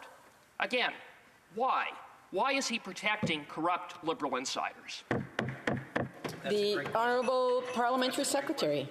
Well, thank you again, Madam Speaker. I'm happy to respond to the comments made earlier by the Honourable Member for St. Albert, Edmonton, regarding Sustainable Development Technology Canada. Madam Speaker, we've taken responsible and prudent actions necessary to investigate the claims that have been presented to us. These processes are well underway. The party opposite needs to understand that proper due diligence takes time and that the appropriate measures are in place to allow these processes to play out. Innovation, Science and Industry has temporarily frozen SDTC's funding and appointed a legal agent to review the organization's HR practices. The minister has also accepted the resignation of the board chair and the CEO of the organization. Funding will not be restored until the minister is satisfied that SDTC has fully implemented the actions contained in the Management Response and Action Plan issued in response to the recommendations in the Raymond Chabot Grant Thornton report. SDTC has worked diligently to provide documentation to demonstrate that changes have been made, and Innovation, Science and Industry Canada is now in the process of assessing the completeness of SDTC's response and ensuring that the appropriate measures are actually in place. We cannot proceed on half-truths. Facts matter in this case. Our actions and the associated measures put in place will continue to be informed by proper due diligence. We await the Auditor General's report, the results of the legal review of HR practices, and the conclusion of the Ethics Commissioner's investigation. We will take the appropriate measures in response to any findings or recommendations that may result from these processes. SDTC is an organization that wants to get back to supporting Canadian innovators in the clean tech sector. I think the party opposite should allow due process to take its course as we remain prepared to take the next necessary actions. This government is committed to supporting Canada's innovative industries in the clean tech sector. Canadian clean technology companies are crucial to ensuring Canada and the world meet their 2030 and 2050 climate commitments. I am confident that we are on the right path with the implementation of the corrective measures, the review of SDTC's human resources management, and the Auditor General's audit and the Ethics Commissioner's investigation. Thank you, Madam Speaker. Okay, so just the Honourable Member for St. Albert Edmonton. Madam Speaker, respectfully, the minister is willfully blind to the facts, and the facts include that $40 million of taxpayers' money from the fund were funneled to companies' board members. The parliamentary secretary spoke about due diligence. The minister's officials sat in on meetings in which tens of millions of taxpayers' dollars were inappropriately funneled from the fund to companies of board members. The minister knew about it, he had to have known about it, or he's completely incompetent. But either way, why won't he at the very least fire the board? Who is he protecting? And I would submit it begs the question, to what extent is he himself involved in this corruption? For Secretary. Well, Madam Speaker, what the member implies is absolutely false, but I think he probably knows that. Madam Speaker, I would like to urge the member opposite to exercise patience and allow the actions that we've put in place to play out. The only way to get to the bottom of the issue at hand is to have the confidence to restore funding to SDTC and to allow proper due diligence and fact-finding to happen. We set conditions before new spending can happen, and the organization is working to meet those conditions. The RCGT report did not uncover deliberate unethical behavior, as the member has implied. Nonetheless, the board chair and the CEO of the organization have resigned. We await the results of the numerous investigations and reports, and we will take action as necessary. Thank you, Madam Speaker. The Honourable Member for Calgary-Nose Hill. Canadians turn to GoFundMe to tackle cost of living challenges.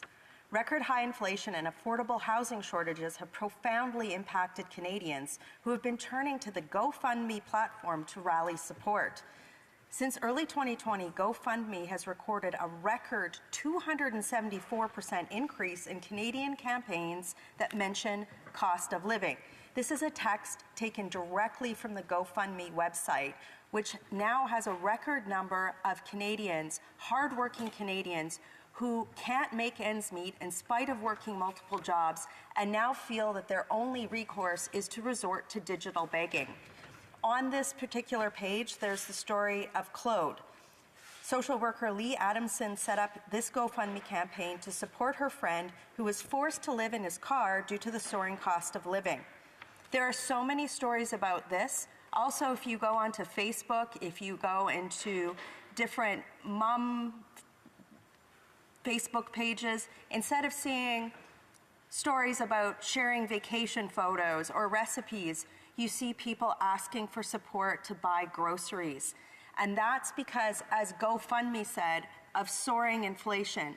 One of the key drivers of this cost of living crisis is unnecessary taxes, like the carbon tax. In fact, the carbon tax is set to rise as much as 17% in April of this year. And despite pleas from people across the country to axe this tax that doesn't reduce greenhouse gas emissions, it doesn't work, the Liberals are just keeping it, and it's costing people. It's making them digitally beg to deal with the cost of living.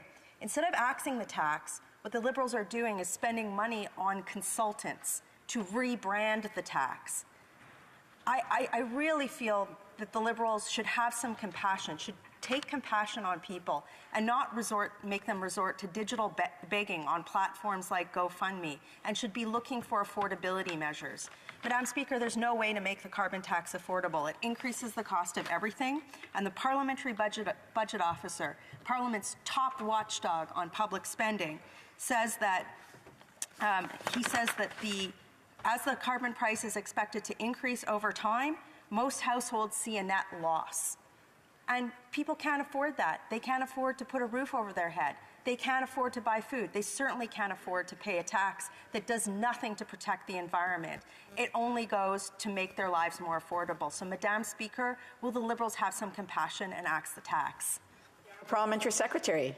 Well, thank you, Madam Speaker. It's a pleasure to participate in the debate tonight and have the opportunity to highlight the importance of having an actual plan to tackle climate change. Canadians expect their elected representatives to pursue tangible solutions to combat climate change, and yet the Conservative Party continues to deceive Canadians and perpetuate climate denial. In the past year alone, Canadians have endured severe climate-related events, including wildfires, droughts, heavy snowfall, torrential rain, and tornadoes, marking some of the worst in our nation's history. Failing to take action against climate change is simply irresponsible. Let me first clarify the facts regarding carbon pricing. In provinces where the federal fuel charge applies, the majority of proceeds generated from the price on pollution is returned to Canadians. In fact, 8 out of 10 households in these provinces receive more money back through quarterly carbon rebates than they pay as a result of pollution pricing. This is what the Parliamentary Budget Officer actually said. For example, a family of four residing in the member's province of Alberta can receive up to $1,800 this year in quarterly payments. So that is $450 every 3 months. With our plan, we are fighting climate change and returning money into the pockets of Canadians. Madam Speaker, Canadians are understandably worried as elevated global inflation and high interest rates continue to squeeze their finances. The economic environment has driven up the cost of far too many necessities, including housing and groceries. While Conservatives would have us think carbon pricing is the main culprit, research from the University of Calgary reveals that the price on pollution adds less than a penny for every dollar spent on major expenses by Canadians. Canadians expect seriousness on affordability, not empty slogans or deceptive talking points as the Conservatives continue to perpetuate. Our government is actively tackling affordability issues by introducing new measures to alleviate the financial strain on Canadians. In the recent fall economic statement, we unveiled a comprehensive plan to bolster affordability and support Canadian households facing financial strain. Our government has made significant amendments to the Competition Act aimed at fostering greater competition within the grocery sector to lower costs and expand choices for Canadian consumers. To help Canadians that are feeling the pressure of their monthly energy bills, we're putting money back in the pockets of Canadians by doubling the rural top-up to 20% and temporarily pausing the federal fuel charge on deliveries of home heating oil. Our government is also cracking down on junk fees like international roaming charges and overdraft charges from banks that are costing Canadians money. And we are protecting homeowners with new mortgage relief measures. Madam Speaker, our government is moving forward with meaningful solutions and actions to make life more affordable in this country, all the while fighting climate change. Thank you. The honourable member from Calgary-Nose Hill. It's so expensive to live in Vancouver that people are buying flights twice a week to commute from Calgary to Vancouver, increasing greenhouse gas emissions and costing them so much money. It's unbelievable that this Liberal government has created a cost of living crisis that's so profound that people feel that they have to fly back and forth from Calgary to Vancouver twice a week just to make ends meet. That's insane. That doesn't help greenhouse gas emissions, and it doesn't help people make ends meet. When will the Liberals axe unnecessary taxes and help people make ends meet? The Honourable Parliamentary Secretary. Well, it comes no surprise that the member opposite is rich in slogans and rhetoric, but short on solutions. On this side of the House, we believe in climate change, and we are tackling affordability along with Canadians, and we're listening to Canadians every step of the way. It's time for the opposition to wake up to the realities of climate change. Canadians can count on our government to keep up the fight against climate change while continuing to move forward with meaningful measures to make life more affordable for them and their families. Thank you, Madam Speaker.